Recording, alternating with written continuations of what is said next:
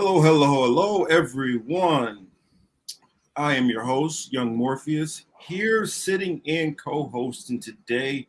We have our good friend, our brother, our comrade, Mr. ShadowBanned Refugee. And as you guys can see below, we have a very special guest. First time on the Political Matrix. So glad to have him here. Been a fan of a lot of his very funny and satirical commentary. Oh yeah, I see you out there, especially the ones you just did not that long ago about about the liberals and the masking. That's hilarious, priceless, sir. But yes, let's go on ahead and kind of do our little thing that we do on here. Is we normally just check on each other and see how everything is going. So I guess I'll go ahead and start off with our filling in co-host for now. How are we doing today, Mr. ShadowBanned? Yeah, I'm actually looking for the number for the manager of the Bureau of Body Issuance because I need a refund on this fucking thing, yo. It went from my back to my feet and now it's in my fucking hand. I've got this like brace thing going on because I got like the electrician's curse, I guess now. So I'm like just fucking tired of my body. I want a refund. I want my money back. Like, this is bullshit. They didn't tell me mine was going to start falling apart either. My gut is like sticking all out like I'm 6 months pregnant. So for real, like, what's going on here with this? I got clean and I started to grow out. I'm like, what the fuck? Like, this bullshit, Holmes. Exactly. Once I stopped had to stop the little lazy blaze. All I've done is gain weight since. And Ricky, how are we doing, sir? I'm doing well, man. I just had some pasta. I like carbs. Yes. I'm a little plump at all times, I feel like, but you know what? I'm okay with it. I like to eat. You're in shape. You're round, right? Not that round. Hey now. And of course, I had to wear my with the draft and everything going on, I had to represent my Chiefs. But we got a World War III draft. Where's the little flag? Isn't there supposed to be a little flag up there, little blue and yellow, next to your? We're gonna talk about that. We're gonna talk about that, and I'm so glad. That's one of the reasons why I'm glad that I follow Ricky, because I was like, "What? I did not see that shit." I was like, "What the hell is this?" And the moment I saw that, I was like, I know it's kind of last minute, but let me reach out to Ricky and see if he'd like to come on and talk about it. And he was gracious enough to be like, "Oh, what time you got?" Yeah, that sounds good. I see we got some friends out in the chat. Want to say hello to them. We got Uncle Warren's out there. We got Tina out there. We got Baba Yaga out there. We got Words of Will out there. How are we all doing out there in the chat? And for everybody who is not typing along in the chat, much love and appreciation to you for joining us here on this Saturday night. Hopefully you all enjoy. But let's go on ahead and get to the intro, and then we can start the show. We're here because you have a question that you need an answer to. Hello, and thank you for joining me. This is the Political Matrix. Bookmarks, because these words did not come from us. Mostly kidding. Mostly. Ham and the garlic aioli. And then they're going to change their narrative to Black Lives Matter to all Black Lives Matter, and then they're going to talk about LGBT. So I felt like I wanted to put a couple of clips together. Seltzer all day long. I love that shit. Doesn't matter where we are. We obviously came up in there. You know how he treats them. He don't treat them nice at all. He real rough with them, and you was a good master. Budget, so much more are forming this weird cabal. Yeah,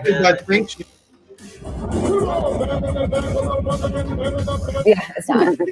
None of them are. Do the Chinese own part of that? So he picked Masvidal. So I have Kobe tonight. Whether it's Biden, whether it's Obama, just sitting up there. There are people in the Green Party that can organize. No, they can organize. They usually just get blackballed by their own party too. Taking orders from the private industry here. You know, like I say, people come on here and they can say stuff they don't normally say on their own shows, which is fine.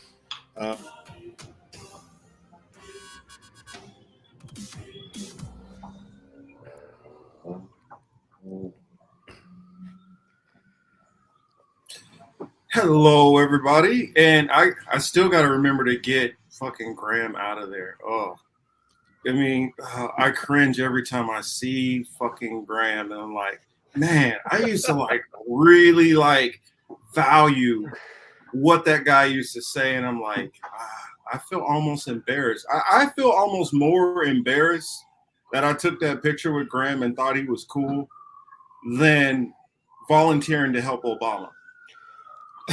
Yo, dude, out of all the shit that I've said on this fucking channel, you got me shilling for seltzer water, bro. Like, what the fuck?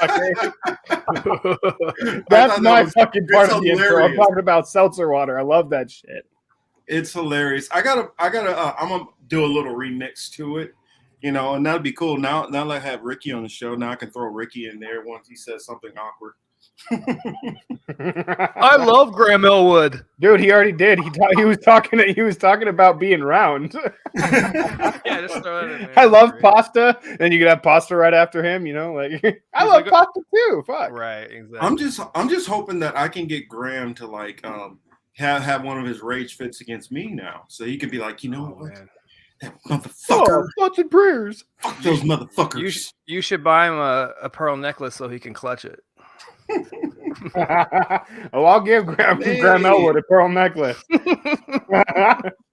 You are not late at all. You are right on time, my sister. You're right on time. A Sinead is never late. A Sinead always arrives precisely when she means to. Mm-hmm. Yeah, tonight we got some fun topics to get into. We're going to go into Ukraine and Russia, some of the updates on some of that stuff. Maybe a little bit of a victory lap. Wouldn't you say it's some stuff that we've talked about, and we've been seeing the results of it. So we're going to go into that. We got to talk about the Misinformation Bureau. That we definitely need to talk about. I figure, you know, we have a little bit of time. We can dig into a little bit of. I would love to hear you two gentlemen's thoughts on Elon Musk and Twitter. It's pronounced Daddylon.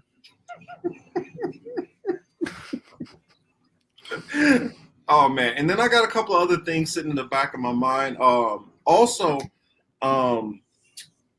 You know, granted, I guess this does tie in with the whole Russia-Ukraine thing, but there is shortages of cooking oil, grapeseed oil, and sunflower oil going on also. So we're going to talk about that a little bit. And then Ricky has something very interesting that we're going to talk about too. Figure we might as well go on and start off a little bit light and talk about that. I see Misha's in the house. Hey, Misha and Mothra, welcome to the show. So let me go and pull it up. Oh, wait a minute. What'd you say, Baba? Said, I'm sorry, but if the government is injecting on speech, isn't that a direct violation of free speech? I would assume so. No. And there's a reason why. The Constitution is very, very explicitly worded. It says, Congress shall make no law. That does not say the executive branch cannot fucking do whatever the fuck the executive branch does. Good point. Do you have a rebuttal, Ricky? Anything to say, sir? No, you're like, no, that was good. I think the Constitution overlooks the executive branch a lot. I don't think the Constitution like thought that like the executive branch would just have a takeover. And there'd be like executive orders. I feel like there weren't executive orders like this way back in the day. I could be wrong because I guess I don't know my early American history that well. But I feel like they weren't just signing EOs like crazy. Actually, the first one to go executive order crazy was the author of the Constitution, Thomas Jefferson. Oh, really? Explicitly involving Tripoli, because we were not supposed to have a standing army. We were not supposed to have a standing navy. It was all supposed to be organized militias, right?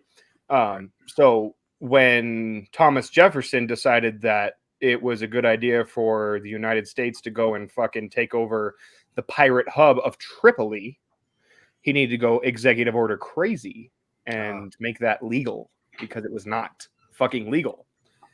And that had to do a lot with fucking spice trade and slave trade, especially coming from Tripoli. So yeah, it's always kind of been a thing. I mean, like I try to tell everyone that the Constitution is a farce. It's a placebo for the fucking bootlickers to fucking say that it's okay. It's okay. Everything's okay. We have the Constitution. You know, when the fucking cops come to your door and try to fucking and are gonna kill you, you just wave a fucking piece of paper in front of them. No, I have a Constitution. No, I have my little pocket Constitution. Yeah, it's all bullshit, though. Right. Yeah, I mean, and that ties in almost with the fact of how they say, well, you know, you all have the right to vote, and then they literally send mobs and militias to stop people from voting. Right. So, I mean, and if you can't stop people from voting, you can control who's doing the counting. That is a good point. So let me pull up Ricky's. What did I have there? Wow, that's funny. I almost want to pull this up and show it just because it's funny anyway. Because this is not what I was trying to find, of course. But why not just wing it a little bit here and there? But yeah, I made this fucking around one day, and I decided to tweet it out, and it didn't get a lot of attention, but I was like, yeah, thought it was kind of funny.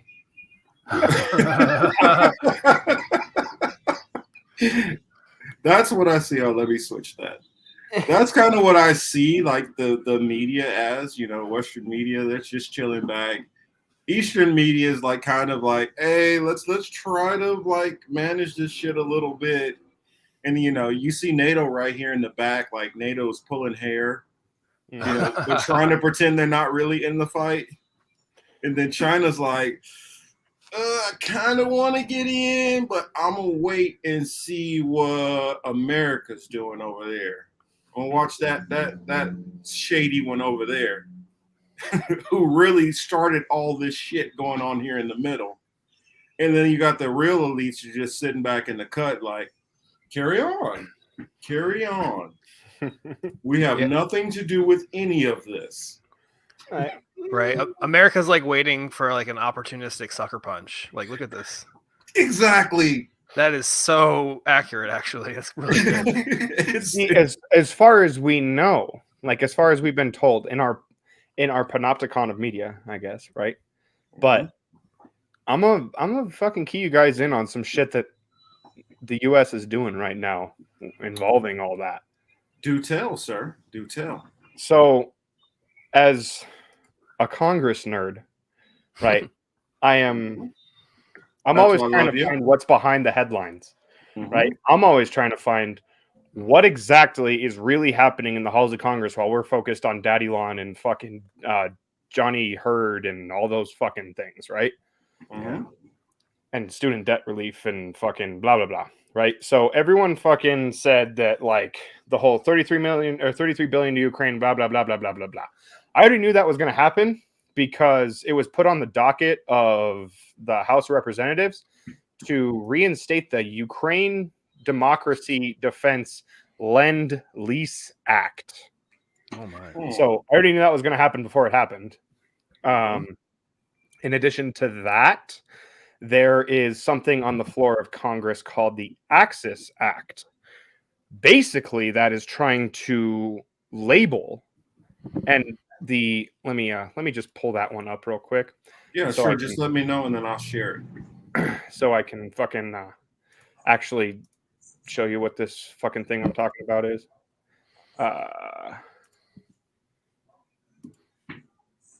Yeah, no.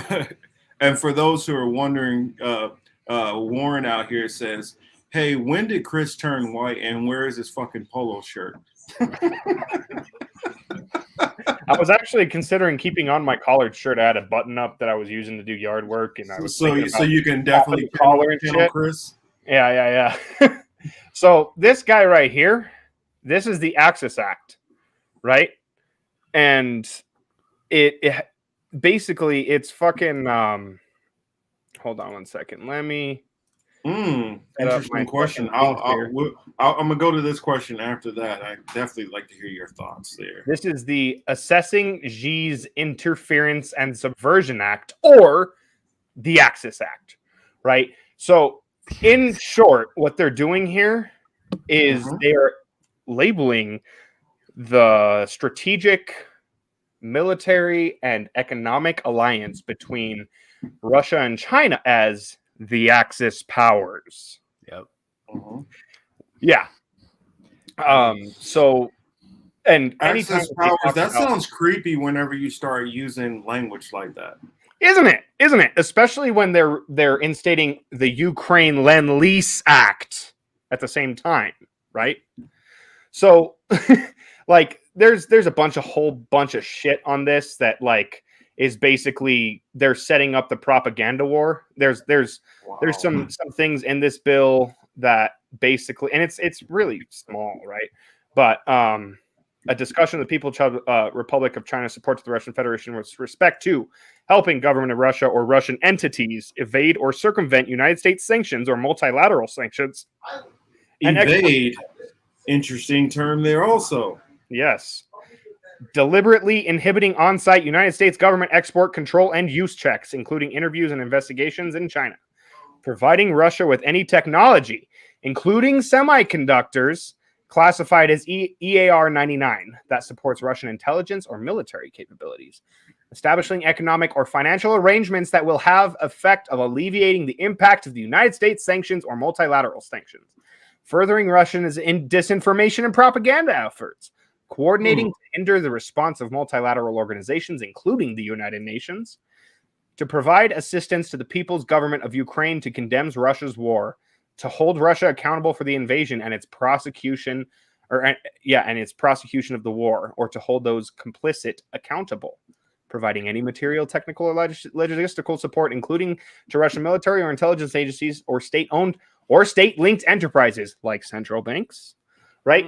So this whole ass fucking bill is just basically, this is setting up the propaganda war, which when you look at in conjunction with the Smith Modernization Act, right? This allows the United States, this bill, to put out the propaganda that they are the Axis powers now, right? So that kind of thing happened this week in Congress. So there's the Axis Act, and they're also fucking the Ukraine Democracy Defend Lend-Lease Act. Also in Congress with, in conjunction with this, is the Georgia Support Act, which, hold on, let me. And that is not the state of Georgia. No, sir, it is not. Let me share that one now.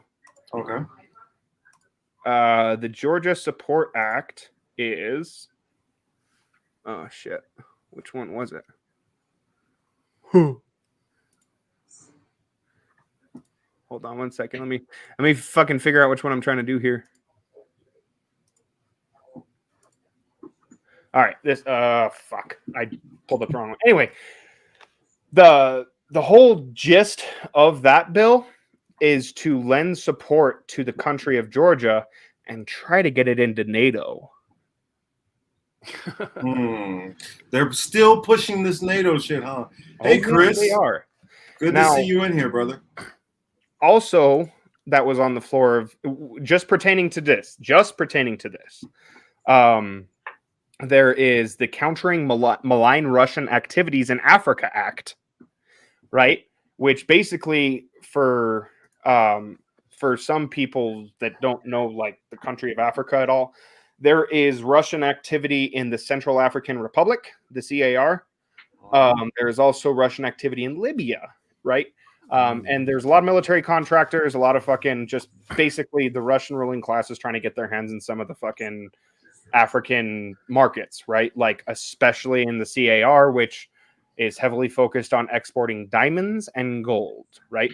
So the U.S. in effect is trying to kick Russia the fuck out of Africa. Yep. And let's see what else is. having to do with that. Oh, there was also a House resolution that was on the floor to direct the Secretary of State to develop a strategy to regain observer status for Taiwan in the World Health Organization. So that has to do with a lot of the fucking demonizing China shit. Protecting semiconductor supply chain materials from Authoritarians Act, right? Like, all of these things were happening this fucking week. And then also the Asset Seizure for Ukraine Reconstruction Act, which basically I'm going to jack everything that it belongs to anyone who's Russian and give it to the Ukrainian government. So this whole week has been a fucking doozy for NATO and the war machine in Congress. Which, hello, Shelly and Mr. Cy Lawson there. Hey, you're supposed to be at that concert, boy. Have fun. You can worry about this later. The heathens are outside. The heathens are right here, eh? Mm-hmm. But yeah, like that's actually what was happening this week while we were all focused on Daddy Lawn, you know. Well, to go to Ricky tweeted out it was like this 2 rhinos like getting on. Let me go to that. Oh, that was a weird tweet. Reality. A picture's worth 1,000 words. I'll let the picture speak these thousands of words. Yeah, it was a retweet. It wasn't my original artwork or anything. Yeah. But it's a good tweet. But it's a good tweet, and it really represents what the hell's going on right now. Not that one, but we are going to get to that one. This one right here. Let's get in nice and big on it. Food processing plants mysteriously catching on fire. The news, and then we have Amber Heard's turd. I love it. I love that one. That's literally what we're. Let's like. I intentionally did not cover Johnny Depp at all. I'm like, I'm one of those people that just feel like celebrities' personal business is celebrities' personal business. I don't spend my time peeking in my neighbor's window and wondering what the hell they have going on. So why should I do that just because somebody's been in a bunch of movies? Right. I mean, it's obviously a distraction. That is very clear. Like, as someone who's been an addict in a relationship with another addict, nothing in that fucking trial really surprises me. Right? Ricky like Rants the Twitter maybe match. the shitting on the bed. And like to a certain extent, the 3 $500 bottles of wine shit a day. Right. But like, honestly, addict's going to do what addict's going to do. Yep. They're both in a fucking fucked up perpetual cycle of fucking suffering brought on by substance abuse. They're both at fault for everything. Yeah. Like, case closed, man. Like, really? Right. Yeah. I mean, and Chris Legion, if you want to hop on here, let me know. Send me a DM, and then I'll send you a link if you want to hop on here, even if it's just audio. Because you've been saying a couple of things I've been listening to and reading that are linking up with a lot of these topics we're going to talk about. And so, you know how I am. I like to have the full-on panel. It's always good. But let's scroll down a little bit more down Ricky's feed, because he put something out which I did not see or notice at all. This one was a good one too, by the way. Oh, thank you. I like that. That one, that I was like, some strong points there. Jenny is from Kyiv, Ukraine. Kyiv. Has been raising funds for children back in her home country. Home country. Blonde hair, blue eyes, y todo. Oh, yeah, wow. Good That evening, bitch is trying to and fucking. thank you so much for having me here tonight. It has been extremely difficult for us to watch from so far away the destruction of our home and to talk to my friends and family members who remained in Ukraine. Throughout this devastation, There's a guy who checks his watch during the speech. Look for the guy who checks his watch. That's my hero. We remain humbled by the outpouring of support. Well, yeah, when they from gonna the get this entire chick off the world stage? And all over Yeah, watch the this dude USA. behind her. That Thank guy's you got going on. for standing Watch in this dude behind her. It's solidarity as we hilarious. continue to fight for freedom. Yeah, where's the beer? Are they wearing Rams colors? think Was it that was just because they were wearing Rams? Oh, I see. Look at the guy checking his watch. Oh, he was like, literally. We got to play that again. We got to play that one again because look, it froze on him checking his watch. Yeah, he's like, gotta go. Like, all right, bitch, I got a He's fucking like, party to all get right, to. Okay, I'm trying to sign a contract. I'm trying to sign a contract. You were like killing it right now for me. You were really fucking making a buzzkill of all this shit. Yeah, some of those guys are just not into it. Hell no, Jenny they're is college from kids. Ukraine This is like the and has been highlight of raising their funds for like children life back so in her far. home country. About to sign $1 million contracts, and they got to listen to this horse shit. Multi-million-dollar contracts, huh? Yeah, good point. At least $1 million for all of them. Good evening, Mhm. and thank you so much for having me here tonight. It has been extremely difficult for us. Look at to old boy watch who's like from just so rocking far back away and forth. the destruction of a home, and to Like, talk to they my do friends not and family give a members shit. who remain I'm loving in old boy's Ukraine. pimp hat in the back though. Yeah, I was gonna say Throughout that. this These suits. devastation, I'm Yeah, that hat in the inspired back though. by the strength and unity I need of that our hat. people. We remain humbled by the outpouring of support from the entire world And look at the all crowd, over too. the USA. Thank you for standing with us in solidarity as we continue Look to at the fight crowd. They for freedom. half care, half are like, yeah, I'm not clapping for that shit. Yeah, they literally found the blue and yellow jerseys in the crowd. Like assholes. Glory to Ukraine. Glory to Ukraine. Glory to Nazis. Yay. Yeah, glory to the Nazis. I mean, yeah, Yipper says, and they're having black people up there too. Yeah, of course. That's the only way that they can get a bunch of black people forced to have to look like they support this horse shit is during a damn draft.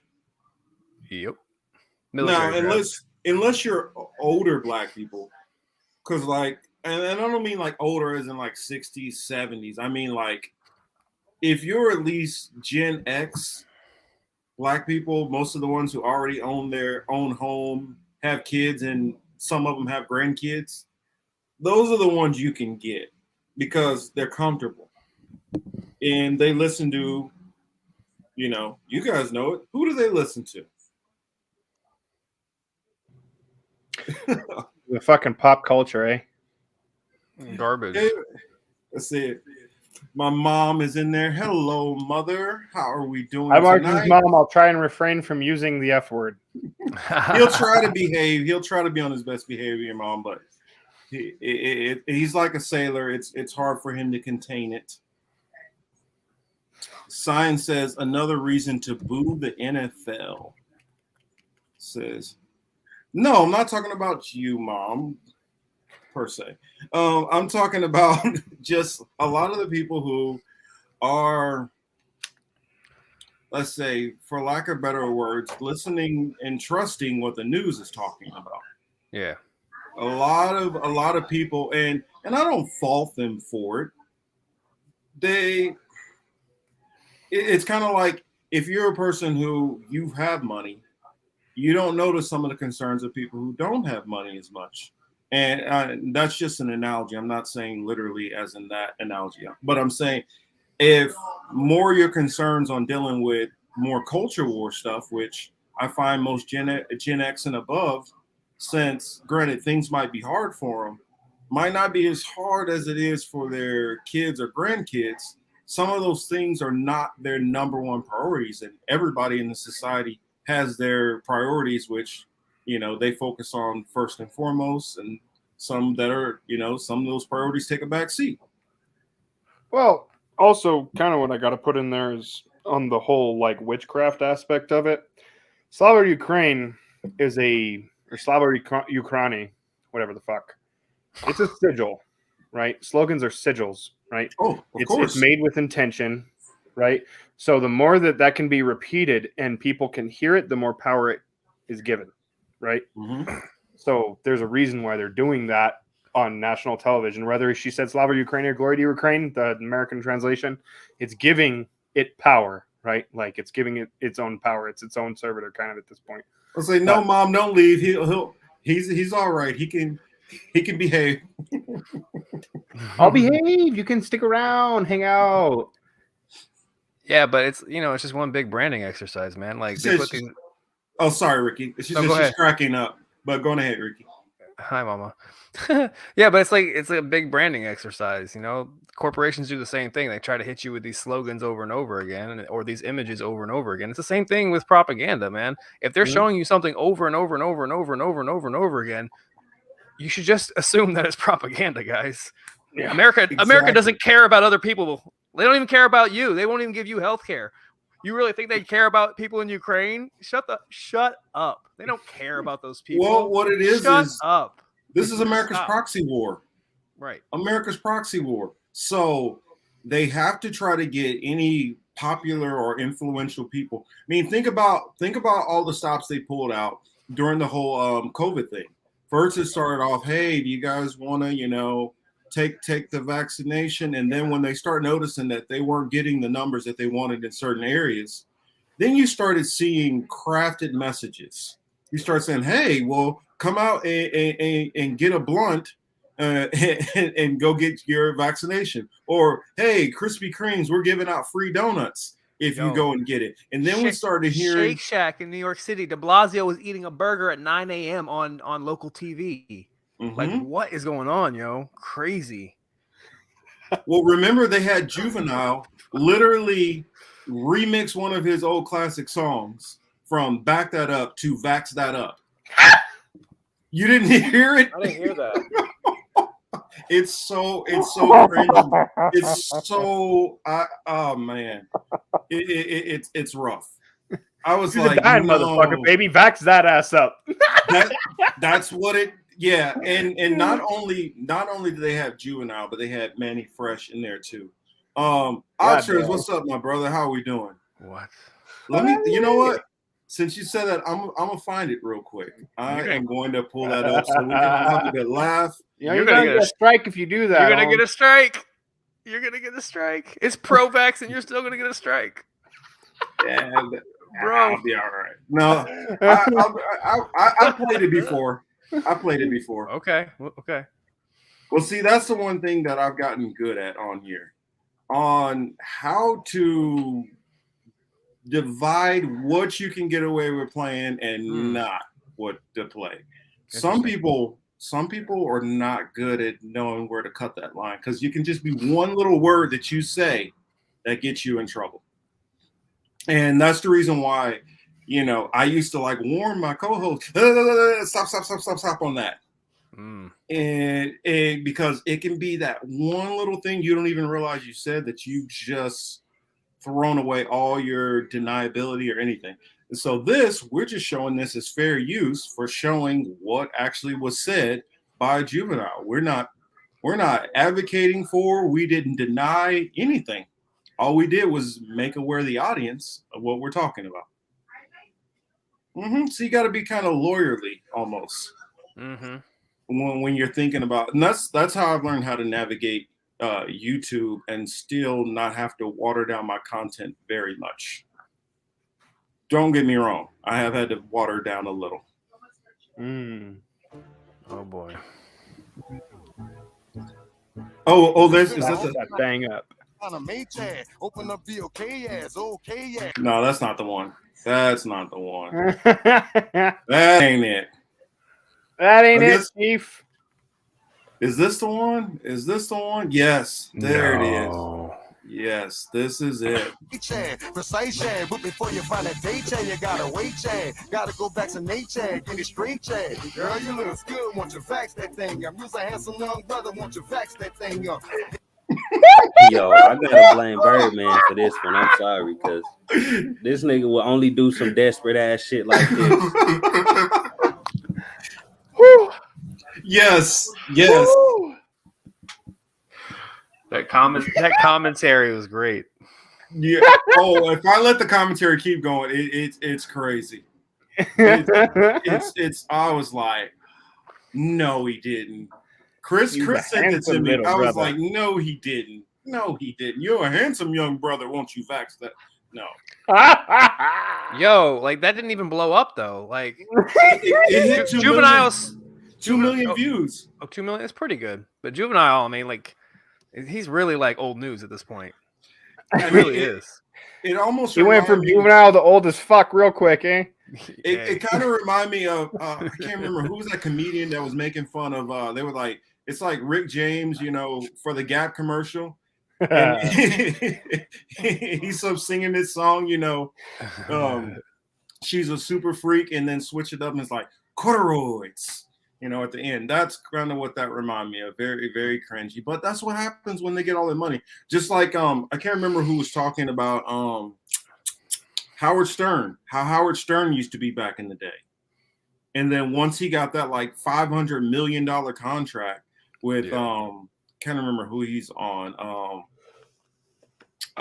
What's the one which you get normally with your vehicles a lot of times? Can't remember what it's called, but he has that one. Like Sirius Radio or something. Sirius, yes. He signed to Sirius.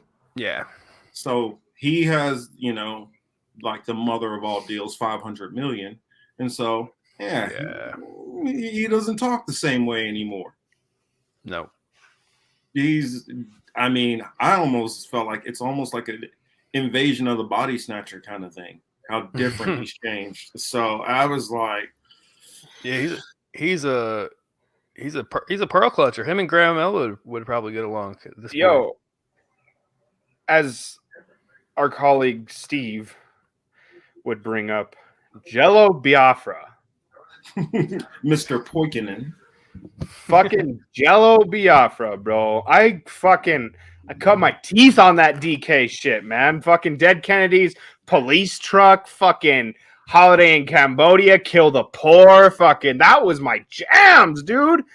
And then this motherfucker is in his black silk mask in his $1 million mansion telling everyone to social distance, to stop the spread, to flatten the curve, get your vax, blah, blah, blah, blah, blah. Fucking Tom Morello fucking went from Rage Against the Machine to Raging for the Machine. Like, son of a bitch, dude. Like, all these fucking cats that I used to, like, idolize, man. Like, yep.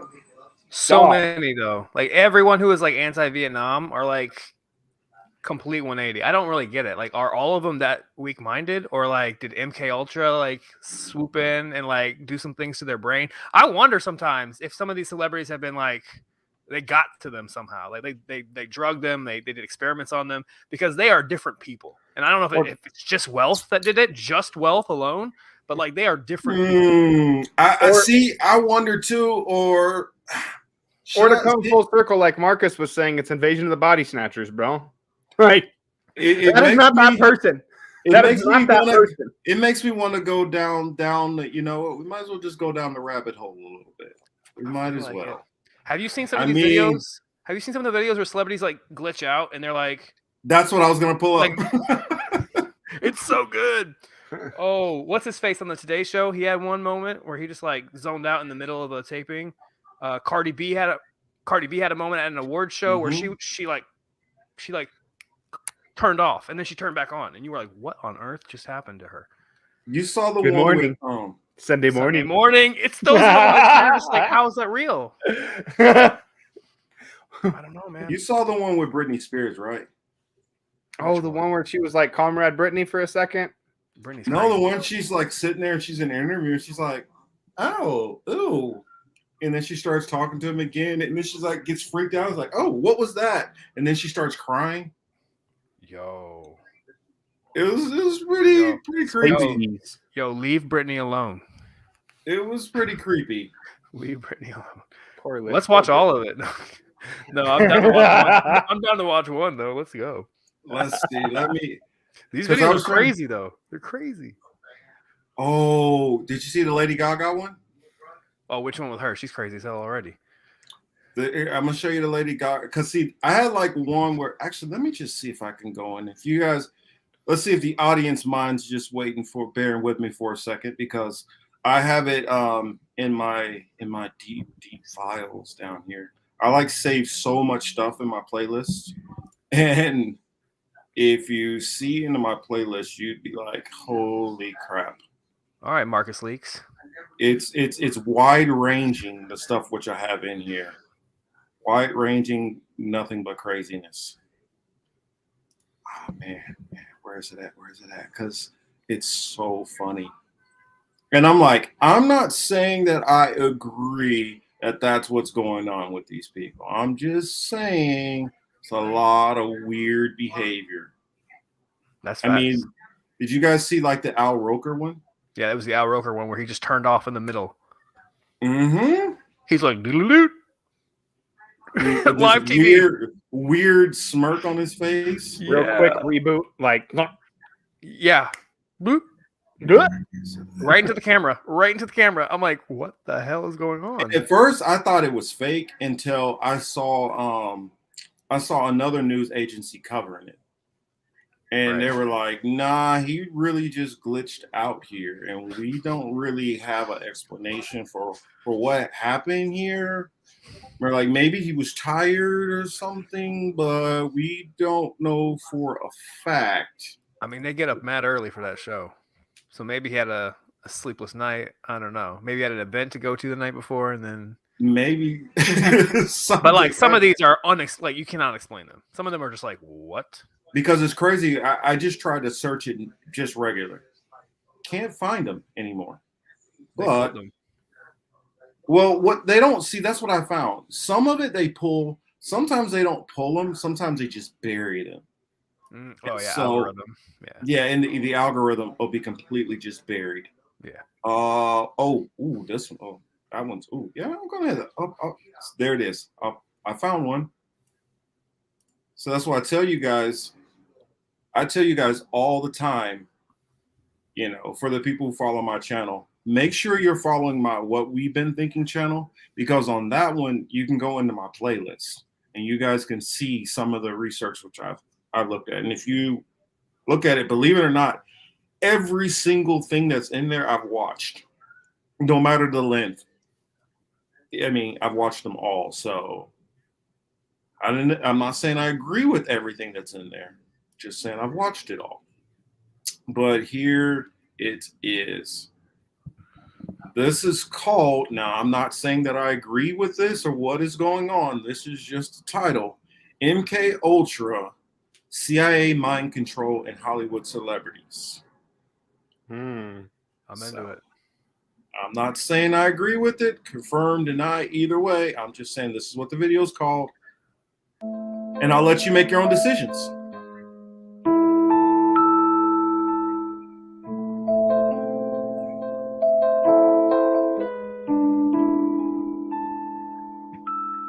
This is trippy already.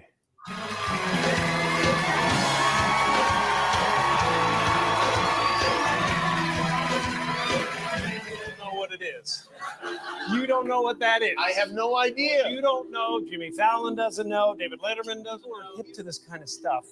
I'm here tonight to blow the lid off. Show hosts, people on television, people in sitcoms have been hired by the government to throw you off the track, to distract you, to make you laugh and stuff like that, make you happy and docile, so you don't know what's really.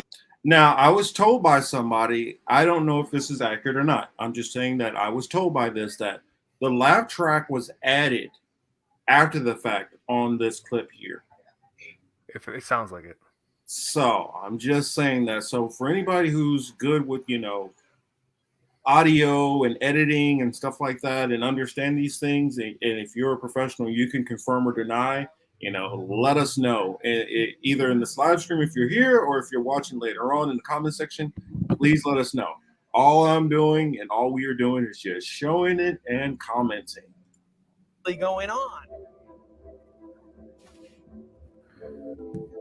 Welcome back to Info Squad. Oh, there it was. He said it right there. He said he was there. This guy. They had to make it look like a bit. I was at the show that night. I tell you, the laughing is mostly all added in. This is weird. Welcome back to Info Squad, where information equals freedom. If you would like to be part of the team, click the link in the video description. We can be part of the team? Yeah. Celebrities are always doing crazy things, but sometimes it seems to be a lot more than that. There has been claims that the CIA and Project MKUltra could be influencing these celebrities through various forms of mind control. Is there any evidence to support these claims? Actors and musicians have been speaking out about these types of programs for years. In particular, Roseanne Barr directly mentions MKUltra in an interview with Russian news outlet RT. Of course. Hollywood is the one that keeps all this power structure and all this culture of racism and sexism and classism and gender. So let me pause it real quick while I welcome Ian first time on the show. But how are we doing here, Chris? What's up, man? I want to let you know what you've weighed in on. We're kind of going down the rabbit hole a little bit, and I was showing some of these videos which I've run across about the whole MKUltra type things, which we are not confirming nor denying that this exists. We're just viewing it. Wink, wink. All right. So this is going to be interesting. Yes, Chris is in the Matrix now. All right. It's Feels gonna good. Be good. So I'm gonna play this real quick. I'm gonna actually go run and grab my coffee, and then I'll be right back after this clip, gentlemen. Cool.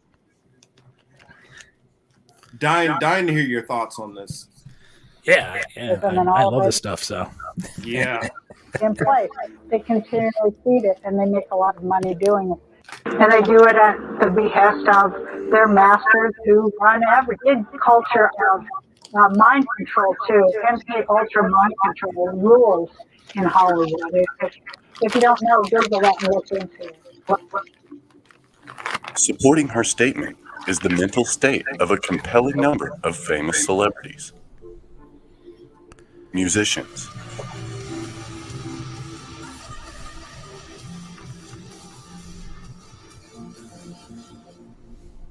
actors,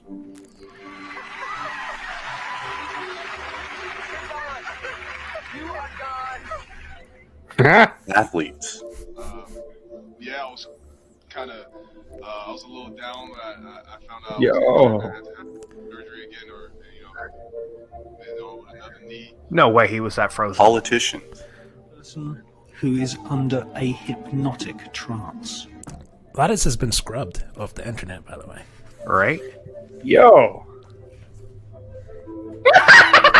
It is claimed that mind control is being used on a wide range of important and famous I remember people that. in our society. She's already At crazy. first, But a few examples just seem like nutty actors, but the more you search, the more you find, and the evidence starts to look a little bit eerie. That's one for you, Chris. Other Chris, Cy Lawson.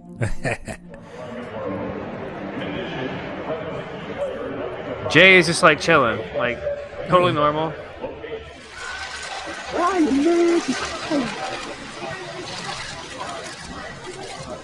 What the fuck, eh?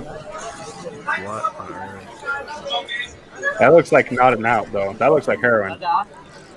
Yeah, a lot of it is. A lot of it is. Or a Zanny hole. Oh, she gonna take a piss? Definitely Zanny. That's heroin. She just Yeah. she used to be on drugs. That's common knowledge. Yo, she's a New Yorker, bro.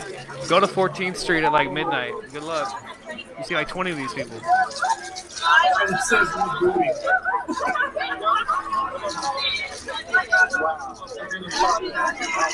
She just can't get in, man. That's I do this all the time, by the way. No, I'm just kidding. Yeah, that looks like a Zanny hole to me. Slow and steady wins the race. That's the twist to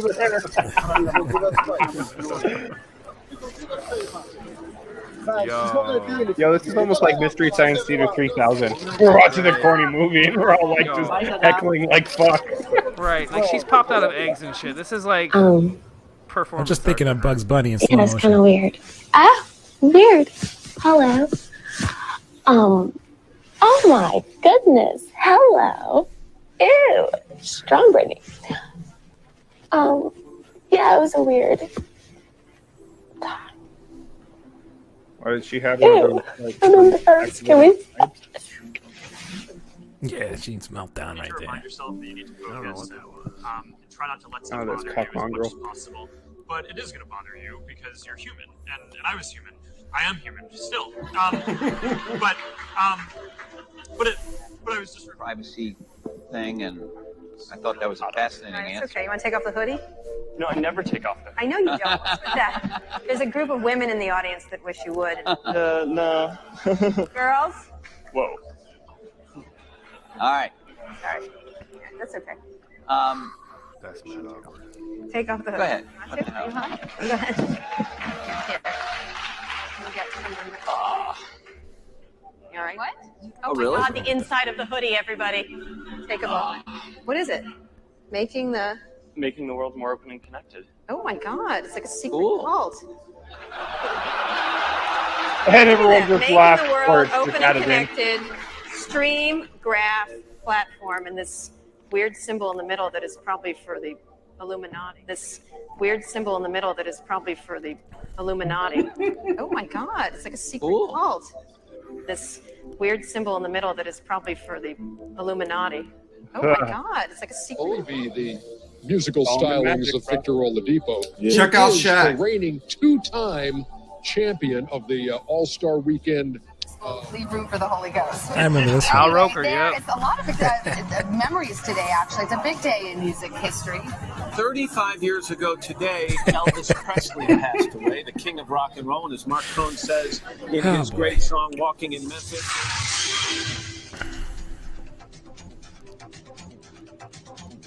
It's really hard to sit that still. I'm sorry. I was in a trance. Yeah, watch the drill there. Bad Yeah, you news were for in a the trance. Obama administration. We have this new CNN ORC poll, which is quite a turnaround in A stroke. Yeah, that's what it sounds like.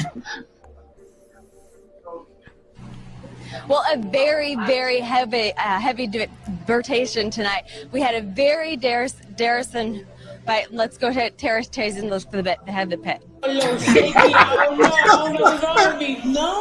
it's good. No, it's good. It's good. It's good. You gonna be good. It's a good show. Halloween costume contest. We do it every year, so it was a lot of fun. Let's get started. Our first caress.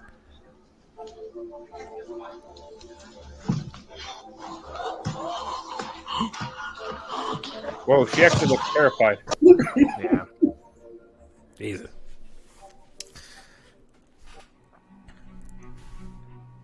Hey guys, thanks for watching. Leave us a comment down below. Don't forget. Dog. Creeped out a little. Yeah. Dog. I mean, Yeah, gentlemen, do not hold back. What are your thoughts on that? Well, I mean, I researched Gaga was that on stuff. heroin. Wow, no. Gaga Yeah, was on heroin. The rest, You guys are on heroin or on Xannies or on both? Yeah, it's like, I mean, a lot of them do drugs. People don't realize it, but I mean, it's big time. I mean, Oh, yeah. I think there's a Courtney and a Kurt Cobain video. I don't know if you guys ever seen it when they just drugged out through the whole video and doing heroin and stuff.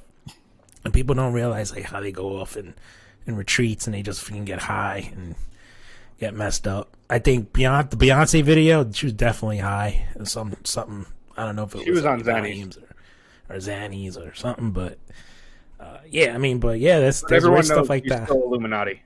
Yeah, but like the Al Roker one thing is like that one caught me off guard when I first saw that one. And Shaq did the same thing as Al did. Yeah. Like, shut off. And the thing with Shaq, which is even worse, if you see the live version of it, it's for a long time. And you guys know, like, we've all been on shows and done content creating and stuff like that. If you have any pause for like 30 seconds, you know, where there's just dead air, that feels like an eternity. Yeah. But like Shaq was literally like, yeah, for I mean like minutes, literally minutes, and nobody ever explains what the heck happened. Yeah, that's very Yeah. weird. Like Well, Shaq's the a Bill goof. Go ahead. I'm sorry, go ahead, Rick. No, go ahead. Yeah, the Bill Clinton one I saw a long time ago. There's actually a full video of it where he's actually being hypnotized. The person on the TV is like a hypnotist, And you can see it. They cut the video because they've lost a lot of this. But yeah, he's looking in the video, and there's like a hypnotist on the TV that he's watching. That's why like that whole weird video is when you see his face. So yeah, there was a lot of stuff that they cut. I mean, all the MK Ultra child stuff, a lot of the victims, all that stuff has been scrubbed off the internet. Yeah. A lot of I don't know if you guys know, but Michael Aquino, the satanic colonel, who was kidnapping kids. A lot of that stuff is scrubbed. You won't find that anymore. An article that me and my partner are writing, actually.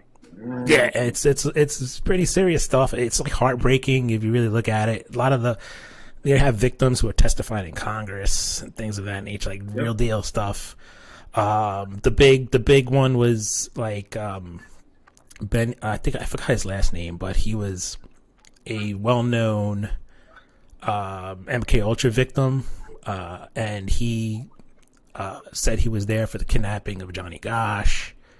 He was involved with a lot of stuff with the Franklin cover-up, and that these kids are, he goes through the whole story. And a lot of that stuff is just totally scrubbed. You won't find it anywhere. It's dismissed as conspiracy theorists.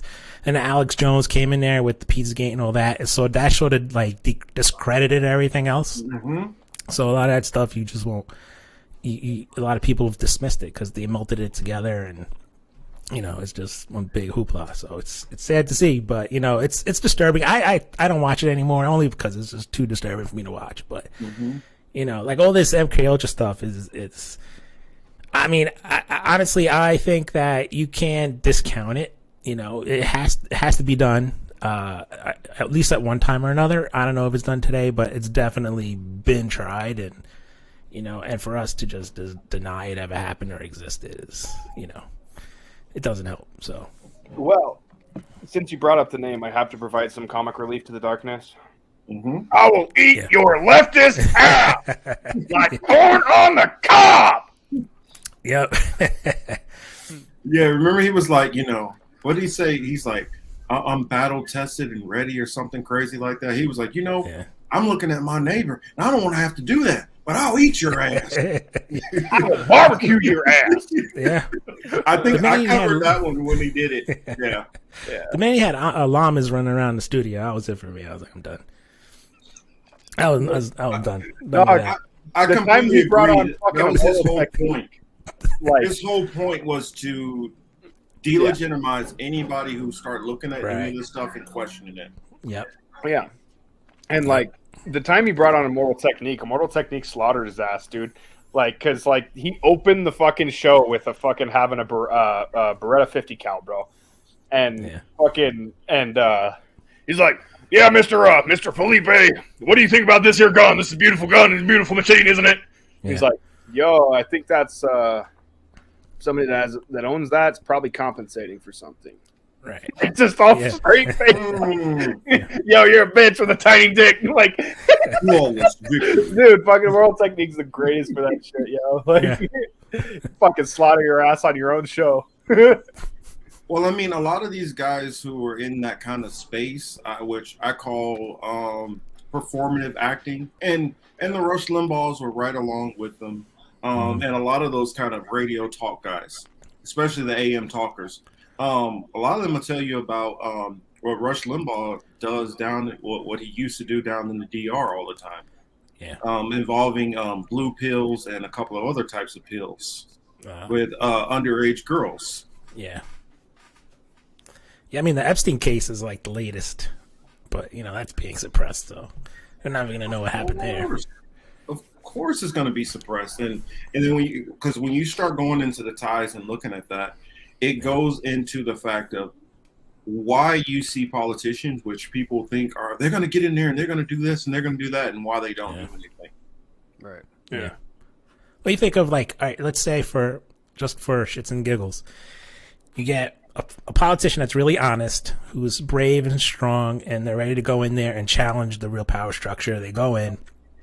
The power structure now is ready to do anything to keep that power. So you get that one politician that's in there that's extremely brave. They don't fear anything. The minute that they get in there and they're a threat, it's obvious. they're gonna get rid of him. They're going to take him out. They're going to threaten him behind closed doors. I mean, it's just obvious. I mean, that's how ruthless the people in power are. Or if they don't get rid of you, they marginalize you and put you off into a corner. Yo, you never get any power. McGovern. Yeah. I mean, yeah, I mean, they don't really have to do that anymore. I mean, they have the apparatus to just discredit you and destroy you. Yeah, true. They can But if you're one of those, say, like a JFK type, where you have like that mass appeal, everyone loves you, and they just can't do anything.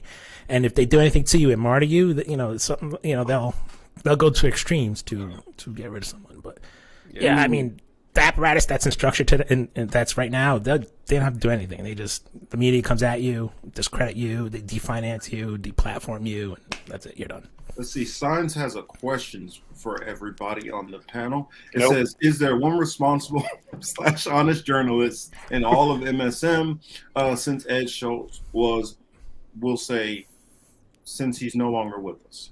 Yeah. All state run. Well, I mean, that's the fourth branch, right? Yeah, fourth branch of the it's government. not built for you.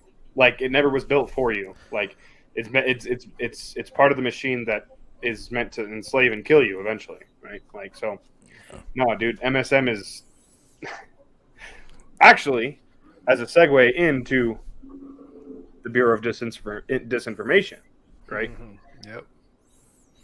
The fourth branch, because of the way that everything is structured, they have to fucking put in the narrative and counter narrative, right? So now we're seeing MSM as sanctioned by the Bureau of Disinformation, and then we have Daddy Lon that could be coming out to save you, but also he's a billionaire that wants to fucking verify you, and he wants to fucking put you on his own fucking blockchain. His Twitter blockchain. Yeah. How about that? An immutable ledger that you can't run under a pseudonym anymore. You need to fucking verify your ID. You need to be a part of a KYC. And once they do that with like Twitter and Facebook and all those other things, then they can tie your fucking monetary fucking value to it. Yeah, and at that point, it's all fucking digital currency from there, bro. It's over. Once they could defund you, that's it. You're done. Like, credit-based system. They can stop all your accounts, freeze all your accounts. Yeah. You can't buy anything. Yeah. That's control right there. Yeah, there's and that's where it's going to. Sorry, go ahead, Ricky.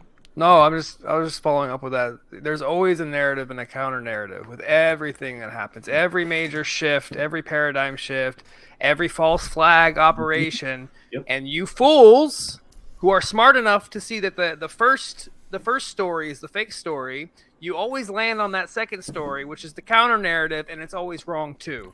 How many 9/11 truthers fell into that counter narrative, which was also fake? You guys need to go one step further. The truth is always somewhere else. It's the third thing that they never even touch on. They ignore completely. Yep. So you never even think about it. Yeah.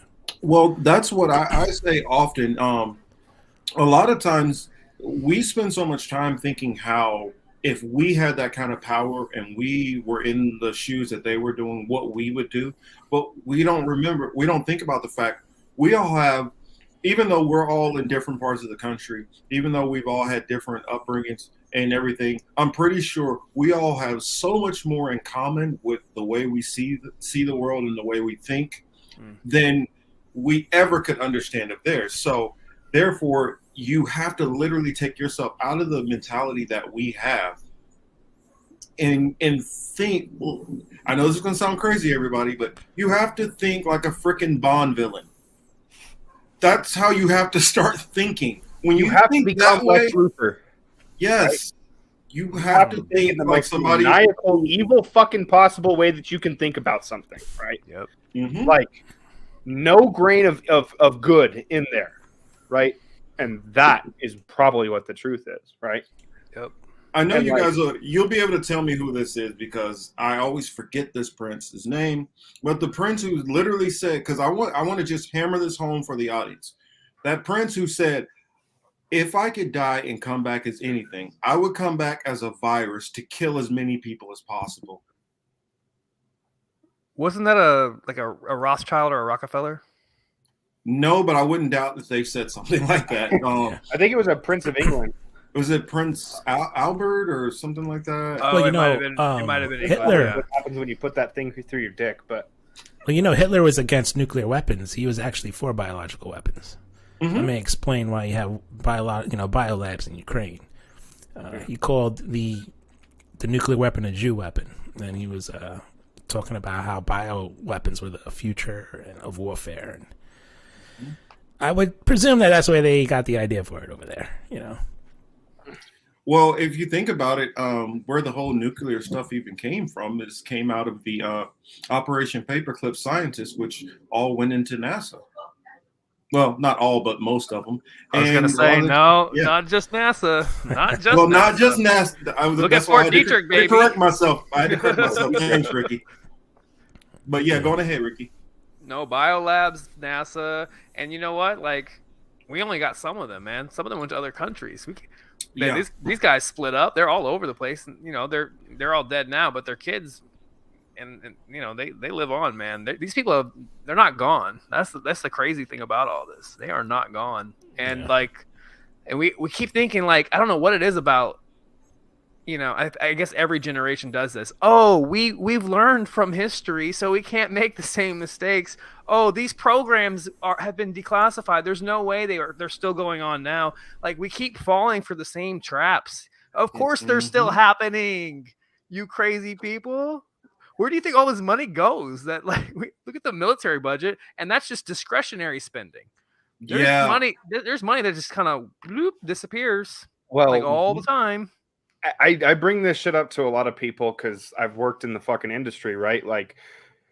And I wrote this down in a fucking Medium article once that my first fucking attack of conscience when I was working for the union is that my first dispatch was to go work at Sandia National Labs, right? Sandia National Labs and Los Alamos National Labs are under the jurisdiction of DOE, Department of Energy. Yep. Right. But Shady, though. That's all military contracting. Yep. So there are trillions a year that go, and that's visible money. That's not including the dark money. That's not including all the fucking money that they hide and the black budgets that they do it with. As a matter of fact, to come to full circle, a bill on the floor of the House this week is last week, I should say. Well, this week. Weeks start on Sunday. Anyway, the Caribbean Basin Security Initiative Authorization Act, which basically means $70 million a year is going to go to fully monopolizing the surveillance capabilities in the Caribbean, right?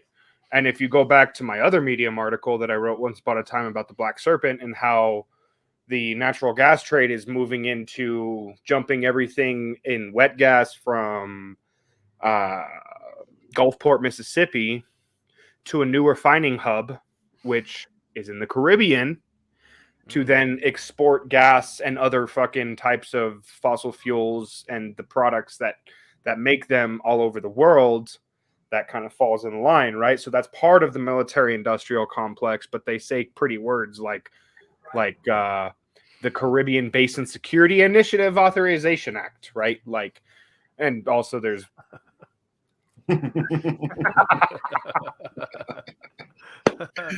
Glory Jones is in the building. Hey, Glory. Orale, Glory Jones. Glory to Ukraine. Now you really done fucking pissed her off. Well, it's funny when you start talking about some of those Nazis going off. Boom! What do we have over there?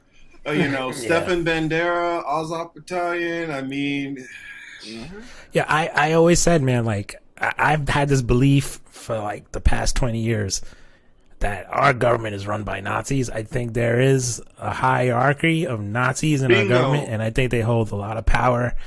I'd not be surprised if the Rockefellers, all these people at the top are just straight up Nazis.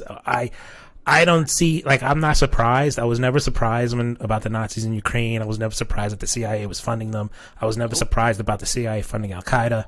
So all that stuff doesn't surprise me because I really do think that the people at the top are just Nazis. And it just explains why we have white supremacy, why we have imperialism, while capitalism is the dominant economic system in the world right now, because that's the domination comes straight out of Europe from history. I mean, I'd actually kind of push back on that. I think we've evolved past it. I think we've evolved long past capitalism, right?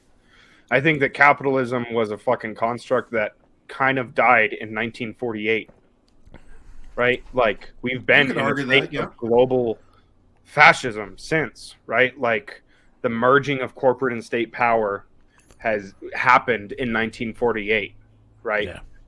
Whether it was state capitalism, and I know the Stalin worshippers are going to get pissed off at me for this, but whether it's state capitalism in the Soviet Union, state capitalism in the People's Republic of China, or it was the U.S. freedom-loving something or other, blah, blah, blah, blah, blah, global economic order with the dollar being the world's reserve currency, there has been a complete merging of the corporate and state power since 1948. So we've been in a state of global fascism since. It's called public-private partnership. PPP, guys. PPP. Come on. Yeah. I mean, I'm not an economist, but, and I'm not, capitalism is not my big strength, but I believe, if there is capitalism now, it's on the decline and it's pretty much going down. So it doesn't matter. As a system, it gives birth, goes through its twilight years, and then it dies off. So if it's at the very end now, or it ended a while ago, it's my opinion. I think it's just on its way out, and I think that people that are holding on to it are struggling to keep it in place before it just ends, and they just don't want to let go of the dying system. Well, also to give some creed, I guess, to the Stalin worshippers, Lenin did say that fascism is capitalism in decay, right? Right, exactly. Once the markets have already been swallowed, you have to have fascism. They need it to stay in power. Created to support capital. Yeah. Right. So, I mean, and I've always this is I guess what I've maintained to in my thinking, that we've never really left from a sense of feudalism. The only thing is they've evolved it into a feudalism where you're no longer kneeling before the king and seeing the king anymore. Right. He's put his proxies out, so whether you're in a so-called socialist or communist government, or a form of regulated capitalism or laissez-faire capitalism, or democratic socialism, pick whatever name you want to call the government. Yeah. I mean, all governments, and I'm gonna go into my Game of Thrones reference. Right. Think about it. They had all those different kings of the seven kingdoms, but who really controlled things? The Iron Bank. Yeah. When it came down to you guys remember what the fucking Iron Bank was called? What fucking city it was? Davos. Yeah. Davos. Yeah. I mean, it's a little too creepy there. And then remember one of the major things, the city of what was it? The city of Black and White, or had the Black and White thing the House of Black and White, where the faceless men live. Come on. God, yeah. And because this is one thing that I've learned, most of these shows in entertainment, none of these people are really that creative. All it is if you study deep enough into history, you'll start seeing that they're just telling a story from history with just switching names out. And whether it's actual history or what some people consider mythology, it's taking from these things. For instance, the Lannisters, we all know, the Lannisters were against the Starks. That's just basically the story of the War of the Roses between the Lancasters and the Yorks. Yes. It's the same thing. They even have the accents copied. Yes. Accents of the Starks is northern fucking English, and the Lancasters have that very proper type of accent that makes you sound like a pompous cunt, right? Mm-hmm.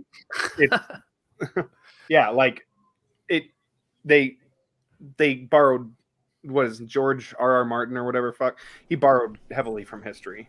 Yes, heavily. And then he admits to it. That's the Dothraki, right? Mm-hmm. Yeah.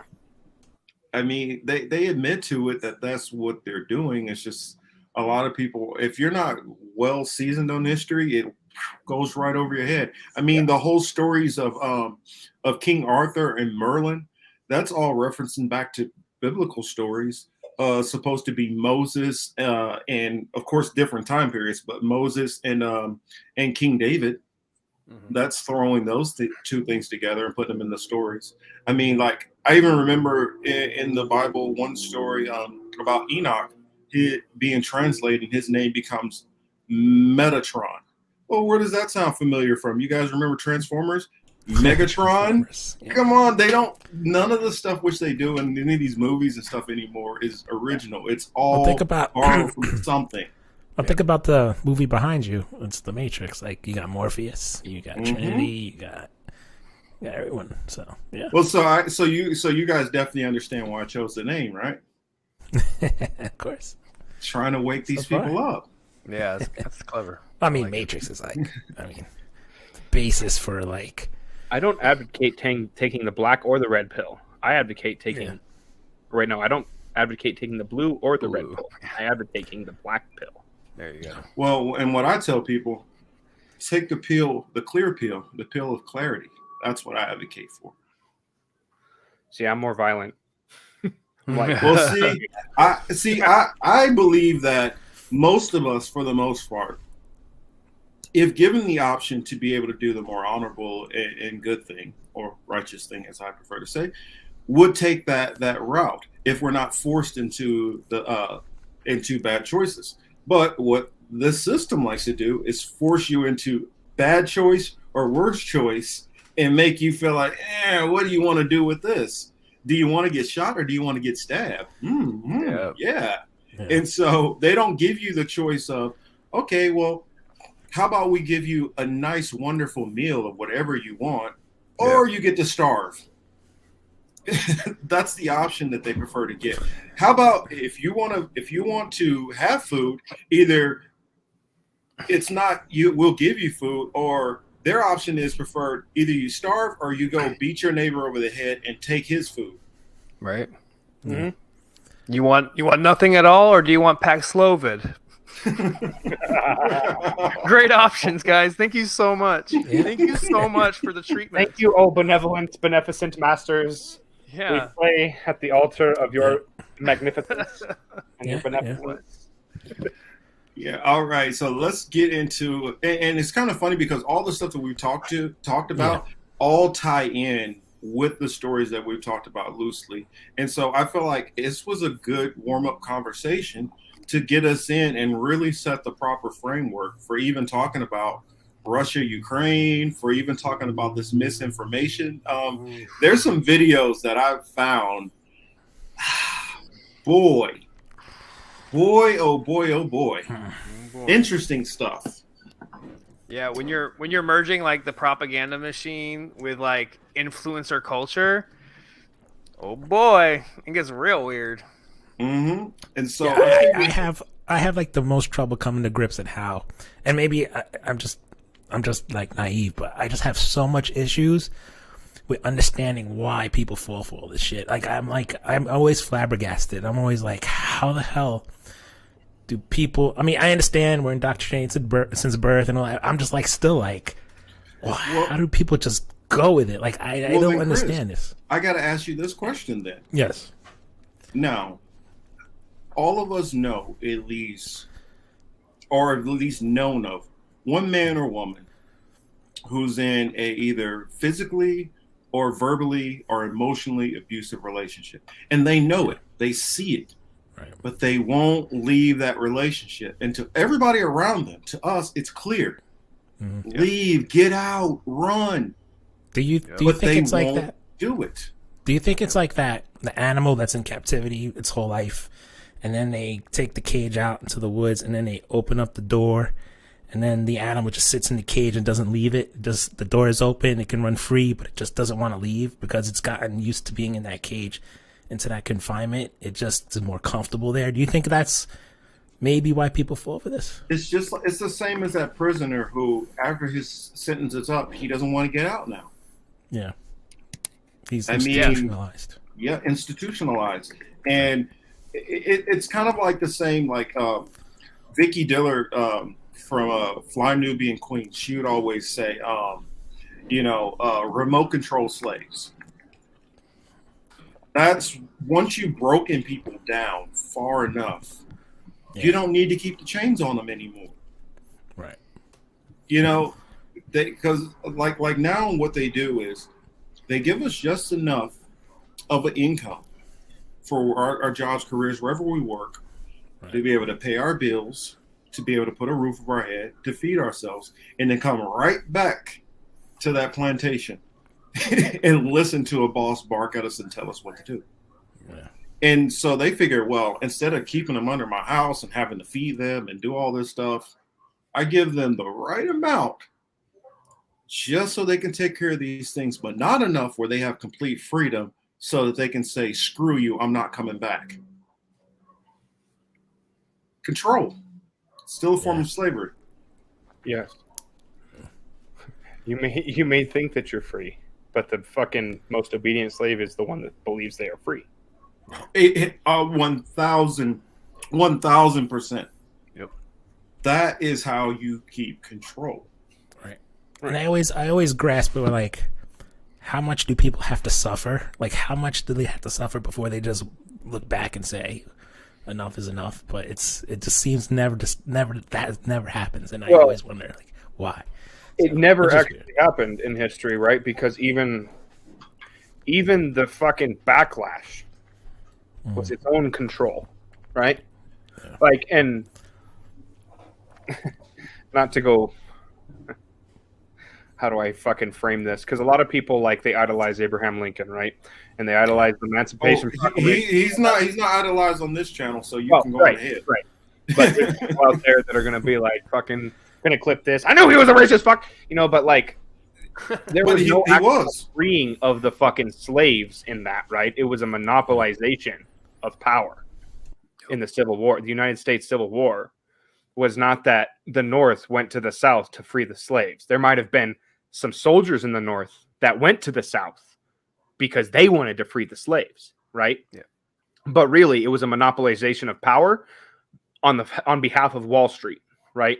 Which is why you have, like, Abraham Lincoln basically creates West Virginia as a corporate state for coal miners, right? For the coal companies, right? Mm-hmm. So, like, even the emancipation of chattel slavery was still its own form of control and monopolizing and forcing everyone into slavery under Wall Street. And then also, instead of human beings being owned independently by certain masters, now everyone is owned by a bank in one way or another. And yeah, black people are still allowed to be slaves as long as they're in chains, like, legally, right? Like, it's all its own form of control always. Well, yeah, I mean, and what I would say, the only reason why slavery actually, as you see slavery go away in different parts of the world, there's one common thread. People can say, oh, well, it was because we decided to not take it anymore and we fought back. People can decide to say, whatever different reasons. But what I see the common thread is there was some form of industrial revolution which happened where technology said, you know what? We don't need 100 people out there in the field doing X. If we can get 10 people to do this and operate this wheelbarrow or whatever, then we don't need as many people. And then once you started getting more and more technologically advanced, then you're like, okay, so what do we do with this excess workforce? Just like Glory Jones just brought up. The 13th Amendment abolished slavery so it could make a way for prison industrial complex. Right. And so now you got all these bodies laying around. And you lose your rights. You got to lock them up. Yeah, you lose your rights as a citizen when you become a prisoner. When you get that felony, you're actually allowed to be a slave. I think it says that somewhere. I'm not sure where it says it, but in the law it actually says you lose your rights and you can be used for slave labor. Mm-hmm. It does literally say that that's what you become. That's the reason why you have to put in laws for people to get voting rights back and get other things back. And even once you get out, And like even the Revolutionary War of the United States, that was its own form of control, right? Right. That's why you had the Articles of Confederacy that gave way to the Constitution because of Daniel Shays' rebellion, where all these people that fought to emancipate the United States from the crown came home to their farms being foreclosed on by banks, and they said, fuck you, and they took up arms, and they burned down a courthouse, and they said, no, you're not going to fucking take my shit after I fucking just fought for it. And that's how you came up with the Constitution, which created a more powerful federal government so that they could put down revolts by common people that dared to step out of fucking line as the good slaves they were supposed to be, right? And to keep also to make another point, the Constitution never applied to indigenous peoples of North America. No. There's nothing in the Constitution for them. There's nothing. They pretty much, we make treaties and we break them constantly. So there's nothing. They have nothing. The land, everything has been taken. Well over 400. Well over 400 broken.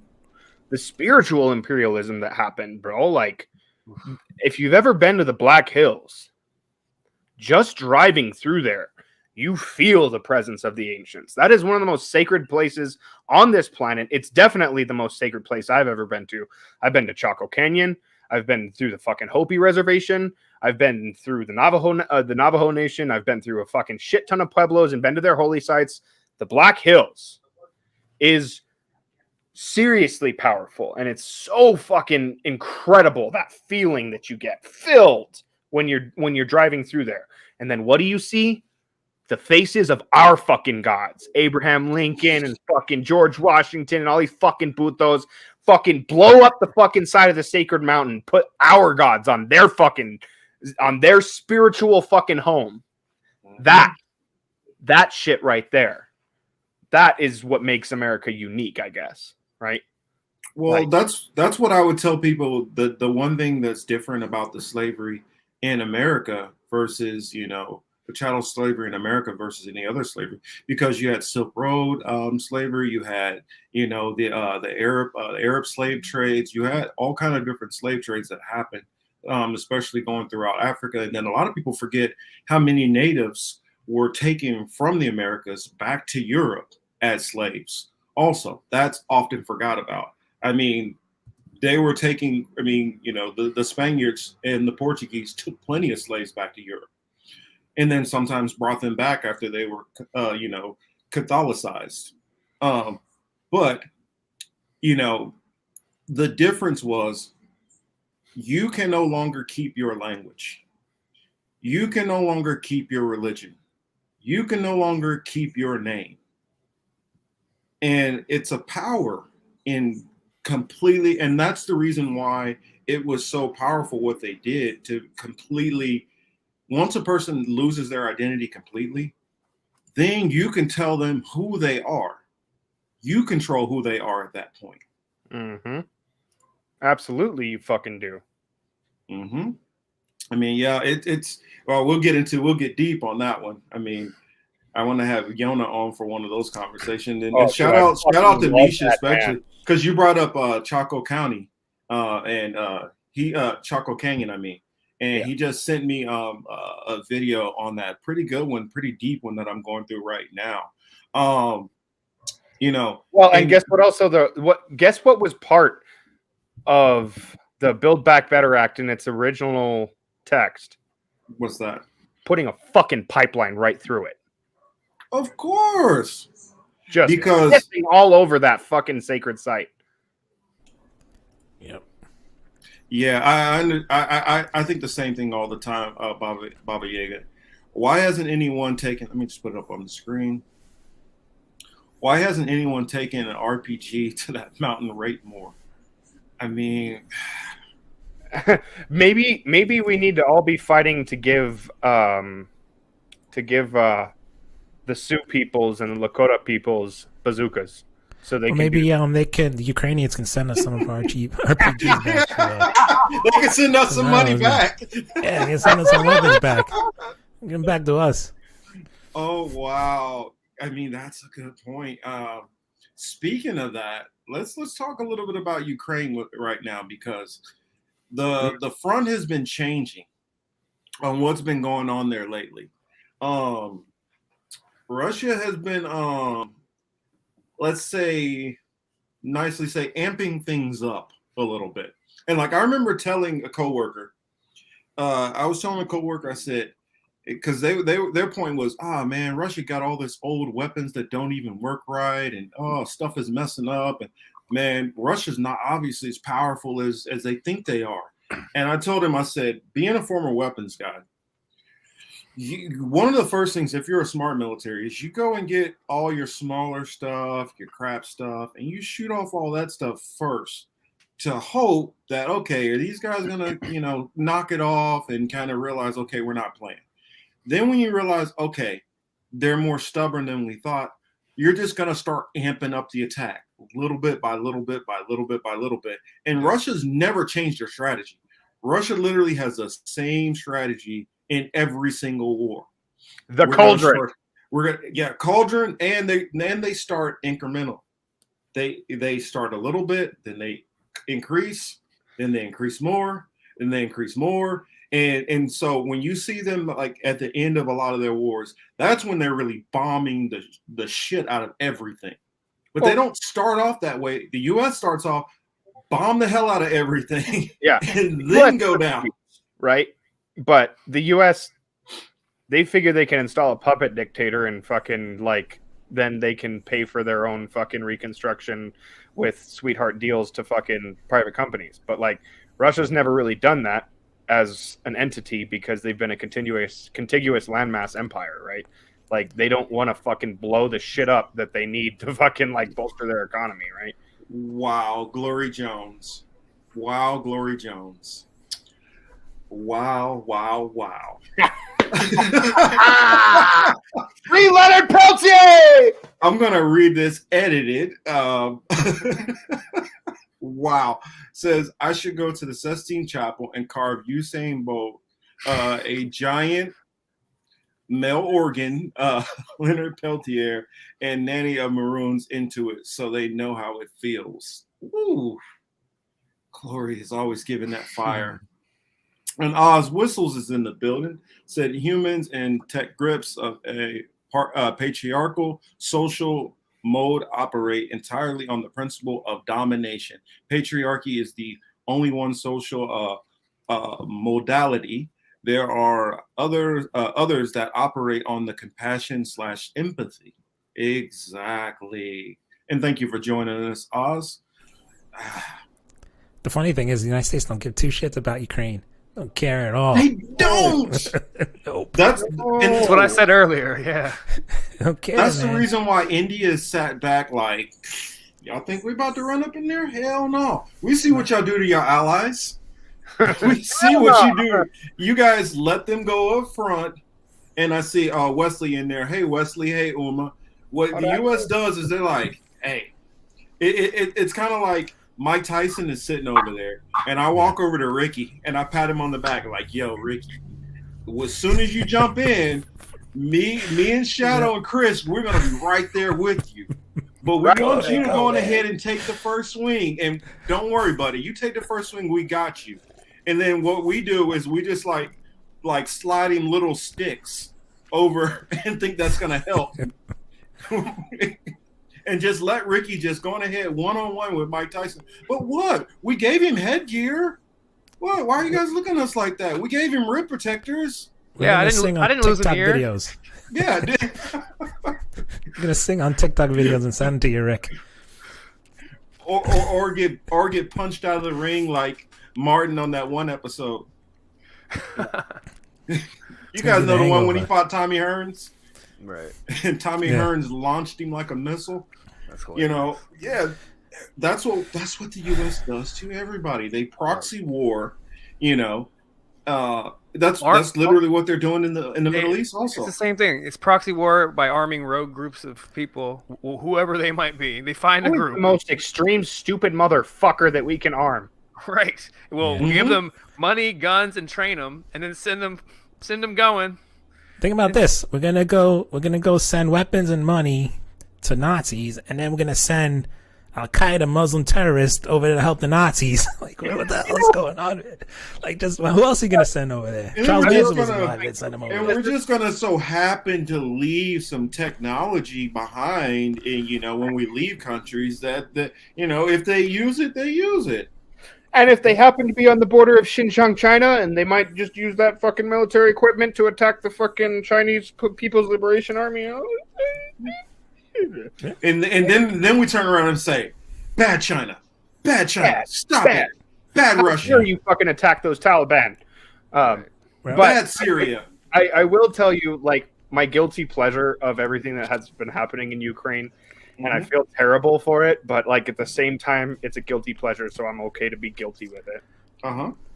I wanted to watch the Chechens fucking wipe the floor with the Free Syrian Army, dude. Like, I wanted to see fucking true Muslims take out those fucking Salafi fucks. Yeah. Like, ooh boy. Like, that was my one fucking thing that I was like, if anything comes out of this, I want to see that happen. And guess what? It happened. Yes, it did. I mean, that's the one thing. If you can wish that people, wish harm on people now, which that's what apparently some of these social media platforms are advocating for, it should be able to be equal, right? Yeah. I don't know. I mean, maybe I'm just weird. And them Chechens don't fucking play, bro. They are like the war culture. Like, they've been the fucking war culture for 2,000 years, man. Like the Spartans of Russia? Yeah, basically. Pretty much. Spartans of the entire Caucasus, really. Well, dude, when you grow up in that type of terrain, you learn to value suffering. Like, Chechnya is a fucked up place. Like, why do you think? I was gonna say, why do you think like boxing all of a sudden switched to like mostly like people from Russia and Ukraine all of a sudden? Yeah, I mean, they started having a little bit worse, in the world than the people who were dominating at the time, mostly the black heavyweights. It started getting a little bit rougher for a Russian and Ukrainian. So when you have that hardship going on, it toughens you up. Well, if you look back, like I think like in movies and TV and stuff, you can see like I'll say like in the past 10 years, you can see them slowly building up to anti-Russia sentiment in movies. You can see like in spy movies, you can see more and more coming, and it just happens to be like building up to this moment. So you can see it if you really look close. Well, and also you can also see the same thing on the Russian side, right? Like the Russian Film Ministry, like they have like their own propaganda arm, right? It's like an official fucking agency, right? And me being a total fucking history nerd, like I fucking nut over that kind of shit. But like, so they have quite a few fucking, well, I don't know if they still have it, but they had quite a few Russian war films, and even like a fucking novella that I was actually into about World War I and World War II, right? Nerd. Total fucking nerd. A lot of it having to do with Ukraine, right? And one of them was the battle for Sevastopol, and like that's in Crimea. That came out right before 2014. Like they do the same thing, right? Like they amp their people up for that shit. One thing I will definitely give to the Chechens are like the Buccaneers. Yeah. Yep. Got a question for you too after that, but go ahead, continue. Something I like, the Russian culture is fucking wicked, dude. And because they know how to suffer, they know what shortages are, they know what to do in that situation. Like I follow a lot of like Russian YouTubers, and one of them that has not been taken offline yet, she basically does like travel docs of everywhere to visit in Russia, because something I've wanted to do for my entire fucking life is visit Russia. Like even up to fucking Murmansk? Oh, no, is it Murmansk? Like the far north where it's like negative 100 degrees. Like that, so getting all the way up to the damn Arctic. Yeah. So one of the things that she showed is like, yeah, the sanctions aren't really affecting us, but if you look at our shortages, we are out of there's a specific type of porridge that they use. It's kind of like oatmeal, but that's what they're out of. They're out of dried goods. They're out of this. They're out of that. Like the things that you need to survive. What did Americans do when the shortages happened to us? We went and bought fucking shit tickets. Like, that's how we fucking think about things. We don't go for the fucking dried food that keeps. Right? The Russians know how to do this, dude. Like, they lost a couple of like fruits and vegetables from like specific like tropical places they couldn't get it from. Like it wasn't like stuff which you couldn't live without. It was like, oh well, I guess we're not gonna have any coconuts. Yeah, they lost McDonald's. Whoop-de-doo. And their then cholesterol is gonna go down. Yeah, good job. Speaking of that, do you know what happened with those McDonald's? Healthier. They literally brought in. They literally took over all of those McDonald's and brought in like the Russian version to McDonald's. So Dude, they're like, cool, you guys helped us, build up our own people.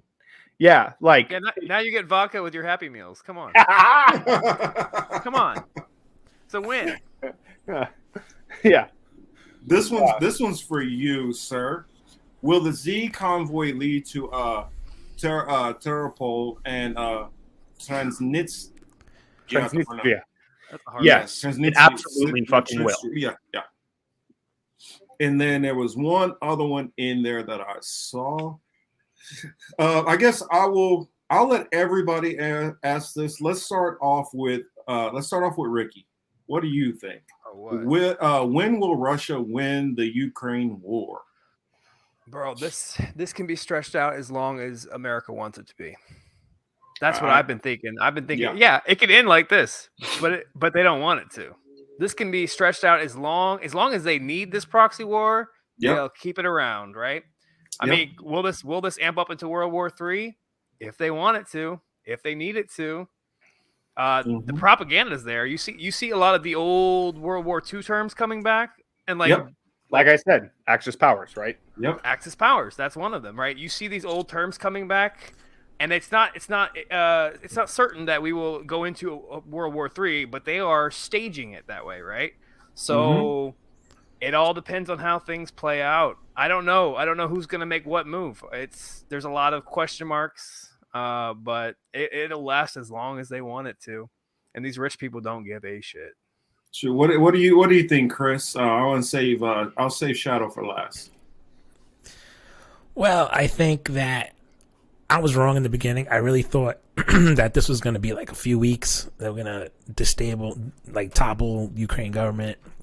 But obviously it's not going to happen. It might drop pretty long, but I got to say that if this drags out long, it might be a problem for Russia. It might be the next Afghanistan. That's my opinion, because we'll just fight to the last Ukrainian. A lot, it's just going to get worse and worse and worse. We'll be fine. Ukraine won't. They're going to be decimated. But I think Russia's goal, and this is just my opinion, I think Russia's goal in this whole thing is just to turn, if they have to, just turn Ukraine into a graveyard. So worst case scenario for Russia is that Ukraine is just a desert where it stays that buffer zone, because that's what they really want. I think they want that buffer zone there between NATO and them. So Ukraine is all about that. They just want a big buffer zone.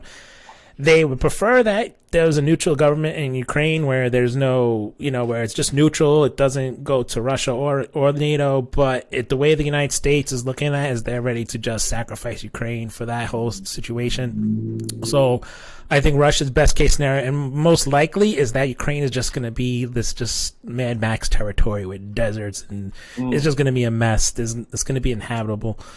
It's just going to be a mess of a country, and there's going to be no government, no law there. It's just going to be and Russia will keep it that way as long as they have that buffer. That's like their main objective. So the way the United States is looking at it is just to, they may not be able to win the proxy war in a way, but they'll be able to weaken Russia. That's what they just want, to weaken Russia, basically economically, through the war. So I'm hoping that doesn't happen. And of course, the worst case scenario is that this drags us into the final war, where somebody launches a nuke or something serious happens where there's a hot war between either mercenaries from here, or we send a NATO country sends troops in there, or whatever the case may be. That's probably the worst case scenario, and that's how the final war starts. But I'm hoping that's not what happens. So, we're like, our country is like tinkering with something that's extremely dangerous. This is not, Russia is not Iraq. Russia is not a small third world country that cannot hit back. Yep. And we have like these psychopaths that are all the way up on top. They just don't care. Like, they're ready to sacrifice everyone to make sure that the West stays as the global empire. But it doesn't look good. I mean, the way the propaganda is going and the way the people are just falling for every single trick in the book and the way that our government's acting, it's just not going to get better. Even if Trump gets in there in 2024, maybe he'll step back from Russia, but it looks like Republicans want to go at China, so I don't see it stopping. I just don't see this road that we're going down pretty much not like they're diverting to it. I don't know. I'm just flabbergasted about this whole situation. So okay, yeah. Well, so my perspective, I am an anarchist. I don't believe there's any fundamental difference between states, right? I follow Tolstoy's line that governments are associations of men that do violence on the rest of us, right? So I'll start with the American side. Absolutely, the U.S. wants this war to go on. It's a fucking feeding frenzy for weapons contractors. It's a fucking feeding frenzy for fucking polarization. It gives the United States a whole lot of fucking nationalism. It gets Europe galvanized. I don't know if you guys seen fucking Germany wants its military back, which it has not had since 1947. So yeah, the U.S. definitely wants this to continue. And it does a whole lot to solidify the battle lines, right? The battle lines have been drawn, and every day it drags on. It fucking drags on longer, and it gives the U.S. a whole lot of leeway to do all the things on the floor of Congress that I was mentioning earlier, right? Monopolize the Caribbean, monopolize Africa, monopolize the fucking Middle East, do all these things that and just fucking pour money into the military industrial complex in the empire, right? That's one aspect. However, there is another aspect to this that I don't think many people have really even ventured into analysis with. The Russian Federation, Russia, was born as an empire. Moscow is known as Third Rome. Okay? If you don't believe me, I can bring up a couple of pictures. But the Russian Orthodox Church has ordained Senor Putin, right? So you have a union of the corporate interests in Russia, the state in Russia, and the church in Russia. Now, no, I will not. Come on, man. I just chopped chilies with Sawzalls. But look, man, RT went off the air on their 24/7 live stream on YouTube. They were doing their typical coverage, but in between that, rather than their typical advertisements for other shows, and right, they were showing their little mini documentary on Ukraine, on their special operation, right? In that alone was also the Russian narrative that nobody wanted to pay attention to. They had this dude saying Crimea is Russia, Donbass is Russia, Luhansk is Russia, Ukraine is Russia. Okay? That was on RT. That was their own line. So, given that the new One Belt, One Road initiative runs right through Ukraine, my jump off point from the immediate was, hey, Russia is an old empire that's waking back up. This has happened so many times in history. History did not begin in 2014. It did not begin in 1990. Russia in and of itself is centuries old, right? And we can even go back to the Kievan Rus, right? 1,000 years old. So, given that, Russia wants its empire back.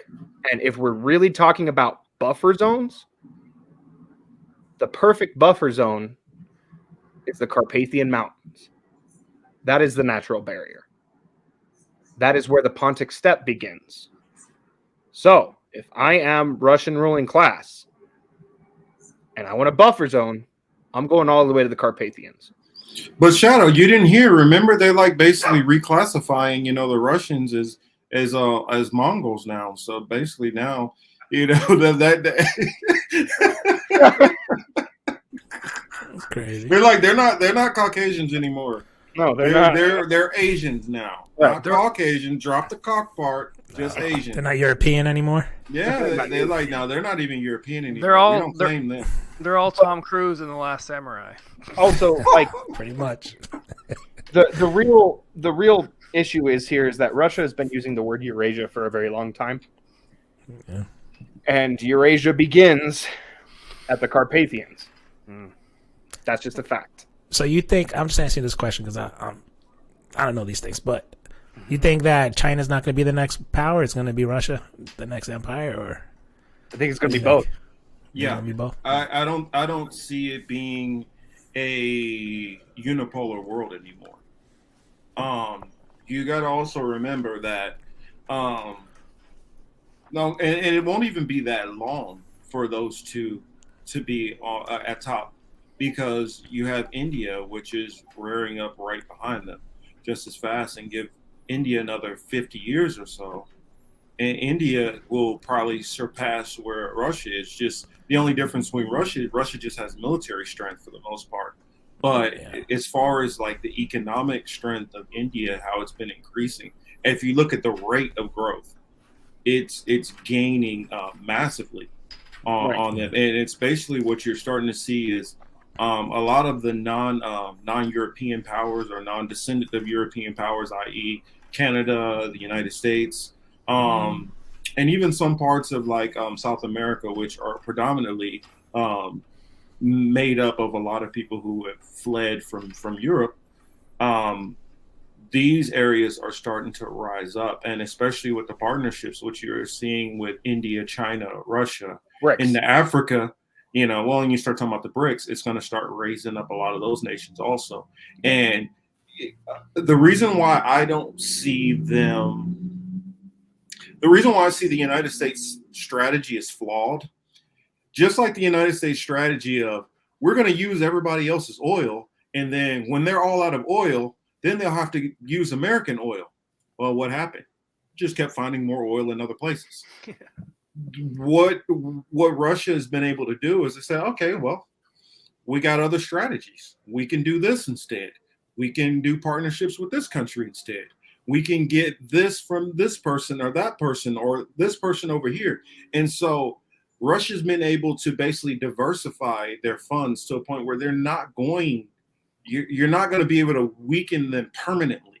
You can weaken them temporarily, but the moment that the United States is no longer, or the moment that this war effort is done with, then they can get back to really ratcheting up the pressure on the rest of Europe, who still basically needs, a lot of resources from that region.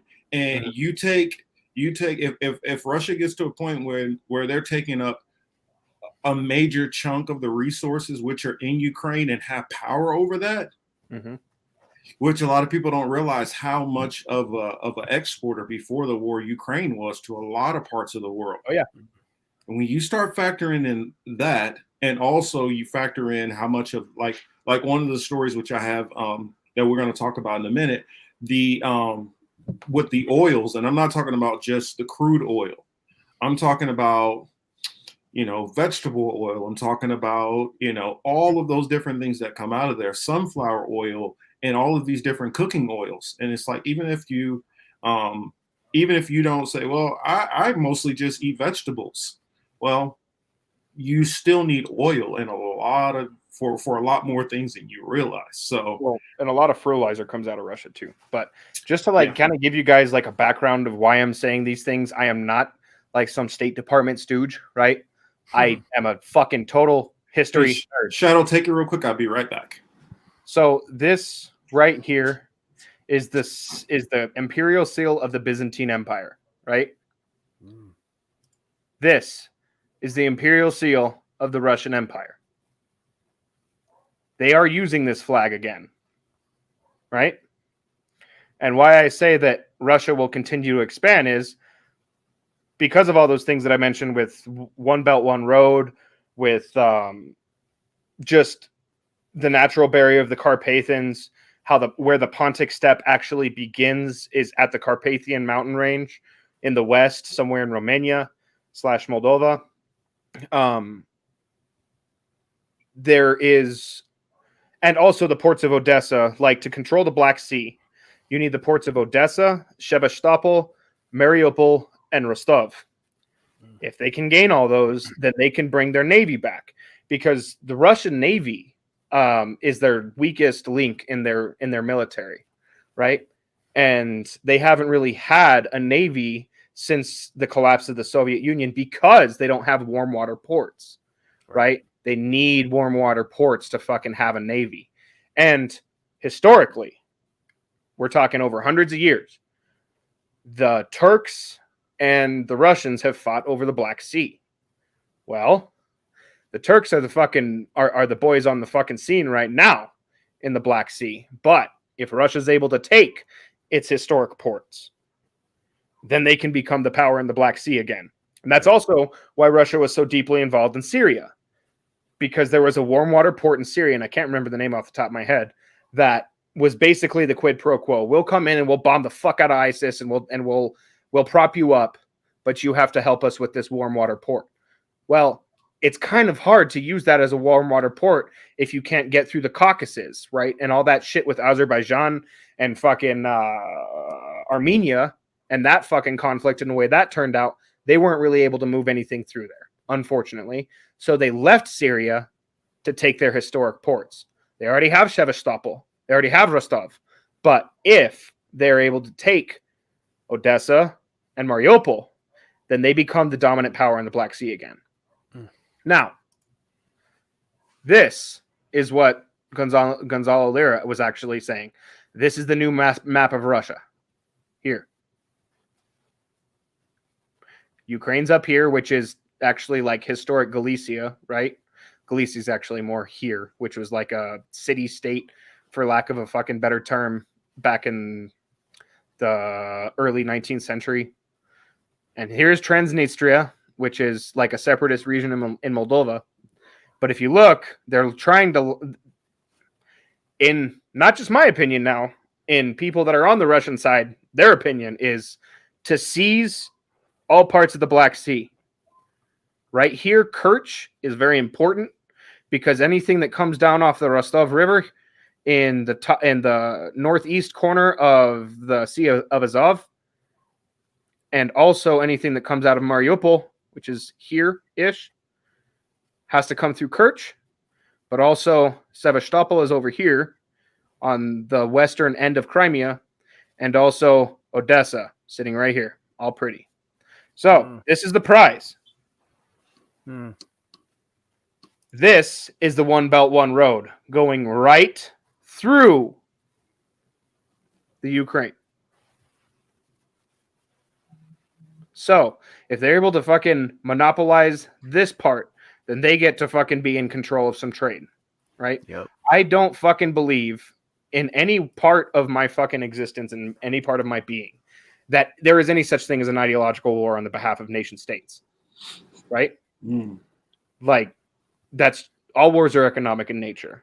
Yeah. I know I'm a little behind. I wanted to throw this in real quick, answer this quick question. I'll let you get back to it. It says, how long until the U.S. considered third world?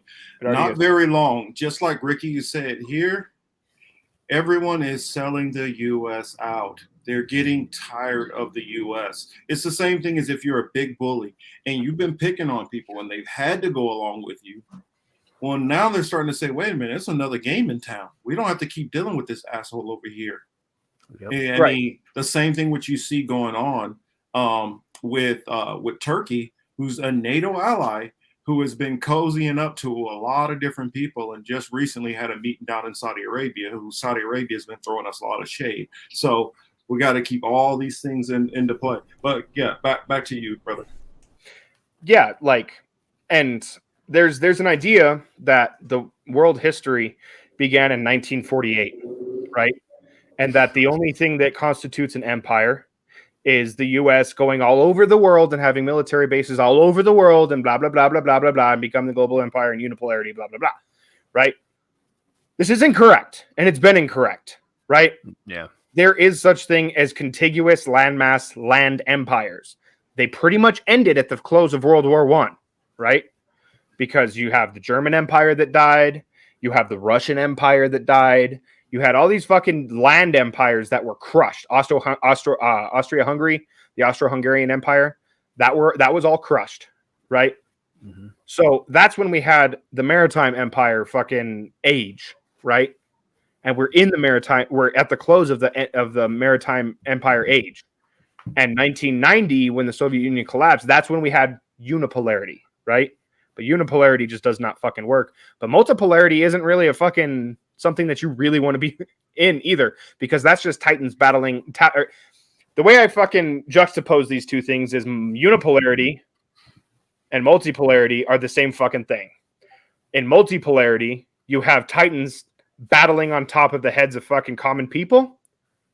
In unipolarity, you have Titans tap dancing on a fucking soiree on top of the heads of civilians and common people. There is no literally the same thing which you had in the Americas when it was the race for America, and you literally had Spain, Portugal on one side, and then you had the UK, which constituted Great the Britain, British, the Scottish, and then the Irish, and then you had France and Germany also getting involved, and it just so happened that France, Spain, and UK happened to be the forebearers to dominate most of those areas, and then eventually it subsided to the U.S. getting their independence, and where we are now.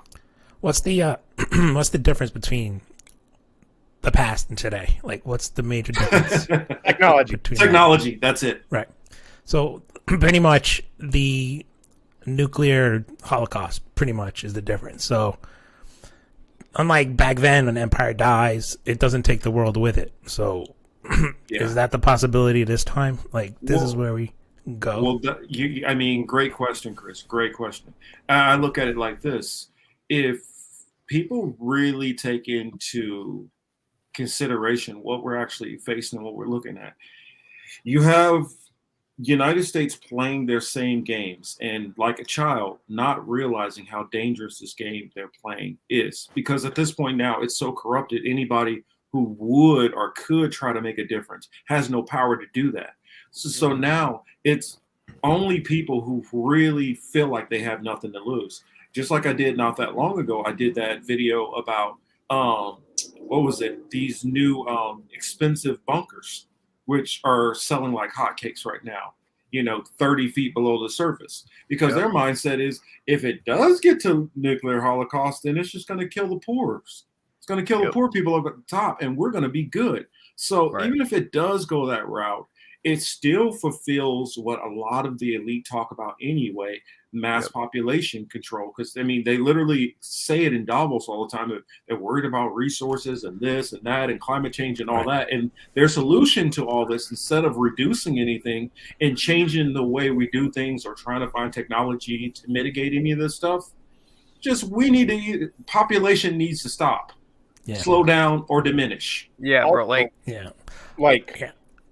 To try and really cement my idea of this is all economics. I got to put this in here because it's always so fucking badly neglected. But what do you think Yemen right here has to do with anything other than economics? What do you think Sudan, the conflict in Sudan, the conflict they call it, the Ethiopia, Kenya, the Horn of Africa in general, Somalia, right? all that. Somalia, fucking Eritrea. What does that have to do with anything other? does anyone in the fucking West or in the East or in the North give a motherfuck about Africans? No. When you look at it from an economic standpoint, right here, that is to secure the trade route. Yep.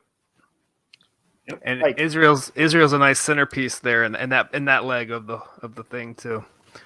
Yep. Israel's a huge part of that. Right and through they're buddy with the U.S. They're buddy with China, and they're buddy with Russia. People don't realize there's no country that's playing all sides more than Israel. Of course, sees that. And they're playing probably the most dangerous game, because this is the argument for somebody who is an Israeli, or I'll say Zionists, the ones who really feel like we need to be here to be safe.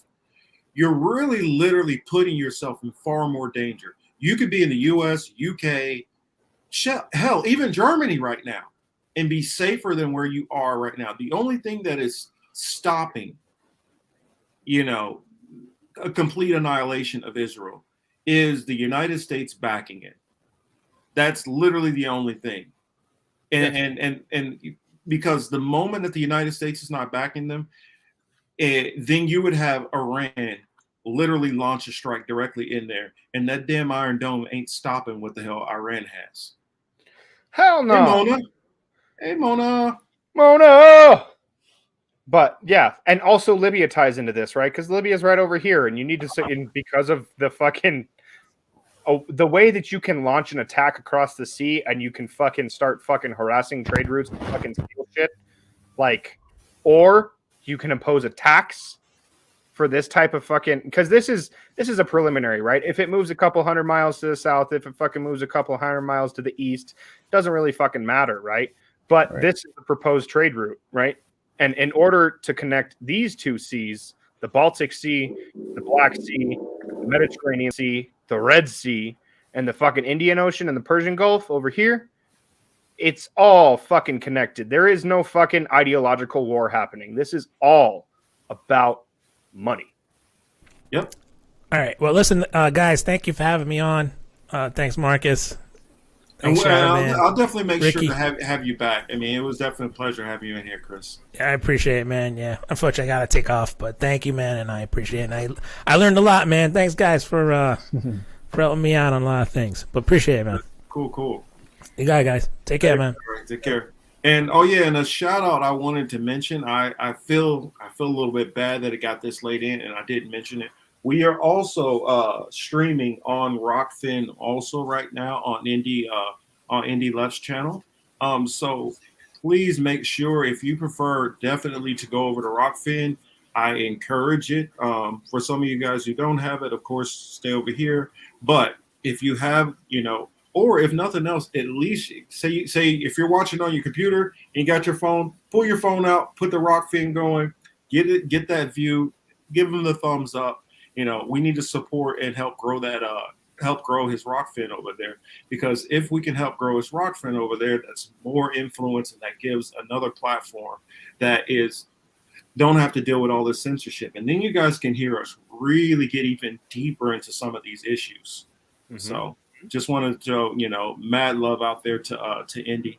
Yes, thank you so much for simulcasting, brother. It means a lot to fucking everyone out there, right?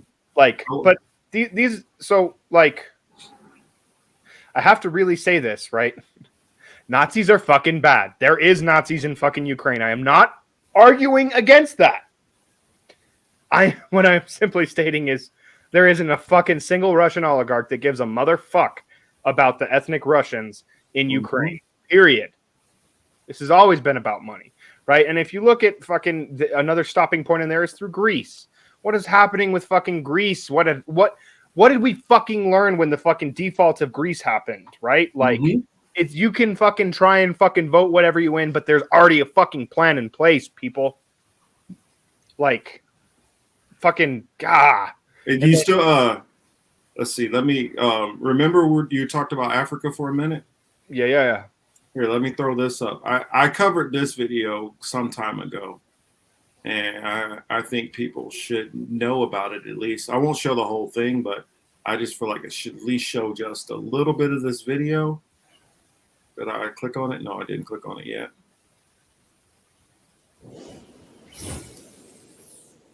But this video explains a lot. Okay, so what I'm going to try and do is just give you some charts and a couple of tables just to paint a little bit of a picture that you already know. Okay, so what this presentation is fundamentally designed to say is this. Africa, historically, sub-Saharan Africa, has been fundamental to the global prosperity of the advanced countries. Garbage. And Africa had a role to play. It has a role as a raw material producer. We will not allow sub-Saharan Africa to escape that. Okay, we do everything to keep sub-Saharan Africa where it is, also impoverished. It's absolutely vital for the prosperity of everyone else. So let's get clear about that. Okay, and this means all the economic structures, all the global institutions, and the economics we teach everyone is all designed to keep Africa exactly where it is. And whether it is Europe or US or now China, it's always the same. We need Africa to be impoverished because we need those raw materials and we need them dirt cheap. Okay, so that's the message. It doesn't mean to say that there's nothing Africans can do. Of course there is. Okay, but this is the opposition that they're fighting. This is what it's about. Because if Africa does do something different, I assure you living standards of all those in Europe and North America and Asia is going to fall. Okay, and that is a big price to pay. I assure you that the West is not going to allow that without a big fine. All right. Yeah, so, I mean, I could show you guys more of that, but I recommend you guys check out that whole thing in its entirety. And like I said, I covered it on one of my channels. I'm not sure which one it was. But it gives away the game. It gives away what the hell is going on. And so that reminds me of another story that I wanted to lead into. Let's see, where is that one I want to find for you? I kept teasing it about the oil. Here it is. This is the story I want to share with you all.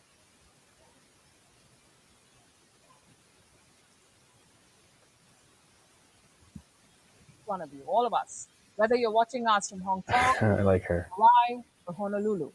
There is a global cooking oil crisis, one that will soon roast your kitchen.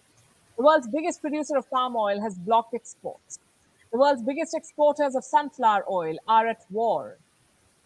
The producers of soybean oil are battling the climate crisis, and so are the producers of canola oil. And where will you get your cooking oil from? How will your kitchens run? You may not be living on fried food, but even if you swear by salads, you will need oil for the dressing. You will need oil for the mayonnaise. You will need oil for baking, for cookies, for pizza dough. You will need oil even for air frying, but oil supplies are running dry. The countries have plan B. Should you be stocking up? We'll answer these questions over the next few minutes. We'll start by looking at what's happening around the world. Ukraine is the world's biggest exporter of sunflower seed oil. It exports 5.4 million tons of edible oil every year, which is almost half of the world's sunflower oil. But Ukraine is at war, and supplies have been cut. Russia accounts for 25% of the world's sunflower oil, and Russia is the one waging this war. In other words, supplies have taken a hit there too. Then we come to Canada, the biggest exporter of rapeseed oil, but crops shrunk after Canada experienced record heat in 2021. Argentina, Brazil, and Paraguay are among the top exporters of soybean oil, but these countries are battling severe drought. Malaysia, the world's second biggest exporter of palm oil, is facing labor shortage, so its oil exports are down. All in all, oil supply chains are drying up. And adding fuel to this fire is Indonesia. This country is the biggest exporter of palm oil. But as of today, the 28th of April 2022, Indonesia has banned palm oil exports. Why? Because of local shortage. Prices in Indonesia are up 40%. People are protesting, so the government has decided to ban exports. And this country alone accounts for 1/3 of the world's vegetable oil exports. That's 30 million tons of vegetable oil every year. Indonesia's biggest buyers are India and China. India depends on Indonesia for nearly half of its palm oil. India, in fact, is the world's largest importer of edible oil, 13 million tons every year. 60% of this is palm oil, 25% is soybean oil. Sunflower oil accounts for 12% of India's edible oil imports. What explains this huge oil import? High consumption, that's one, and insufficient oilseed production. In India, the per capita oil consumption is around 19 kilos per person per year. Where will the oil come from now that the supply chain is drying up? What are India's options now? Well, Malaysia is the second biggest exporter of palm oil, followed by the Netherlands, Germany, and Estonia. But put together, they cannot compensate for Indonesia's exports. Meaning, the demand is way more than the supply. In other words, a price rise is unavoidable. Experts say prices could go up by at least 20%. Indians will feel the pinch. And developing countries will be the hardest hit because they depend on cheaper cooking oils like palm oil, as against the more expensive options like olive oil, soybean oil, sunflower, or canola. Of course, the developed countries will also suffer. In the United States, for instance, soybean oil prices have already soared. Soybean futures doubled after Indonesia announced its export ban. In Asia, palm oil has risen nearly 50%. In Europe, rapeseed is up 55%. Globally, vegetable oil prices increased 23% in March, and it will get worse. So what should you, the consumer, do? Should you be stocking up? Well, panic buying is never the wisest way out. In the United Kingdom, supermarkets have already begun rationing cooking oil, sunflower oil, olive oil, rapeseed oil. They're all being sold in limited quantities. In some supermarkets, the limit is 2 cooking oil packs/bottles per customer. Same with Spain, Germany, Italy, and Turkey. They're all rationing oil. Some experts say countries could divert vegetable oil from fuel tanks. You see, biofuel accounts for nearly 15% of vegetable oil demand. So if that 15% is diverted to kitchens, then there may be a little respite. But will countries do that? And more importantly, will that be enough? An expert gave the verdict on India. He told the media that there would be shortage. There is no way to increase supplies. In short, this is geopolitics hitting home. WION is now. But yeah, that's what's going on. Did you catch what she said about biofuel? Yeah, and I noticed some people said, "Well, I can just use olive oil." Here's a little dirty secret a lot of people don't know. Most of the olive oil that we use is not olive oil. It's grapeseed oil. Olive oil has a very, very, very short shelf life. I'm talking about maybe a matter of only 2 or 3 days. So by the time you would ship it here, get it on the shelves, it's already done. Right. And the fact that they don't grow outside of the Mediterranean, got a problem there. Yeah, real olive oil is very expensive. The stuff we have that's not the real deal. No, it's not. It's not. Sign says Lard is making a comeback. Manteca for life, bro. But if you want to share that screen, Marcus, somebody asked me about Nord Stream 2. So this is Nord Stream 2. Here it offloads in Germany, right? There's Nord Stream, and then there's Nord Stream 2, right? They're let me see how to fucking make this short and sweet. This pipeline was already open, Nord Stream. They needed Nord Stream 2 for the demand, right? So yes, most of Germany, most of Europe is getting their fucking supply from Russia through this fucking corridor, right? And another side note, the idea that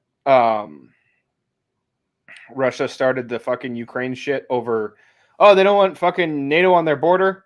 This is on their fucking border. So, and it's closer to fucking Moscow and fucking Petersburg anyway, right? So that was a fucking bullshit narrative from the fucking start. This is fucking NATO. Anyway, so as she was talking about biofuels and cooking fuels, they're cutting off this whole gas pipeline deal right here. And if they're cutting off this whole fucking gas pipeline deal, that gives us a fucking opportunity as the United States to open our oil and gas, right?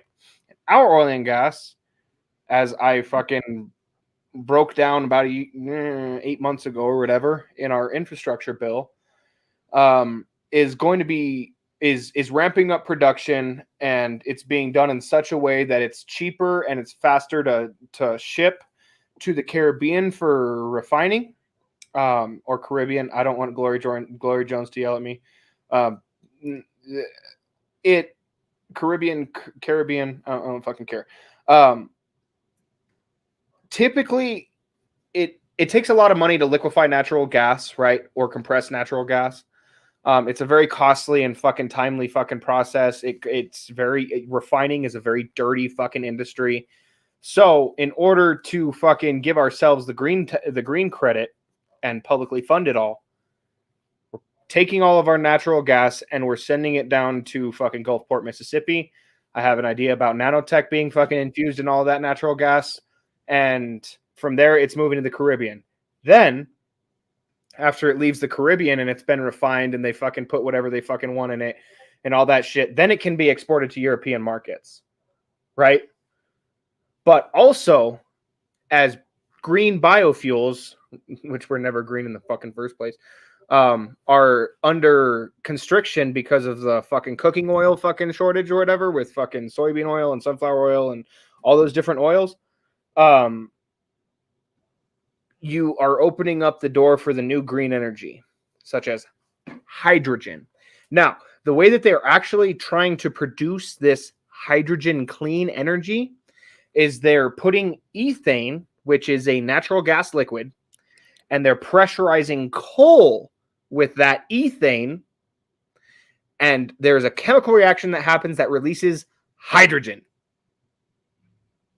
So, in that fucking Invest in America Act, right? In the fucking infrastructure bill, there was something about an ethane storage hub in the Appalachian Mountains. It was the Appalachian Ethane Initiative or whatever the fuck it was called.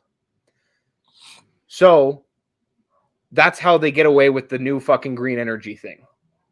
Like you can, if you can piece all these pieces together into one fucking solid fucking story, you can see that this has all been planned. Like, this is not anything fucking new, right? But, yeah, like, that was just someone asked me to fucking bring up Nord Stream 2, so I did, because I'm a nice guy. But, yeah, like... And I think a lot of this other food shortage stuff is, like, the distraction. It's like, all the food is crazy. There's, like, warehouses burning down, and, like, we just killed a bunch of poultry for no reason because they had the sneezes. I feel like that's all distraction for like this kind of thing. Like some of this is like so random. It's like there's clearly arson going on, but like some of that is just completely bogus. You mean like how they're killing like all kinds of animals and pets and everything in like China because they're like, oh, it could have COVID. Yeah. I mean, that's bullshit. Here, I figured let me share this other story I got here too. This one's a quick one. But I just wanted to hear you guys' thoughts on it. This one, I guess, is kind of more personal effect because I like grew up next to this area, and it's kind of shocking to see, this. Now, I have a little different context that I want to add to it after we watch it, but I would like to hear you two gentlemen's thoughts on this. I'm trying to remember who shared it with me. Somebody shared it with me in my DM. If you're in the chat, please remind me. But this one, the title, City of Shawnee, Kansas, bans co-living rentals. Yeah. Downsize that. Going ahead.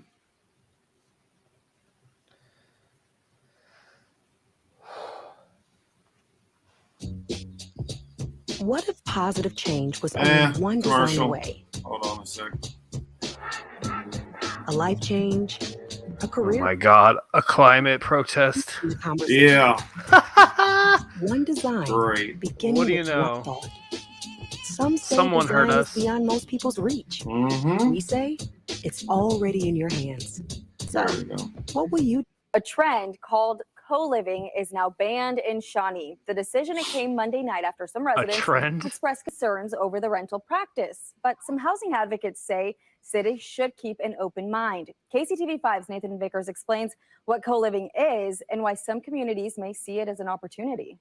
Let's see. Tracy Thomas loves her Shawnee neighborhood, filled with families and well-kept houses. More houses. Let's go there. She and others were concerned when they found out about a site called Homeroom, a service for a type of rental property called co-living, which places several unrelated people in a home. Sounds wonderful at first, but the actuality is you have a juxtaposition of people who care about their single biggest investment and people who don't. On Monday night, the city of Shawnee voted to ban co-living groups, defining them as 4 or more unrelated adults living together. Shawnee is a leader in banning this in Johnson County and maybe in the whole country. Co-living allows several people to rent a home together. They share common areas like the kitchen, but they each have their own living space. Some advocates see it as an affordable housing solution. Renters want to live in good neighborhoods just like everyone else. Stacey Johnson Cosby is a realtor and president of the Kansas City Housing Alliance.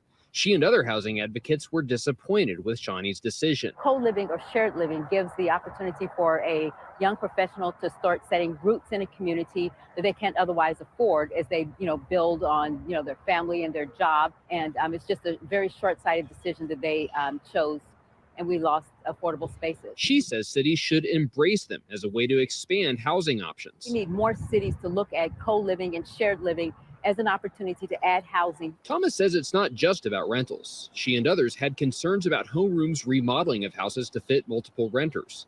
She also worried about too many cars parking on nearby streets. This is not about the tenants. This is about a national trend that will shift our economy dramatically. In Shawnee, Nathan Vickers, KCTV5 News. Wow, disgusting. What are your thoughts, gentlemen? It's ridiculous. We're banning roommates. Why don't you just say it? Why don't you just say that we're banning roommates? 4 adults living together. I've lived with 3 to 4 other adults in New York City. I can't imagine not having those roommates. Like when I was broke as hell, I was like a kid here in the city. Like I wouldn't have survived. Like what? That's ridiculous. That's absolutely crazy to me that they would. This is America, man. This is crazy. It's just stupid. It's just ridiculous. It's just dumb. It's another way to criminalize poverty, bro. Yeah, it's illegal to be poor. It's illegal to be poor. Well, and also this comes timely, right? Because the housing bubble is so fucking badly inflated. That fucker's gonna pop, and they're trying to force people to buy at inflated prices. Yep. Keep that fucking bubble going. Yep. Right. And they're trying to squeeze every fucking last penny out of you that they possibly can. Like, what was it? It brings to mind the fucking you guys remember the Robin Hood cartoon from Disney, where they're fucking the fucking blind fucker and they're shaking his pockets out and shit. Like the sheriff of Nottingham is like trying to take every last fucking bit of money that he possibly can out of him, and it's just like it's so gross, dude. Like, and like to have your city's namesake as the Shawnee people. Yeah, like you've already colonized the hell out of that place, right? I mean, literally, Shawnee is a predominantly white area. Yeah, like, and I don't think the Shawnee people would really condone you fucking taking away communal living. Like, well, get this. You want to know what is the wealthiest county and the wealthiest city in that area? It's called Olathe. I mean, which is a native, natives who were wiped out for the most part. I mean, my county was Wyandotte County. There are still some Wyandotte Indians there, but even the state of Kansas gets his name from the Kansas Indians. You mean one of the major rivers is the Kaw River, and the Kaw River Valley tribe. And so, I mean, I just looked up real quick the median income. Median income there is about 40,000 in that area. So, and Shawnee Mission is considered the poor part of Johnson County, which Johnson County is a very wealthy county. And it's still, I mean, honestly, I'll tell you what it is. In Kansas City, I remember you started seeing a rise in immigration. And so what you would see typically is you would see immigrant families would typically move in another set of immigrants who may not be related, may not.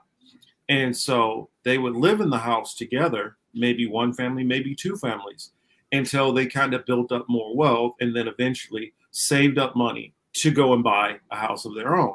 And so a lot of the immigrants, whether they were Latino, whether they were Asian, whether they were African families, have done that in that area throughout that whole metro.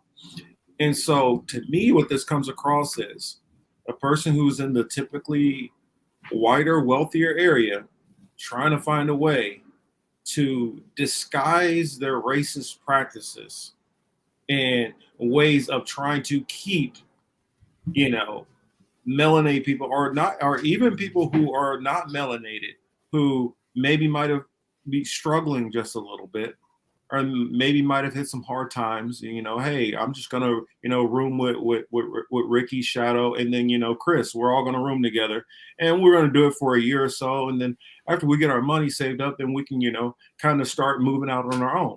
I mean, people go through divorces, people get fired, all kind of stuff happens in life, and to have that mentality to not give people flexibility or to try to prevent that because of you have this mindset that they don't care about property values and stuff. I mean, the white privilege that streams through somebody to make that kind of a law in an area which was already genocided for you to take it. Yep. I mean, the caucasity, as a friend of mine would say. It's gross, dude. It's just gross.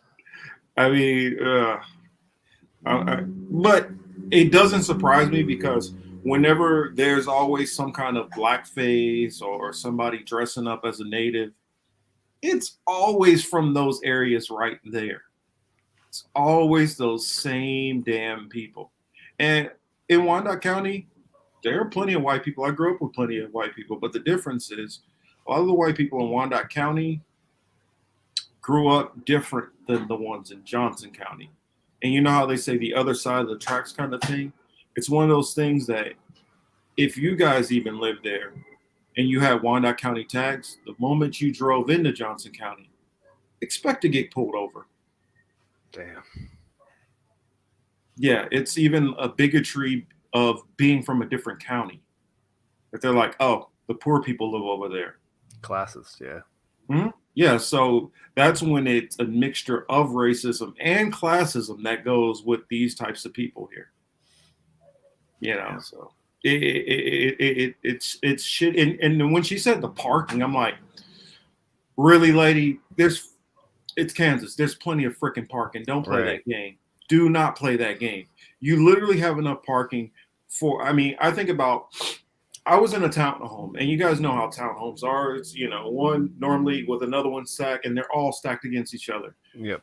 I had enough room for, at the time I was married, to park my car, park my wife's car at the time, park my stepson's car behind it, and have about 4 or 5 other spots to park directly in front of the house. Anytime. I could have had it on a Monday, Tuesday, Wednesday, Thursday, Friday, early, late, whatever. Plenty of time. Now, of course, if it was a holiday, yeah, it might be a little bit tougher to fit 4 or 5. I mean, well, what I name? Like 7, 8 cars. But on most any normal day, you have plenty of parking. So for her to use parking as an excuse, my grandmother's house,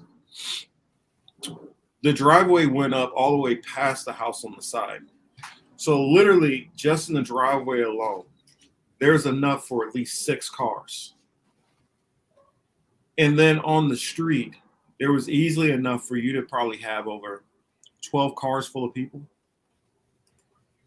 So it's not a parking situation. It's not any of the stuff that the lady's making up. She more than likely has seen some more than likely minority group of people who all live together in a house, and she doesn't like that they're on her block. And in those types of areas, when they go down to the city hall, city council and start complaining, things change. You know, it is just what it is. Yeah, like, I don't know. The whole ass fucking thing is always gross to me, dude. Like, I don't know. I don't know how to fucking.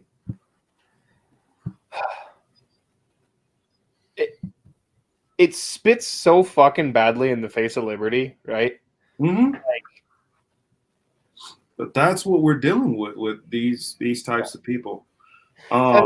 If say if I get tired of actually living in this fucking neighborhood, right? And me and Tina, we move deeper into the bosque so that like I can get some irrigation rights and grow some lavender and keep bees like I really want to. Mm-hmm. And since I'm living right next to where fucking the Facebook plant is, you're telling me that with this fucking property, I can't extend this fucking house out to some traveling brothers in the IBEW so that they can stay here while they're working 5 minutes down the fucking road. 3 of them. 4 of them if they want to fucking have one dude sleeping in the living room. 5 if they want to fucking sleep in the kitchen. Like, I can't do that. Like, nope. According to them, shit. Like, since when does the fucking state have the right to tell you what to do with your own shit? Like, that's a funny one. It says she's mad because Alejandro didn't want to sleep with her. Oh wow, Alejandro. This last story, actually, you know what? I'm gonna run to the restroom real quick. I promise I won't take that long. Coffee's just running through me. I got one last story to talk about, and I don't know if you guys have seen it or not. More than likely you have, but we're gonna talk about Biden's new czar. Would you like to fill the people in a little bit about this gentleman? Well, what happened is they found a musical theater nut who also wanted to be a yogi, I think, at one point. And then she decided she was going to be a social media star. I don't know. This girl has she's just desperate we're going to bring up all of that. She's just desperate. They found a woman who's just desperate for attention and is really good at just talking. Just talking. Like, you think Jen Psaki is good at just talking? No, this girl is just fucking motor mouth. And they're like, oh, she'd be great. She'd be great to tell you how to think. And how you can talk to other people to tell them how to think. Oh boy. This is straight out of the Nazi Germany playbook.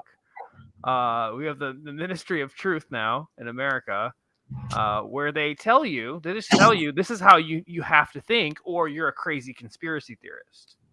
You have to listen to a musical theater actor who is apparently now the authority on truth of all topics. Apparently she's going to tell you how to think about health and vaccines and war. She's just going to tell you how you have to think about these things, and if you don't think that way, you're a crazy person. Yep. So we've got the thought police. And she doesn't look like a cop at all, and I think this is what's tricking people already. Just like that, she's a cop, but she's the polar opposite of what you think a cop would look like, sound like. Just a cop that is straight off of an off Broadway run of God Help Me. I don't know. I'm trying to remember. Didn't they call her like the Mary Poppins czar or something like that? Well, she literally turned a Mary Poppins song into a disinfo commercial. It was crazy. ICU says, I wonder if they're going to make us recite the Bible. Hell no. That's one thing they're trying to get rid of as fast as possible. Yeah. The Bible is the thing they want gone. And think about it. The only thing that the Bible pushers in America ever really cared about anyway was two issues. Anything that was against, LGBTQ or abortion. Outside of that, they don't care about anything else in the Bible. Nope. Nothing. And now that the LGBTQ, that portion has fell away, all it is about abortion rights. That's the only thing they use the Bible for. And since the right is kind of losing on the culture war front, there's so much about the Bible that's not factored in. I mean, do you know in the Bible, it literally says that you're supposed to be paid daily? That it's a crime to not pay somebody daily, even in the Bible? I mean, there's so much that, trust me, these people do not want any parts of the Bible.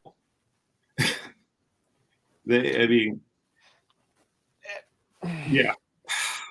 Yeah, I'll try not to go into it. I don't want to, steal Ricky's name, Rants, and start ranting on that one. I'll save that for my Hebrew apologetics. Is it any fucking wonder that this comes out simultaneously as Daddylon comes out? All of this stuff is, and I figured that's what we'll wrap on, because all of it all ties together. Yeah, I agree. Let's take note and not support their lies with our wallet, voice, or vote. Yeah, let's go back to the beginning. Alluring is really quite ferocious. It's when a huckster takes some lies and makes them sound precocious by saying them in mainstream outlets. So disinformation's origins are slightly less atrocious. It's how you hide a little lie, little lie. It's how you hide a little lie, little lie. It's how you hide a little lie, little lie. When Rudy Giuliani shared that intel from Ukraine, or when TikTok influencers say COVID can cause pain, they're laundering disinfo, and we really should take note and not support their lies with our wallet, voice, or vote. Oh, information laundering is really quite ferocious. It's when a huckster takes some lies and makes them sound precocious by saying them in Congress or a mainstream outlet. So disinformation's origin seems slightly less atrocious. Yeah, really I agree. She's creepy. Yeah. God, where's that at so I can stop it? Oh, I gotta stop it. I stopped the screen for you guys, but I could still hear her going on and on and on. I've heard that bitch so many fucking times over the past few days. Like every time it gets worse. Yes, like, so cringe and so evil. Oh, Warren says, if the Joker was a chick.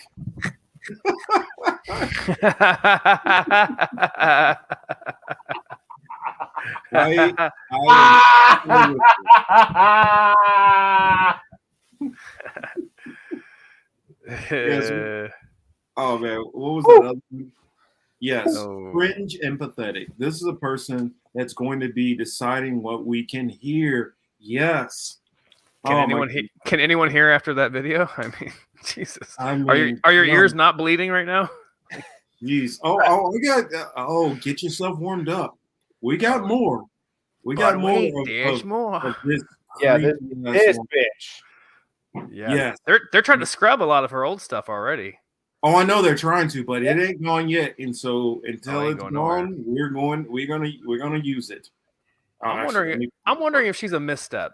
She might be. This might backfire. She might actually backfire. Well, the thing about how these elites plans work is it normally backfires temporarily, but they always find a way to work it out. They workshop it and they figure a new way to get it through. I mean, that's how this shit works, and that's the reason why people are like, oh, well, that failed. Yeah, no. Like even stuff like Star Wars, people think that failed. Like I just covered with Jalen on Talk of the Ages, the Starlink is a byproduct of Star Wars, of the Star Wars program, which Reagan was working on. It didn't fail. They just didn't tell you when it succeeded. That's the only thing that's really going on here. Right. I mean, these people are very, very sneaky. Pittsburgh Do 87 says she's one of the other people Sartre as referring to when he wrote "Hell is the Other People." Guess I didn't charge my my microphone long enough, but I imagine I speak loud enough, so hopefully you guys can still hear me well. Damn, I did it again. I gotta go find it first. Dig it out of my I like to email this stuff to myself, or I mean, did I email this one, or is in my no, didn't email this one. Where is it at? It is in my like I tell you guys, go into my other channel sometime and check through my playlist. See what I have over there, because I definitely have a lot of stuff. This is, well, I keep my stories to cover hit. That way I don't have anybody jacking my stories and covering it before me, since I only go live on this. Well, on each of my channels, I go live once a week. So I can't have somebody get into it before I can get to the show that I'm going to do it on. Damn, I need to delete some of this stuff. I have so much stuff in here. What is this? 409 videos? Oh, no.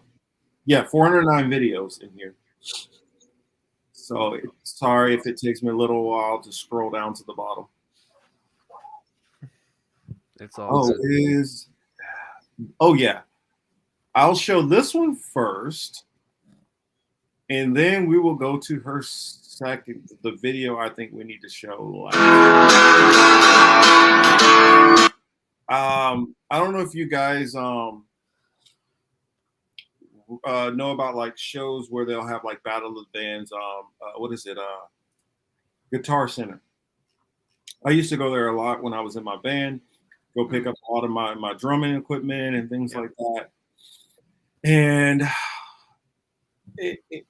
they would have these competitions with bands and stuff. Yeah, I'll put that up after this one, Shadow.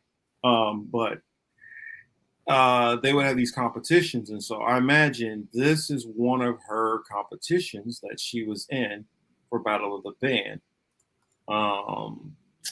Yeah, this is. I can't understand or make out what the hell she's saying at all in this song. So maybe you guys can interpret it. But at least we know she.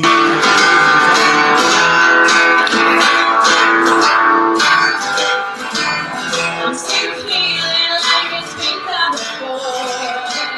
This melody is hard and warm, and all parts of my head inside war.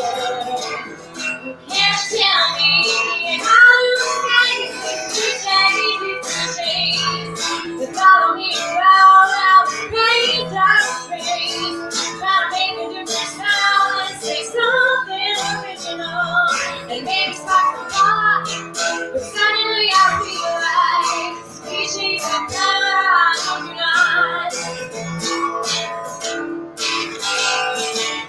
I let them love tonight and be music. The politics of progression of the light.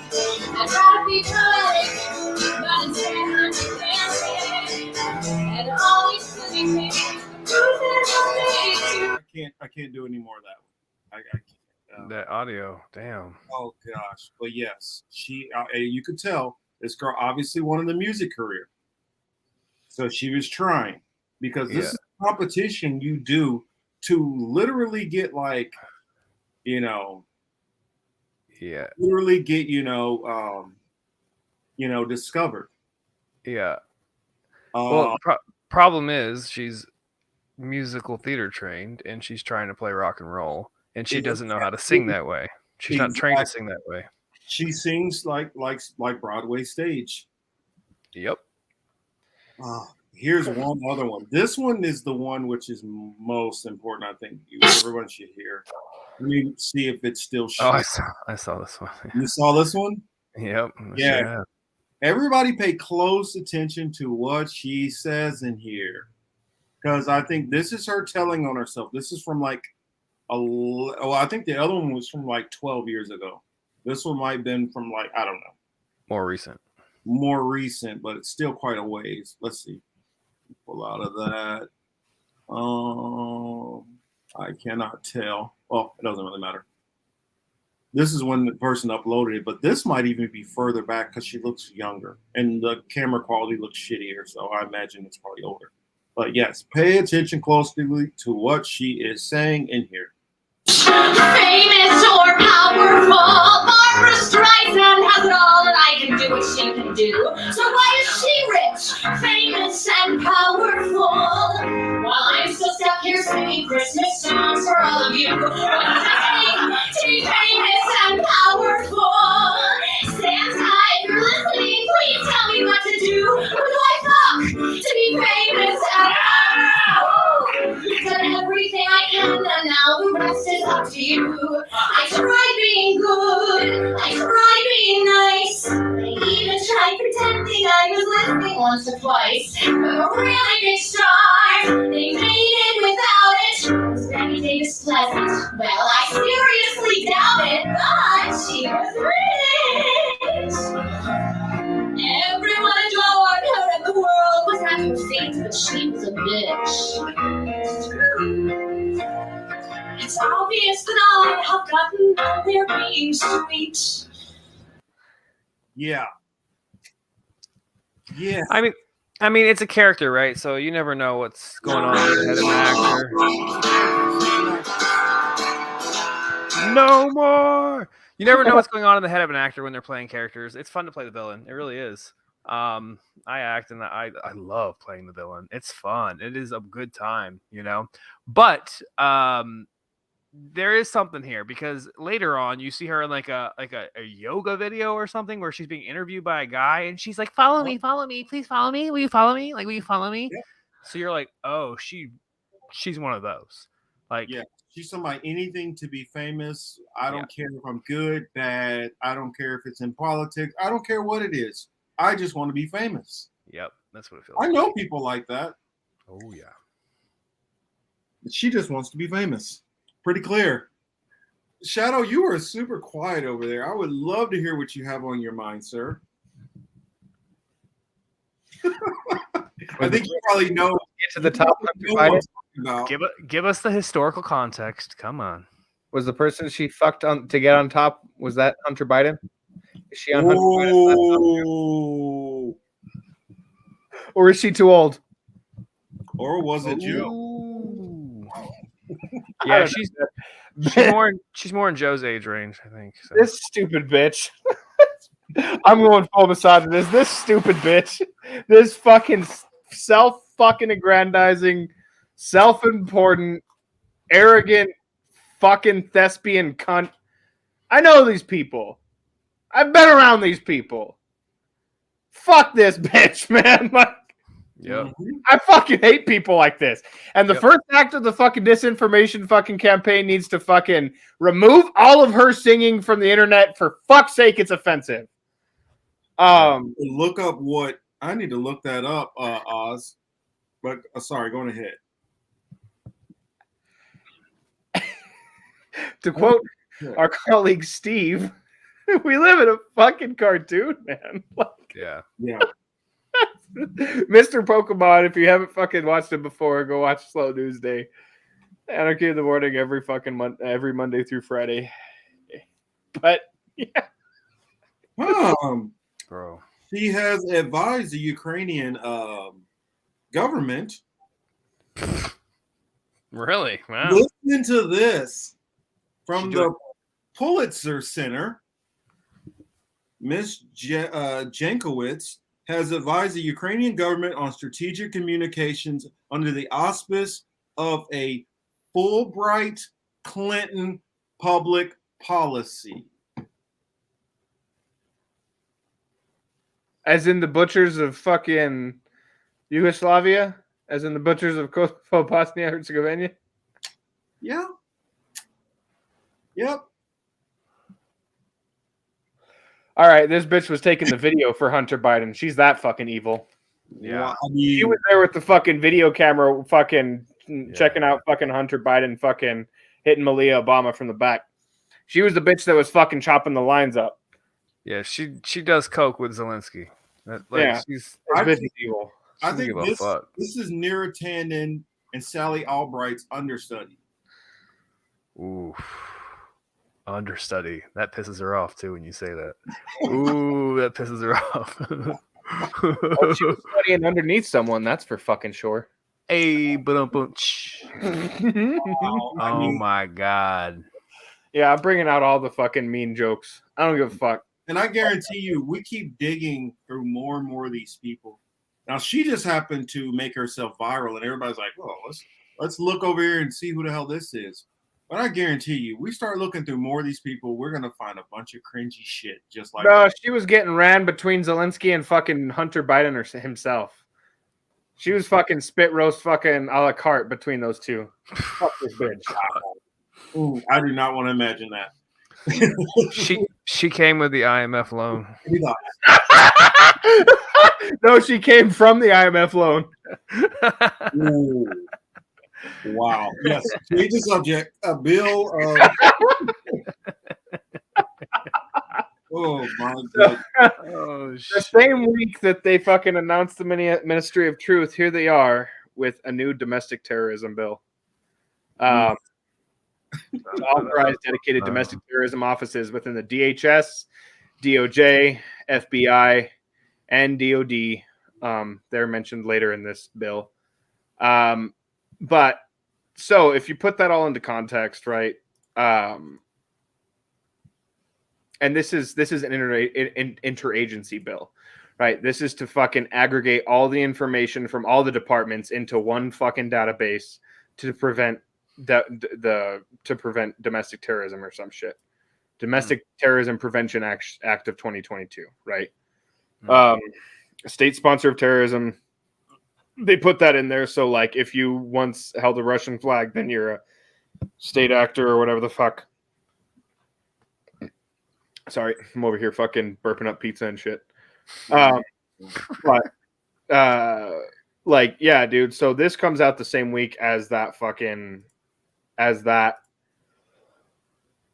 Ministry of Truth fucking organization. And if you put both of those things together, the Ministry of Truth will be aggregating all information that's ever disseminated online ever. And then they can come after you for domestic terrorism at the same time for anything that you ever said in their other database, right? Like, this is all a fucking connected deal, right? And like, it's just like how all of these blue check marks are so worried about Elon Musk. When Elon Musk is basically most of his wealth, you know, of the last 20 years at least, came from DARPA. No one says shit about that. Yeah. DARPA connected guy takes over the largest social media or most influential social media platform. And they're worried about what you're going to say. So as we were saying about narrative and counter narrative, right? The narrative is we need to censor disinformation, blah, blah, blah, blah, blah, blah, blah. And the counter narrative that's offered is we need to worship this oligarch billionaire who's fucking DARPA funded, who's also a state actor. But he wants to verify your fucking identification as well. See, this is how we know they back multiple horses. Because I don't know if you guys seen that story about Zuckerberg lately, that Zuckerberg's wealth has been dropping. They back multiple horses. They own all the horses. They own the fucking stable. They own the fucking race. They own the betting booth. They own the fucking bookies. They own fucking everything. They own the money that you're betting with. Right. Yeah. Zuckerberg's wealth isn't even his own wealth. He's like, oh, I lost the wealth they gave me. Oopsie poopsie. Like he'll just get more if they want him to have it. Like just like Weinstein's wealth wasn't his. I mean, Epstein's wealth wasn't his either. None of these people. Think about it. Like none of the famous billionaires just became billionaires. Like Bill Gates didn't fucking invent fucking all this technology that he got rich off of. Yeah. One day he started a company out in Arizona, and they're like, "Oh, this military technology just happened to, fall into the lap of Bill Gates and his business partner." That wasn't, his parents didn't have ties with the Republican Party of Washington State. No way. Well, it's just like or nobody Democratic Party or whatever party. Nobody talks about the and I guess I don't know if I've created this term or not, but I'll call them the PayPal boys. How all of them out of South Africa, which they got all of a sudden all these guys out of South Africa all of a sudden are super wealthy and then take over PayPal and it just takes off all of a sudden. I mean, that's not strange that all of a sudden, yeah. And then you factor in they own PayPal. Now, what is PayPal doing right now to a lot of journalists who push back? Cutting them off, baby. Cutting them off. I'm like, guys, don't see how all this stuff is all tied together. Yeah, it's quite obvious at this point. It might have been hard to see it coming years ago, but at this point, it's like, guys, it's a little obvious. Like, hello, woohoo! Like, yo, dude, like this is like. You got fucking dudes that are calling themselves self-made that made all their wealth and all their startup capital by slavery in fucking South Africa. It's like... And yeah, still owning fucking media outlets. Fucking. We'll coup whoever we want to coup, but free speech. But free speech. What is happening? Like what? And then we got fucking Mary Poppins over here. Like, are you kidding? This is like peak cartoon. Like, you thought like the beginning, like you thought the last 2 years of COVID nonsense was bad, and then the Ukraine shit was bad. I mean, I think we're hitting the peak. I don't know if it can get any more cartoonish than where we're at right now. You better knock on some wood. You just fucking. How did that happen? I tried to block this damn dating site and it blocked Yona. Shit. Yo, you're gonna figure out how to undo that. Yo. Oh. It's like InfoWars, like the real information wars. Like this is where it's at now. This is where information wars have gone. Mary fucking Poppins and fucking Iron Man wannabe. Like, are you fucking kidding me? Iron Man wannabe. I mean, come on now. Come on now. Oh my god, it's crazy. It is. And of course, the Amber Heard thing is happening at this exact time. How is this even possible, guys? This is like you cannot write. Like this is a script. Sorry about that, Yona. The whole thing's a script. Everything's a script. Like our entire reality is fake, guys. Like yeah, you live in a cartoon, like legitimate cartoon. Like what is? Is there anything that's real anymore? Like I sometimes wonder, like.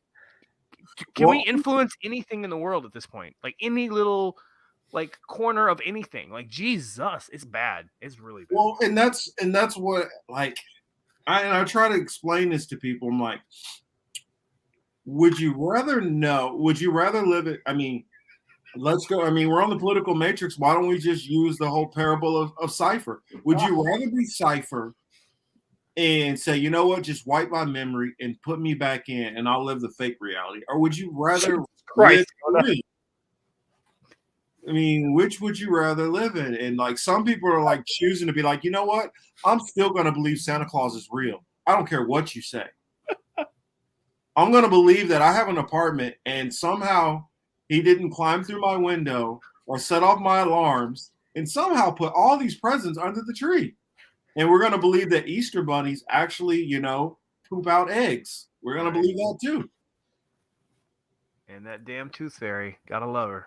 Gotta love her. I mean, and what the hell is she doing with all these teeth? Wow. I mean, she's got a thing with George Washington, What is she doing with baby teeth? I mean, what is going on? Is she making dentures for other fairies or something? I mean,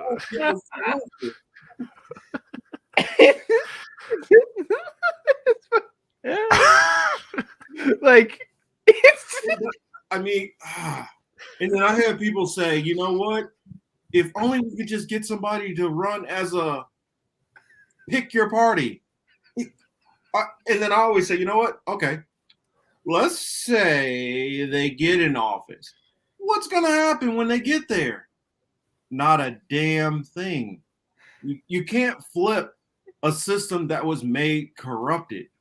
I mean, I'm trying to think, if somebody was a bookie their whole life and all they did was like take money from people, how do you try to change them? That's our political system. It was literally built on rape, robbery, murder, genocide, theft, breaking promises, breaking treaties, and somehow we're going to go in and make that system good. Oh, goodness. Glory is doing her best. Yo,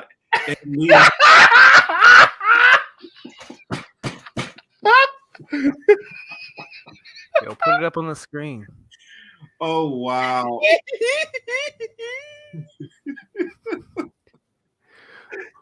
I'm telling you, Ricky, you're normally not in here, but this is normally the what realist activist Everest.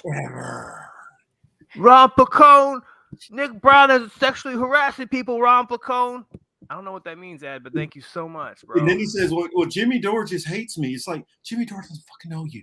He doesn't give a fuck about you, bro. Like, Doesn't know your name.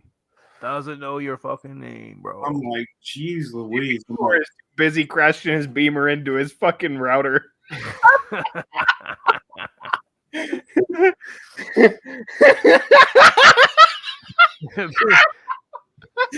I mean, bro. Oh, if he had a doll, if we had an Edley doll, it would say this.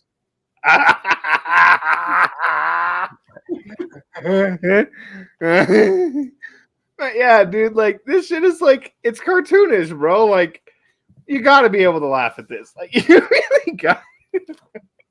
And he's one of our favorite fucking party crashing cartoons. Like he shows up and it's like, yeah.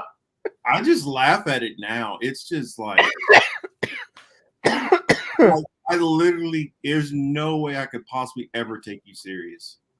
You're literally just a walking joke. Hey, Ricky, did you know that you were sent to replace the realist? Did you know? Apparently, yeah. I just exist in New York City, so as a white man in New York City, I have replaced Edley. I'm sorry, everyone. It's my fault. Apparently, that I existed in New York City. Of course, you know this is a platform for hatred against. Go ahead, say it. The only Asian man. Got a small dick. Tell me I got a small dick. The most important Asian man in the world.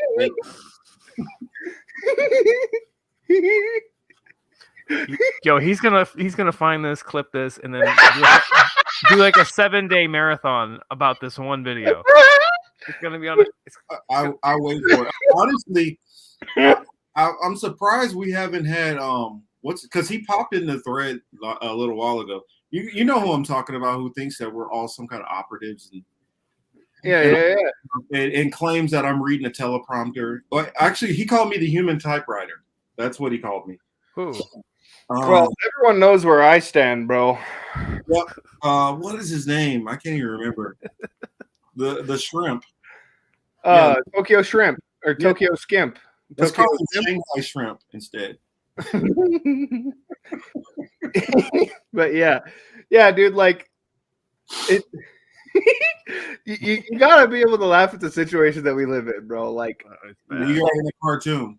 It's like you're the guy who literally never shows his face, and then when you don't have videos of people to go after, you sing songs very weirdly off key, and that's what your channel consists of. And you've been doing it for like 15 years apparently, and you think he even thinks like Franco has been around for 25 years, according to him. You know, he's actually this other guy who was reporting on baseball before. You know that fucking Dale Gerbil has his own fucking trolls too that say he's like a conspiracy tuber or whatever that never showed his face. Who does?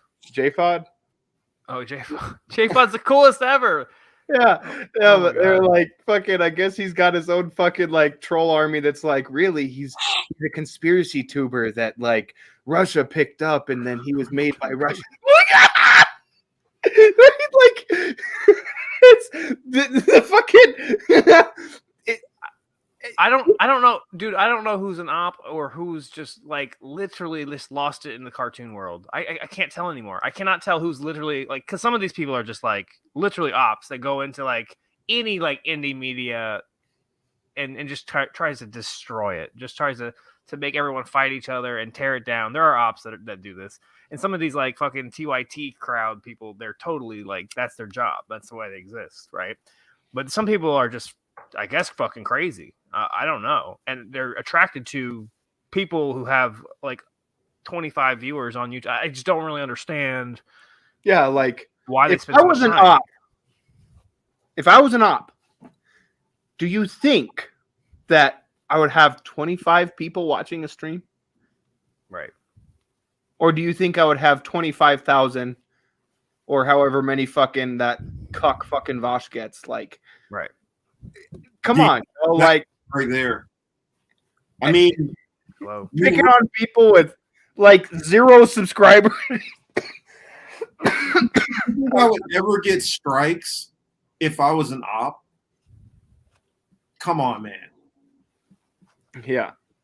I'm just like the shit is fucking comical, guys. Like, and also like it. Why you gonna fucking start beef, man? Like, I told him this is how I know he is an op.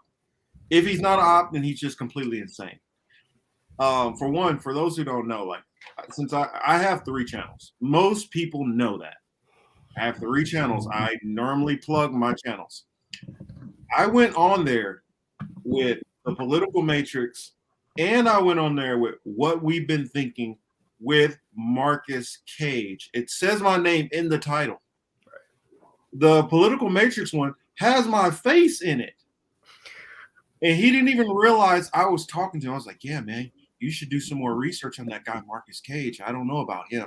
Wow. And he's going back and forth with me and doesn't even realize he's talking to me. I've even told him, if you think I'm fake, why don't you just have me on your show? I'll do an interview with you anytime.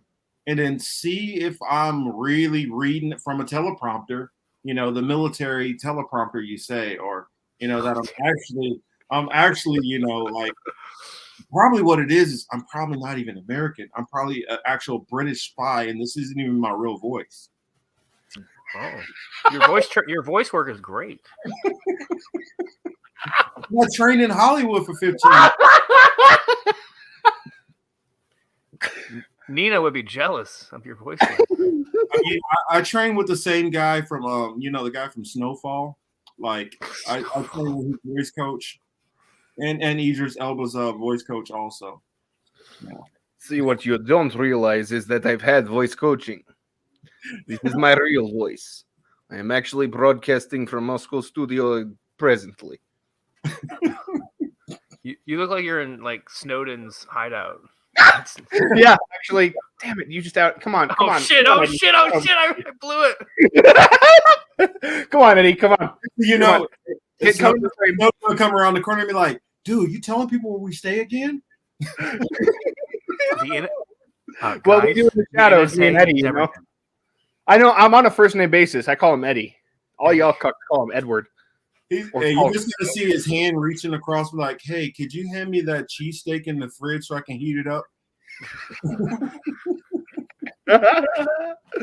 Sucks living in this Faraday cage. You always see me fucking like looking up when I'm talking. I'm looking up because like the aliens are controlling me. Oh. So I got to make sure I don't piss them off. Oh shit, I blew their cover.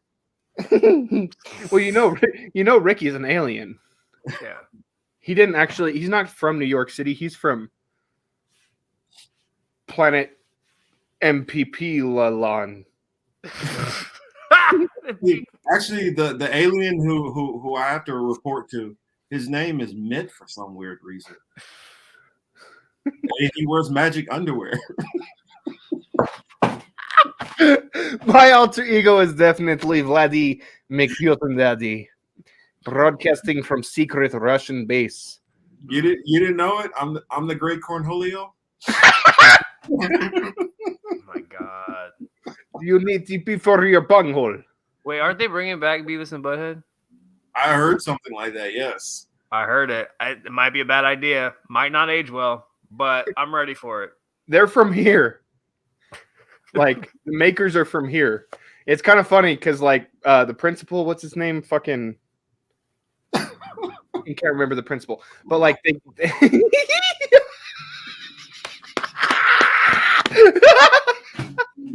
Oh wow.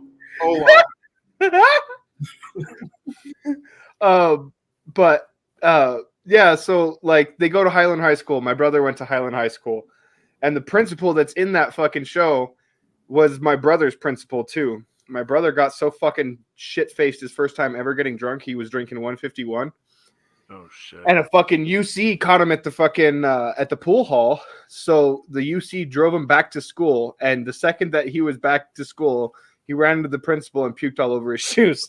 So the principal in Beavis and Butthead, my brother puked on his shoes. That's my claim to fame. Oh wow. And that's also how you know I'm an act. I'm an op because I have a backstory. Oh, that's right. I'm not that. We might be going all in tonight, but you know Hunter and Zelensky are going all in on the fucking Tsar of Minister of Truth every night. Good God. Good wow. God. Roast. Whoa, roast. Yeah, I mean, like, I might get some people in trouble for being such a fucking prick tonight, but you know, that bitch pissed me off. Oh boy, I guess we'll go ahead. We're done. We're just being silly at this point. And I know it's getting late over there for my boy Ricky. So fuck, dude, it's late in there. I'm sorry. Oh, good. This has been great. Oh, Chris is normally like this at this point. Oh. I'm just playing, Chris. I'm just playing. Oh, there it is. Where'd it go? Misha. Those are goddamn boys whacking off in my tool shed. See, and that's how you know Marcus is an op. He's actually the voice that plays King of the Hill. You thought it was a white dude the whole time. Or I could be another voice, like, you know, because I'm getting kind of hungry. Why don't we all have some waffles? Waffles are delicious. Oh my God, that's good. You're gonna be the next, you know, czar of the Ministry of Truth. I'm next czar. You're sucking at this. I am Vladimir Putin Daddy. I broadcast from super secret Russian bunker. Super secret, yeah. You guys ever seen The Great White Height? Oh, if you have not seen it, you guys need to see this movie. Great movie. All-star cast. Damon Wayans, Samuel L. Jackson. Oh wow. Jeff Goldblum's character. Like he's trying to like catch Samuel L. Jackson's character, the Reverend Sultan. And so the Reverend Sultan, who he's a boxing promoter who like robs his fighters and stuff. And he's like doing all these essays on him. He's like, he's actually the devil incarnate. And then like he sets up this meeting with him. Then he comes back out and it's like, all right, roll camera. What is boxing today? You can tell it's completely like sold out. You said, oh, I'm Boomhauer. Let me try to think of something because I got to know what I'm going to say to do Boomhauer. Because you know that's the secret to Boomhauer. You guys know what his occupation is? Huh? Boomhauer. Do you know what his occupation is in the show? It's on one episode. He pulls out his wallet, and there's a badge in there. He's a fucking cop. What? Boomhauer's a fucking cop. No shit. I can't be Boomhauer. No, you are Boomhauer. You are cop. Everybody already thinks You are Russian cop. You can't spell. That's the truth. You can't spell cop without op. Hey, the real Kenyan CIA agent. Kenyan Yeah, actually, Lindsay's over here sucking the cocaine out of my butthole that I blew up there about three hours ago. Man, they could have had me play somebody in Black Panther then. I mean, the power is stricken from the Black Panther. Could have had me play somebody. I heard they're looking for a new lead. Hey, I'd play that shit in a heartbeat. You gotta remember another thing. You need good accent coach. You would need good accent coach. Marcus is a Nigerian prince trained by the CIA right there in Arlington. Well, yeah, you didn't know that? I went to the schools of the. Oh no, I didn't. Not the schools of the Americas. I did not go to school with Wang Guaido. Come now. Don't be pussy. But Dale said somebody on Twitter asked who the Republicans would put as czar of the Truth Ministry. DeSantis. Oh, are they not? Are they setting this up? Yeah. You think he's gonna run for president, not get it, and they're gonna put him in the Truth Ministry? He's gonna run for president as a consolation prize. They're gonna put him in as something. I think he really fucking, because he has such a grip on the Republican Party people. Like, yeah, he really does. Or it's you know what? corny. Woman for woman, they could put Marjorie Taylor Greene. That's like some bitch. Yeah.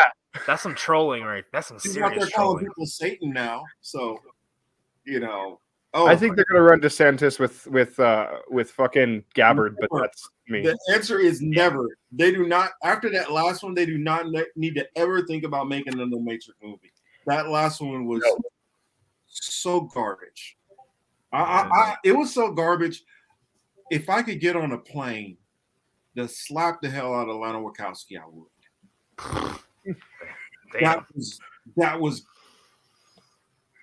If you don't about anybody, if you're up high up and you're doing project, entertainment, whatever, you don't want to do it anymore, let it go. You don't have to burn the shit on the way down. Yeah. You don't have to do like the guys, I can't remember these jackasses for Game of Thrones, what they did with the last couple of seasons. You don't have to do that. Just so you can go over to Star Wars and then burn that down too. You guys don't have to do that. Just go do some weird indie film that you really want to do. And Steven, I will fucking slap you too. Steven, do you have abundance of coke around you right now or something? That's what it sounds like with that response. Zelensky is snorting the cocaine that I blew up my asshole right now. Like, can you hear him as is the voice, Mr. Volodymyr? You know what? True story, Glory. I used to get these like emails, and I would be able to spot it was fake right off the bat. So what I would do instead of like, because like some people they get hustled by it. Some people it's like I'm not paying attention on that garbage. Me, you fuck with them. I fuck with them. I have fun with it. I'm like, oh damn, you're stuck in that hotel, man. Okay, so while you're in the hotel and you don't have any money, how are you still in the hotel? Because I would get like these women that would be like, oh, you just look like such a great guy, and I would like to meet you. And I'm like, oh, okay, cool. All right. I know the scam is coming. And it's like, oh my God, it was so fun chit-chatting with you for this week. Because, you got to string it along a little bit. They'll sing you one every day. And then be like, you know what? Even though it's only been a week, I feel like you could be my soulmate. I'm like, really now? Okay. All right. All right. What? If we could just keep talking like this, someday we'll get to meet each other and and then I would take care of you because I'm so wealthy and all that. My family in whatever place, Bucharest or some shit, they'll take care of us, and we'll never have to work again, and we could just live traveling everywhere. I'm like, oh, cool, that sounds sweet. And then it goes to, oh my God, do you believe what happened? My mom, she's in an accident, and I lost my passport and my wallet and everything. I'm like, so they kicked you out of the hotel? No, they didn't kick her out of the hotel. She's still staying in the hotel. Okay, well, call from the hotel. Oh, well, they let me stay there, but I can't call. I can't use the phone. And he's like, okay, that's what you're saying. So you can't walk by anybody and randomly ask them to use a phone to even call collect? Well, see, I don't really know the language that well here. Like, so you travel to a place where you don't know how to really communicate with anybody there, and if stay there for an extended period of time, and you're staying in a hotel with no money for weeks, oh, I'd string this shit on for like a month, man. I have a good time with this shit. I just want to see how long this story is gonna go. It's like, man, you are creative. I mean, you should be fucking writing screenplays somewhere, because this is an amazing drama you've unfolded. Like, now your mom is getting better. She's gonna get out of the hospital, and she'll be able to release funds to you. If only you can get me to send like $300 or $400, and you promise it's only the $300 or $400 that you're gonna need. And I'm like, I'm working on getting that together. If there's anything else you need, please let me know. Oh my God, I just heard another thing. While my dad was going to pick my mom up from the hospital, they got into a car wreck. My dad but now they don't have a car, and so they have to pay all these fees. And I'm like, oh, damn, that sucks. So how much do you need now? Oh, if you could send like 800 or 900, I mean, I think that's all we would need. Like, oh, okay, I'm working on it. I'm working on it. They're like, you know what? I think today it might be possible that I might possibly, if I hop on my left foot 3 times in a circle, might be able to use a phone. They just keep going on. I'd be impressed, honestly. Like, I've caught you in so many holes in this story, but you just keep you're like that damn the Energizer Bunny. You just keep going with this lie. It's like Dr. Fauci was emailing you. but the droplets in the confers immunity, and the third one, but the fourth one, but the fifth one, but the hey Macarena. It's like, what are you talking about, bro? Like, can you imagine Dr. Fauci on Twitter? I mean, on Tinder. Oh my God! Dated a woman. Well, actually, I'm about 6'5", and I'm only about 40. And I actually have rippling muscles. Yeah, I'm not an elderly Keebler elf or anything. Yeah. Fucking A.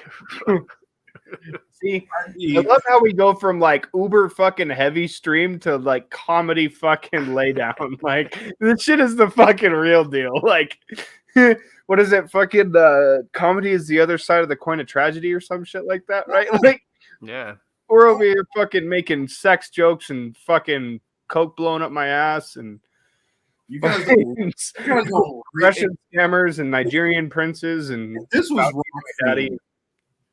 How bad I would see. You guys got to remember, you guys are still getting an edited version. Guys are getting the PG-13 version, maybe R, but we went on Rockfin. You were definitely getting NC-17 or higher. Wait, is NC-17 still a thing? Probably not. Yeah, it's uncommon though. I don't know why. I'm getting old. I'm telling my age again. This is rated E for everyone. Yes, but on Rockfin, it's rated M for yo mama, bitch. Yeah, we're here, Kelly, and you have not made a third leg joke all night. Which I'm kind of surprised. I mean, you sure they didn't body snatch you? Mm-hmm. Or maybe you didn't make the joke about the third leg because you already got the third leg.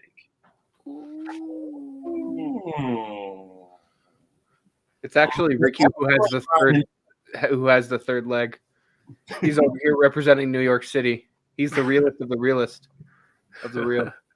You got Dirk Diggler's son right here. Dirk Diggler. That's why they call him Slick Rick. Hey. Oh my God, yo. Oh yeah, I guess you didn't know, Ricky. I mean, you see me on some of these streams where I'm answering questions and I'm being, nice and measured, but yeah, my stream's a little different though. It's a mix of like very serious and then very non-serious at the same time because I wear many hats and I try to wear them all at the same time. That's how I operate though, man. If I'm going to be talking about this heavy shit, I cannot be like, well, guys, we have to, be very serious while we talk about how horrible the world is. Like, it's so, like, lame. Who wants to talk about horrible things horribly? Dude, your mask video had me fucking rolling where you fucking, like, take off the scarf and then the mask and the scarf and the mask. Shout out to Graham Elwood. We have come full circle tonight, guys. Exactly, Glory. Glory says, we ain't even get drunk Uncle Marcus tonight. Dude, drunk Uncle Marcus is fucking excellent. I go to some different places on those nights. Like, and Chris is wild too. Don't let him fool you. Chris is the one who brought up, what was that Nigerian pastor who had women doing lap dances? Yeah. Dude, you should see some of this shit that happens on these streams, Ricky. It's fucking. Yeah, my show's wild, Ricky. Yes, I've seen a couple. We get wild. Glory, we're not talking about the monkey tonight. Monkey tonight. Which monkey?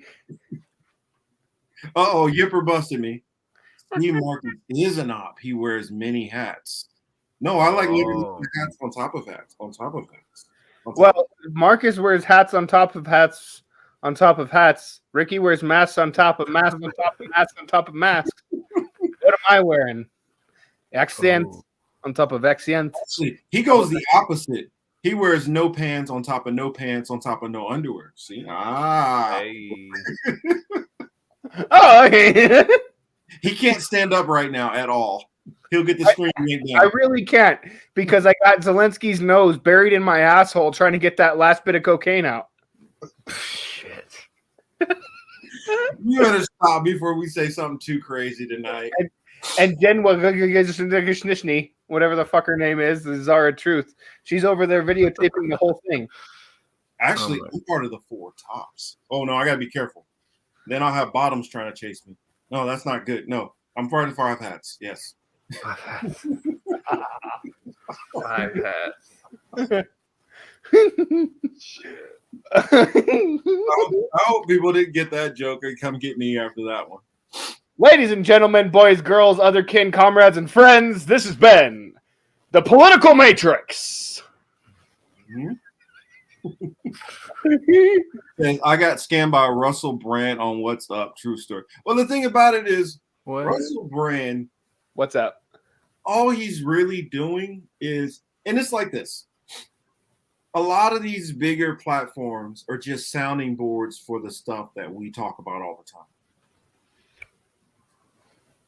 All it is if it was just me saying it, or if it was just Convo Couch saying it, or if it was just Slow News Day saying it, if it was just Frank Analysis saying it, if it was just, Berman saying it, if it was just any of these random people saying it, then it's only going to get out to, 30,000 people or so, maybe 40,000 people, all of the different streams who talk about this stuff all together. Until it goes, it's just like the rap game. Underground, it might be great, but until it gets mainstream, mostly nobody hears about it. Right. It has to get mainstream for people to hear about it. And so Though the Jimmy Dores, the Russell Brands, that's the purpose. That's mainstream. That's the only thing. It's promoting the same. Like, my thing is, and I don't get all in my feelings about somebody who's dropping information that we drop, and sometimes they jack it, unless it's like breaking points. Because I've seen them, like, I talk about something 3 times in a row. I've talked about something that they said, criticizing them, and then I watched them almost do like a kind of walk back or response video the next day without ever mentioning.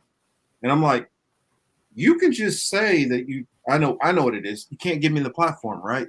If they mention me, then people will start looking at my channel. Right. When I start pushing back, I get it. I get it. Yeah, I mean, yeah, their audience definitely influences what they do, and the pushback they get on Twitter. I've seen it. It definitely influences them a little bit because they're trying to, like, they walk that fine line. They're kind of like in that in between. Yeah, but they never give the shout out to the little guys. They talk about, like, oh, we need to, like, do all these things, but, like, you never promote, like, the actual people doing those things. Like, you know what I'm saying? We need to free Assange, but we're never gonna, like, do an Assange event that's not part of, like, the cool kids. Well, you know what they are, right? All they are, and well, shout out to Sabby Sabs for this, because Sabby called it out. One of the first ones who pointed out and showed it, and I covered it the other day. They are the new TYT. Yep. Now TYT has their 5 million subscribers, and that's mostly because people probably don't even realize they're still subscribed to them. Right. And so they're like, "Oh shit, I'm still subscribed to these people." Right. It's like I had to do that with some people. Like, "Oh no, unsubscribe, unsubscribe, unsubscribe." Yep. And Kyle Kalinski's one of those. Like, I had stopped watching his content for a while, and I realized, oh shit, why am I still subscribed to this guy? Yep. He's become a complete, like, third-party tool. I don't even know about third party. He's just another sheep herder. Yeah. And I realized we just have to go through. Everybody needs to have a mass campaign, and some weekend just go through and just start unsubscribing to these people. And so it can reflect the real numbers. Like, I hear people like David Packman who are like, yeah, you could tell that I'm being shadow banned or censored. Nobody's shadow banning you. You don't even say anything of any consequence to anybody. Right. Just because people are unsubscribing from your bullshit fucking channel doesn't mean that people are being unsubscribed from you. You're probably saying some dumb shit, and people are like, yeah, fuck this guy. Right. That's all those people, though, man. No one gives a fuck anymore. No one wants to hear your, like, poor man's MSNBC take on shit. Like, no one cares. Like, they're either going to watch MSNBC or they're going to bounce to some real shit. Like, hello. Like, people fucking got this idea in their head that because Bernie's been saying the same shit since fucking 1849, that, like, I wrote all the damn bills. I wrote that bill. I wrote the Constitution. We need health care. We need health care for the American people. Oligarchy is controlling our governments. The United States has to fulfill its promise. It just kills me. Since fucking 2600 BC or whatever the fuck. And so people in media, independent or startup media, think you can run that same fucking model. You can't grow and progress and become something fucking different. Notice that, yo, this shit's wrong. No. You got to fucking stick on that fucking same dumb shit pulpit. Oh, yeah. I mean, that's the thing with Bernie. Like, when I honestly see somebody who has Bernie on their thing and forever Bernie, still with Bernie, not me. I mean, I see any of that stuff. Some of you guys wonder why I don't follow you back. If I see that, that tells me you still don't get, just like Ricky retweeted out about George Carlin. This is a big old club. I don't think you guys get what that means. When you guys talk about, yeah, the elites up here and we can do this and you can't fight. You can't idolize the elites. The elites control this system. And it's no part of the system that they don't control. Think about it. When the third parties do, when the Green Party's gotten on, 48, 49 ballots, well, what happens? They'll make all these different funky rules to make it harder for them to get in. So even if one or two gets in, they're irrelevant. But let's protect our democracy.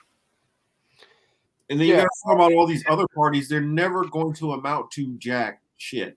Fuck democracy. Fuck democracy. Yeah, thanks. I ain't fucking interested in majoritarian rule. Did we learn anything from 2020 with the fucking majority fucking running around like a fucking with like a chicken with their fucking heads cut off, freaking the fuck out about everything, making shit fucking harder for the rest of us? No, man. Democracy ain't it. Like, the majority rule is fucked. Like, people don't. A majority doesn't have principles. Individuals have principles, right? Like, and the fucking majority is way too easily led by propaganda. And in the age of fucking information, dude, you can fucking get whatever fucking narrative you want out there and get as many people to your fucking side as you want. I have, like, for instance, fucking stimulus checks. Everyone got on fucking board for the shutdowns and everything else because they gave you $1,400 fucking dollars or whatever the fuck it was. Yep. The original one. It's just 2 weeks. Oh, you're gonna get an extra $600 on your fucking unemployment check. You give people some shit and they'll follow you into the fucking hell. Like, it's fuck democracy. Fuck the majority. That's the reason why people think I'm crazy when I read the Bible and stuff like that.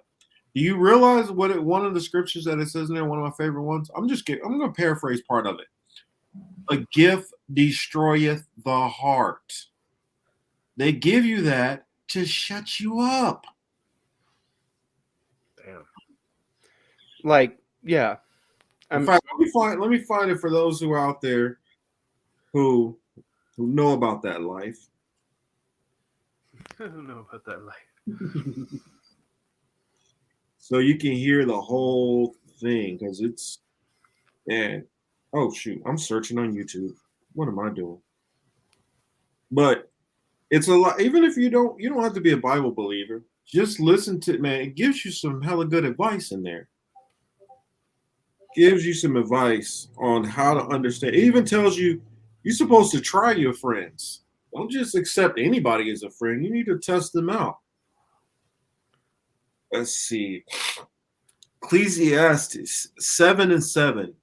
Surely oppression maketh a wise man mad, or woman. A wise one, not a dumb one. Keep that in mind. And a gift destroyeth the heart. So what that tells you literally is if you're wise and understand what the hell's going on, you should be pissed off. But be careful of that gift so it doesn't spoil you from being pissed off at what you're seeing. That's the reason why they're happy to take, that couple of gifts. Yeah, give me that little bit of money. Shut me up for a little while. Bread in circuses. Yep. It's fucking time-honored fucking tradition, dude. Like. Well, the Book of Enoch is BS, but I swear to God, my whole ass mission in life from this point forward is to get people out of the fucking of this paradigm of democracy. Yeah. Like, it's an illusion. There's a lot of bullshit paradigms, man. Yeah. The biggest illusion is, I mean, honestly, don't even have to go into the Bible if you guys don't want to. Go back and just listen to George Carlin when he talks about the owners. I know some of you guys have heard it before. Maybe you heard it 10 years ago, 15 years ago. Go listen to it now with all the information you know now, because sometimes you have to go back and re-look at things and you look at it with a fresh eye. Think about how many times you watched a movie, you're like, I didn't realize they threw all that shit in there. I mean, think about how many of these Disney movies that they threw all these sex jokes in the middle of it, and most of us had no clue were there when we were watching it as kids. Yeah. But you see it as an adult. It's the same way with damn near anything. Go back and listen to some of these old stand-up comics. See what they were really talking about. And also look at the change in how societies have changed over that time. Did society change for the better or did it change for the worse? Ask yourself those things. But we don't. We live in the moment, in the now. Doesn't exist. Society is a social construct that fucking people like to fucking draw upon. Orale, Glory. Mm-hmm. See, Glory's doing the. It's fucking Tina, Glory. Yes. Yep. Black chat, black flags. Like, and that's another thing is that you have these fucking anarchists out there that are like, I'm an anarcho-somethingist. You're just saying you want to replace the current paradigm with your own fucking chosen paradigm. Go fuck yourself. Like, no. You don't get the fucking point, right? Like, we have the fucking right to free association and to decide our own future for ourselves. And, like, anything past that is just a new fucking tyrant. Like, fuck that shit, dude. Especially, you got to listen to a man who looks like he's about to do boxing training. Just fine. But yeah, let's go on ahead. I was wondering, she says, I'm a feral bruja anarchist. But I was wondering, Ricky, I put it in the description, your channel. I was wondering if you want to plug anything for the people out there, let them know where to find you, what you got working on, any interviews coming up, anything you got going on. Oh, and let them know your Twitter handle. Yeah, I don't have much going on. I bounce around. I pop up places. I'm on the old Twitter. If you're on Twitter, that's my handle right there. It'll say Ricky Rants. It'll be that Ricky with the exclamation point with Rants on the end. And I'm also over on the YouTubes. I don't know what I'm going to do with the YouTube. I get in trouble a lot. I get a lot of I go on these rants where I just talk for hours, and sometimes I say things that are not YouTube good, not YouTube friendly. So I get the old strike, and so I don't know. I have to switch it up a little bit if I want to stay on YouTube. So we'll see what happens. Odyssey, Rumble. There's. Well, I'm working on the Odyssey right now, and I'm trying to race to get it done so that I can keep Shadow and Jack before they start something on their own. Be like, hey, just go on my channel. Go on mine and help build it up. Yeah. And so my goal would be is, when we get that platform, which is wide open for us to not be censored nearly as much, Jack and Shadow are Jack and Shadow are going to, hopefully be uploading commentary and more of this history and stuff like that. And definitely, I bring Shadow on, whenever I can. I know that he works super early sometimes and schedules can conflict, but I love having Shadow on here. And, hopefully I'll be able to have you on here more often too. I mean, I definitely had a lot of fun. Definitely enjoyed having you on. It's good to have Ricky's comic relief. He's the realist. He's the New York City realist. Yeah, I'm a New Yorker. I'm walking here. Watch out. Yeah. No. What borough are you in? What borough? I'm in Manhattan. Manhattan. Fancy. I'm very fancy in my little studio here. Flourish the pinky. Yes, we're very fancy in Manhattan. Yes. we destroy the tents of homeless people here in Manhattan. We do.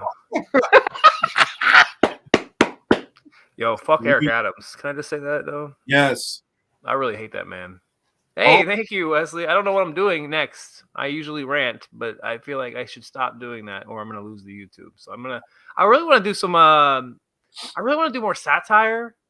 I want to do more. We've been doing satire for hours now. I kind of have been, right? Or you know what? I was thinking about something. Oh my god, are we starting the next TYT right now? No, but seriously. I got some ideas. Millions of dollars. Some ideas. That's all I'll say. I got some ideas for you, Ricky. For me? Yeah, oh yeah. Oh god. No, I gotta get an email from a Nigerian prince. Like, what's happening? On my other channel, me and my other co-host Jalen, we talk about a bunch of stuff which is like outside. Like I try to bring up topics that are like not really as much political. That way we can have some fun with it. I mean, you can have fun with any topic if you. Well, true. If you're passionate about it and you can bring, yourself to it, there's some topics I just can't talk about. But, I do like the politics though. I don't know why, man. I just fell into it. We're gonna have to do just a rock fan. One of these days, we're gonna have a rock fan exclusive show, and I have to have you on. That'd be fun. Oh, dude, we could go into some shit. Oh, you already know we're gonna go deeper into the families one of these days. Yeah. Because I don't know if you've seen it, Ricky, but I did a 13 families. Can one of my moderators, because I'm not good at doing this, just snipe them and take them out the frame real quick? Damn, Glory's with the fucking quickness. Assassin right there, sharpshooter from the distance. I like the monkey. I want to hear about the monkey. Later, we'll talk about the monkey. All right, yeah, we'll talk about the monkey later. I mean, I told the monkeys. It's an old military story. One of these days, you guys can get me to tell some old stories from the military. Oh shit! Yeah, this was in Greece. What happens in Greece stays in Greece, Marcus. What the fuck? That's right. Super drunk, crazy times, young Navy days. So we're going to that one of these days. One of these days, I'm gonna have just Q&A. I'm gonna let you guys, the chat, just fire questions at me. Ooh. So I'll let you guys, because you gotta remember, I've literally lived in a bunch of different places. I've traveled to a bunch of different places. Like, I've probably been to roughly 30 of the states and probably about a good maybe 12 to 13 countries. Pretty good. I've probably worked easily more than 20 different jobs. Oh, yeah, I'm not one of those people who stays at a job for 15, 20. No. Now, the longest I've worked at a job was when I worked at Lowe's for like 7 years. That's the longest. Like, I worked for True Green for a while. I worked for Quest for a while. I did corrections. I worked armored truck. I worked delivery. I worked in like a grocery warehouse. Weapons in the military, all kind of stuff. Oh shit! So I got tons of stuff. I worked at Lowe's and Home Depot options. I worked at Home Depot doing night stocking. And at Lowe's, I worked in the garden. Then I worked register, customer service, returns, worked in lumber for a while. Damn. Delivery, and then I was a PSA, was it product service associate. So when you walk into Lowe's, the guys, which you see with the brown vest that are not vendors, the ones who like do the displays and order products and all kind of crap like that, and a bunch of other stuff, did all that stuff. Yeah, the break room cleaner. No, that's just the they wear a brown vest too. I know what you're talking about. I can't remember. That's the custodian. But that's not the same as each of the stores have have PSAs. At Lowe's, you have like about 3 or 4 in each store. They wear blue now. Oh, they wear blue now. Cool. Marcus Cooley had all these different jobs to perfect his military and speak. Oh wow, because he's an op. Well, and I went to college for business administration, and then I switched over to secondary education, majoring in history and minor in political science. So, Jesus Christ. Yeah. I'm just an electric hook. Well, you got to remember, for being a torpedo man, I had to go through some electrical school also. Electrical, heating and cooling, and what else? And like learning a little bit about plumbing, sprinkler systems, and stuff like that. Because for torpedo men, we have to maintain our equipment, so I had to maintain the magazine sprinklers, on the ship. on shit. And for torpedo tubes, they have heaters and coolant inside of them. So you have to monitor that, along with knowing about explosives and stuff, and knowing a little bit about hazmat because of the auto fuel that's in there and radiation, and then I dealt with Tomahawk cruise missiles, all kind of stuff. So, dog, we never even fucking like talked about anything that was happening on the fin, bro. Oh shoot! Hey, if Ricky's still game to keep talking, I'm game. I don't care. Ricky looks tired. Look at him. I'm fine. He's like, you look more tired than me. What you talking about, Shadow? Whoa, called you out. Boring.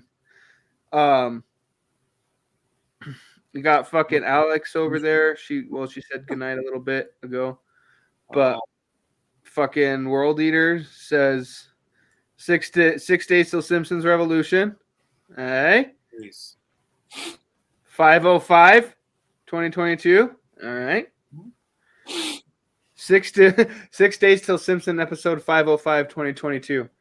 Is that the one where Russia fucking drops a fucking bomb on the United States or some shit, or Vladimir Lenin wakes up or something? Oh shit. Oh shit. Simpsons, man. Oh, that's funny. I'm sorry, World Eater. I wasn't paying attention. He says, "Why do you guys give a shit about votes? Why are you not land and smelting metal?" That's a good idea. That's smart. Very smart. Fuck YouTube. It says Marcus R. What does that say? Are Raytheon missiles really environmental? Yeah. Oh, that's funny. Yeah, and the paint that they use to make the rainbows on them, there's no lead in it. It's great. I'll tell you something. I'll tell you a trade secret real quick. This blew my mind when I found this out. I was like, "What? I can't believe we waste money like this." Now at this point, I was like maybe 20, bro, and I was finding this information out. Oh yeah. For Tomahawk cruise missiles, and by the way, we have magazines. And for those who don't know what I mean by magazines, I'm not talking about the ones which go in your gun or your rifle.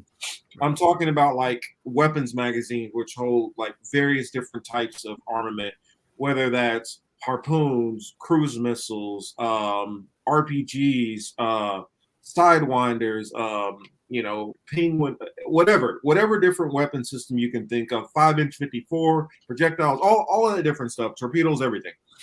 Well, in those, we would have all this old stuff, bunker busters and everything, which we literally have bought and paid off from all these weapons companies. And they literally sit, and we go in there and we move stuff around, reorganize it to fit more stuff in there. But for Tomahawk cruise missiles, we rent them. Now, at that time, the price tag was $13 million a month per Tomahawk cruise missile. If you buy it and use it, it's one-time cost of $40 million. So we would have basically whole warehouses full of them, where it's 13 million, 13 million, 13 million, 13 million, 13 million that we're paying every single month, waiting for a war to use them. I mean, it's just like money laundering. It's like, I mean, we literally used to have weapon shoots where we would go out and pull out all of this different stuff. And I mean, we might pull out some 50 cals, some 40 mics, 25 millimeters. I mean, all kind of different stuff. The 50 cal sniper rifle. I mean, we bring out a lot of different stuff and like old tanks and stuff, because I was stationed in Italy, and we just literally take a weekend and just shoot off shitloads of ammunition for a whole weekend just to reorder it all again. Yep.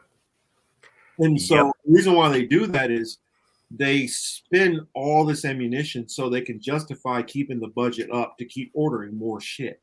Yep.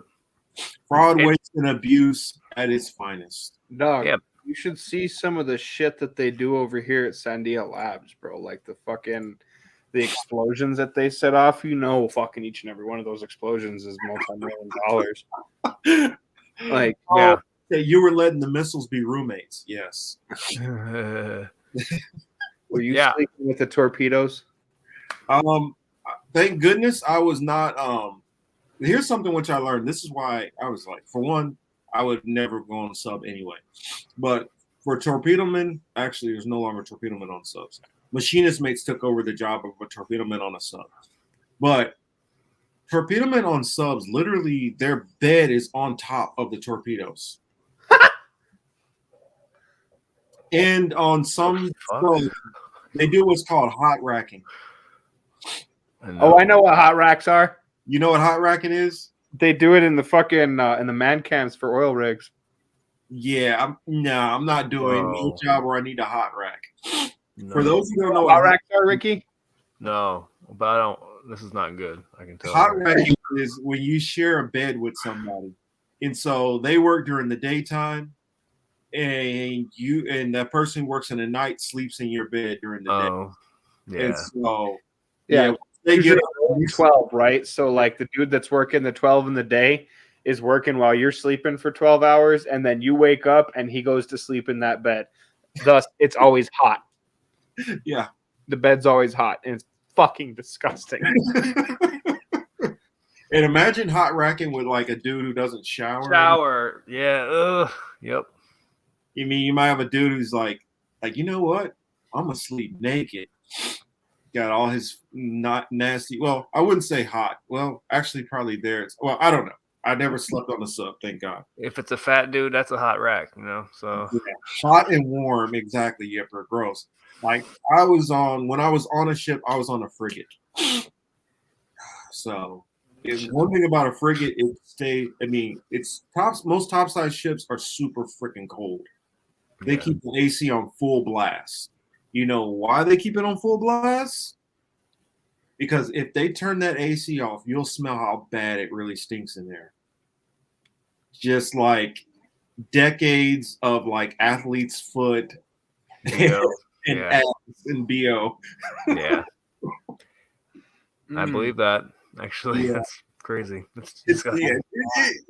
A ship is not a very clean place to be. That's gross. My ship got decommed like maybe about 10 years or decommissioned about 10 years after I got out. You guys can look up the ship. It's called the USS DeWert, FFG 45. That's the ship that I was on. Yeah. And it was named after a young seaman. I think his name was like Robert DeWert. I don't remember. But anyway, like he was a corpsman. He like saved like 4 different people in combat before catching a bullet and dying himself. So like he literally went back, dragged somebody who was wounded out, went back, got shot, dragged somebody else out, ran back while he shot, dragged out another person. And then when he went back for that 4th person, he caught like the last like couple bullets and died. Yeah. What a madman. Super hero type. So yeah, he got a ship named after him. Well, I guess one of the only enlisted people you'll find that had a ship named after him. That's rare. Yeah, it's very rare you find an enlisted person with a ship named after him. Marcus drops like it's hot. No, I'd stay the hell. I'm building an ROTC center right now. Mm-hmm. And I've got to like reserve this wall space or whatever for like for the Navy, because like one floor is going to be the Navy Marines, the other floor another floor is going to be Army, and the other floor is going to be Air Force. Coast Guard, I guess, can kick rocks, I guess. Maybe they get the fucking half a basement. But anyway, how did you know I have patellofemoral syndrome? That's weird. Are you stalking me, Choosy? I literally do have patellofemoral syndrome. For those who don't know what that means, that's a form of arthritis in your knees. Oh, that's cool. Oh, okay. That's Choosy's it up. I feel like George Mirasan probably had that. Remember that dude? But yeah, so like I got to reserve this wall space for the fucking Navy. They have the original ship's wheel for the USS New Mexico, which was like commissioned in 1912 or 13. Like it's pretty banging, dude. It's kind of cool. Like I'm afraid of oceans, but I think boats are cool. Oceans aren't. Well, depends. My first time going out to sea, it was rough. We were off the coast of Virginia, and we caught, what was it, 17 to 20-foot swells. And for those who don't know what I mean by swells, is like it's going up and down and sideways and back and forth. Yeah. And like this. They let you go. They'll be like, all right, you're it's a little rough for you, so go on ahead and go hit your rack. And so I had to like lock myself in because there's like little straps for you to put up so you won't roll out of your rack, because that does happen. And the floors are not soft. So does Benadryl make it worse? No, Benadryl can help. What was it? Dramamine is, I think, what they give you mostly. I think Benadryl for arthritis in the knees, but what is tranquility and chaos? What's the perfect dichotomy of tranquility and oceans? Oceans. There's fucking sharks in there. There's fucking octopi. Like especially like the Atlantic is rough when you first get out there, but when you get like halfway across, because we literally sailed from out of, where were we coming out of? Out of Jacksonville or Mayport, and we first went up to Virginia, near the, what was it, Newport News area and Norfolk, and then we went from there straight to Rota, Spain. And yeah, that took about 2.5 weeks to get there on the ship. For subs, they spend 3 months out to sea straight, and then come up for like 2 weeks, or come back into port for like 2 weeks, and then go back out for another 3 months. That sounds like hell. Yeah, hell, I'm not doing that shit. No, that sounds horrible. Yeah, underwater for 3 months. Yeah, or just chilling on top of it, but can't go anywhere because you're on a fucking sub. What? No. At least on a topside ship, you can go outside and have fresh air. Right. I mean, one of the things I used to do whenever we were streaming, because like say we had to get to a certain location for whatever exercises or whatever the hell we were doing, we would stream in the middle of the night. And streaming is just the ship is going at like top speed to get to its next location. Mm-hmm. And when it's streaming, there's like no real bumps or anything. It's moving like pretty fast. And so I would just go and sit outside while we were streaming. A lot of times out in the middle of the ocean, it's like completely pitch black too. It's like you literally can't even see your hand right in front of your face. It's so dark. So it's interesting. It's calming, but kind of creepy. That's terrifying. Yeah. Yeah, you can't tell which direction you're going or nothing. No, bro. The coolest thing though is when I'll say probably one of the greatest experiences being out to sea is when you get out there and you can kind of see you're starting to come back to land, and you're like, you see a little twinkle of light off in the distance, then you start seeing a couple more lights and it starts getting a little bigger. That's cool when you can see that. You can start first seeing land. And do you go land ho? And then you start seeing the birds start coming back out again. Because once you get to a certain point, wow. There's no birds. Birds stop following you. Yeah. There has to be islands around, to see birds out there. Yeah, that's how you know you're getting back closer to land. You start hearing or seeing birds. Yeah. Well, I'm not doing a cocaine sniff. No, I have allergies, and they're bothering. They flare up. Zelensky's doing the cocaine sniff out of my asshole. That's what I used to actually get prescribed Rosetta back when it was when you had to go to a doctor for it, because I'm allergic to pollen, dust, and mold. So when there's a high pollen count, this is what happens to me. Yeah. And it's super dry out here right now in California. Okay. Super dry. What the fuck is a fucking sea roach? A sea roach is shrimp. Shrimp is literally a sea roach. Oh. Sounds about right. What do the roaches look like in New York City? Fucking big as cats. They are big. They're really big, but I haven't seen that many lately. I've seen a lot of rats. I think rats have taken over. I think rats are like eating the cockroaches or something, man. Really? Because rats have taken over. Because we have all this outdoor dining, right? So what happened in New York? Because because the COVID shit's been so stupid since day one. They built these outdoor things, which is kind of cool. Some of these businesses got to stay open. Some of them tanked anyways. But they built these like outdoor shacks where people can like eat. It's like indoor. It's like indoor dining. I don't know. They're like, oh, it's much safer if you just dine outdoors. And then they built like 4-walled huts. So it's like several tables. COVID only goes about fucking is only present from 4 feet high and above, right? I know. Yeah. As long as you're sitting down, you're not going to get it. That's right. The protocols make so much sense. It's great. But they have all these little shacks where parking used to be. So parking's even more of a nightmare than usual in New York. That's great.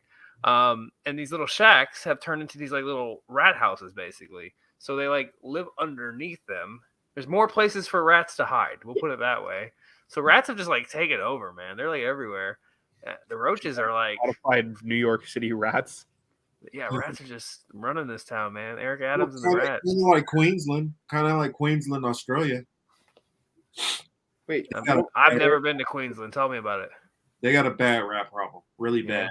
Like they literally like enlist like legions of cats and like rat terriers to like go through the city and try to kill as many as possible. I mean, like there will be times where because of flooding, it'll bring them out more, and so like it'll be whole streets completely covered. You can't even see the street. There's just rats everywhere. It ain't that bad here. Damn.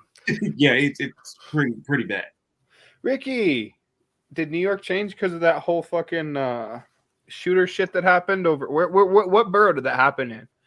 That shooter that happened in South Brooklyn, or like mid Brooklyn. So did that like change like the material conditions in New York City?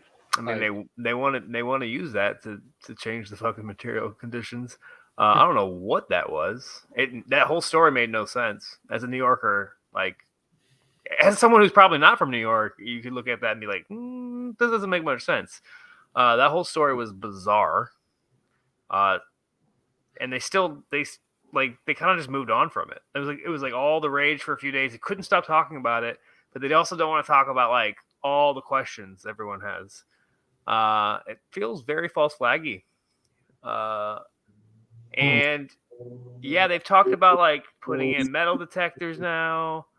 They already had cameras everywhere. I mean, we already have cameras everywhere in New York. They just didn't happen to work there on that day at that time. Yeah, they didn't work. The cops' radios didn't work. We just added more police to the subway right before that event. Before that event, we added more cops to the subway. The radios don't work. The cameras don't work. I don't know what kind of consent they're trying to manufacture. Metal detectors, you can go fuck yourself. I don't think New Yorkers will have that shit. I think New Yorkers will be like, fuck you. Like why don't you go fuck off? Yeah, you're average New Yorker, not your like pearl clutching Graham Elwood. Like they'll be like, oh yes, sir, here's my my keys. Can I put it in a little basket? No, like that's not fucking happening. Your average New Yorker's gonna be like, yeah, fuck off. I'm trying to eat my Dunkin' Donuts here. I gotta get to work, bitch. Like it's not gonna happen, bro. I don't know what they're trying to manufacture here. I just really think they're like trying to ramp up the police state, and the surveillance state. So, and I don't know what that event is going to accomplish for that because it's already headed that way anyways. But I don't know. Yeah, I've never been like the farthest east I've been is somewhere in North Dakota. That's not very far east at all. No, it's not. It's not even like it's not even Midwest. Midwest. It's not even Midwest. Yeah, you're not. Yeah, technically, that's still kind of a part of the West. Yeah, it's like kind of like the mountain region. Yeah, it's mountain region. Yeah, or plain. That's like the plains region. Yeah. It's the plains. But so like plains is technically part of the Midwest because Kansas is the plains. Yeah, like that's true. I don't know. It's weird, dude, because like I've never been. I don't know. So I the farthest west I've been is Tuba City, Arizona, like right on the fucking border of California, right? And the farthest east I've been is either somewhere in North Dakota or Dallas. So like, I don't fucking really know what that culture is like over there. So like to talk to native New Yorkers about like that fucking hellish place, because like I'm a fan of like Daredevil and shit. So when they talk about Hell's Kitchen and the crime and all that, Yeah. like, well, I'm not a native New Yorker, but I've been here for many, many years. Oh, really? Where are you from before that? Before Florida. What? Let's go. But I lived outside of Orlando, and I went to college in Gainesville. Ooh, I used to hate driving to Gainesville. Oh, cool. Yeah, that whole Stark, Lottie, and Stark. Oh boy. Is it Stark, Lottie, and I'm forgetting the other one. Because that's that bad speed trap area. Oh, because you did the Jacksonville thing, yeah, right? I lived in Jacksonville. Yeah. Yeah. Well, yeah, that makes sense.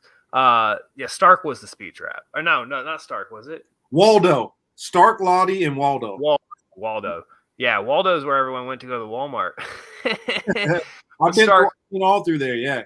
Yeah, Stark was I think where the speed trap was. Or just outside of Well, Stark. it was all three. All three were the Because bad one. Jacksonville, you hit Stark first. Because like you're coming off I can't remember which road that is, but you're going like roughly about 65, and it drops from 65 down to 25. Was it 25 or was it 35?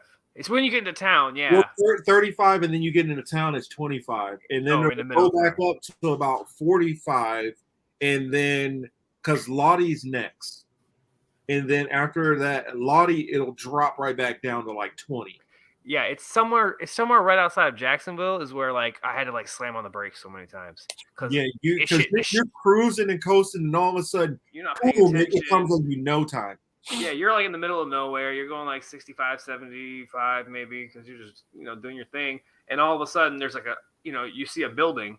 There's like, oh, okay, there's like a fucking like Family Dollar or something, and all of a sudden the speed limit goes way down, and you're like, oh shit, and you Family Dollar in the subway right there. Because is it a Family Dollar or something like that? There's like some, it's like it's town, there's a couple businesses, and all of a sudden, there's a fucking cop right around the other side of that building. Literally, it's right there. There was a building there, and there was always a cop there, always, and so many times I found myself slamming. 24/7, there's a cop there.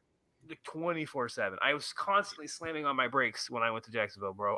I every time. I always almost get caught every time. Oh shit! It stressed me out. And then once you get out of that area, like because you have Middleburg, that's right before you get there. Yeah, I know that area. And so right around that area, you got to worry about FDOT, Florida Department of Transportation, because they will fuck you up too. Damn. Now, normally they only look for trucks. Yeah, man, I've seen them hit trucks for $5,000, $10,000 tickets, bro. And so most places you go, if you're armored truck, they'll treat you like a cop and be like, oh, okay, professional courtesy, we'll leave you alone. Like inside of Jacksonville, Duval County, I'm good. Orange County, any of those other places, I'm good. But not once you get out there, they do not give a shit. Yeah, they pull you over just like anybody else. Dude, one of the best experiences I ever had. Well, actually, the second best experience I ever had with a cop was in Colorado in one of those situations, right? We got fucking pulled over for something, me and my coworker. And we were like, fuck, because it was right after one of those like slow down things. And he had pulled us over for something like stupid, like minuscule. And we were both like, dude, we thought you pulled us over because the fucking speed limit dropped. And he looks at us like, dude, that's a slowdown zone. That's chicken shit. I would never pull you over for that. The fucking cop told us that. I was like, damn, dude, this guy's kind of cool. And fucking, me and Tina were fucking living in this fucking fourplex, dude. And we got a knock, and we were in bed. We got a knock on the door, and I went to the fucking door. My dog rushed the door. Right? She was a puppy. And it was the fucking Larimer County Sheriff's. We open the door and they're like, fucking Laramie County Sheriffs, and they're like, don't shoot my dog, right? Because like I'm from Boke, where cops will shoot your fucking dog, and like they look at us like, why would we shoot your dog, dude? And like they fucking they're like, we got a noise complaint. I'm like, I look down, I'm like in my pajamas, the lights are off in the house. Like I'm like, dude, I gotta work at 4:30 in the morning. Like I'm going to sleep, man. Like, can we come in? It's like, yeah. And they came in, and he looks at my fucking bong on the fucking table. And he's like, nice water pipe. I'm like, yeah!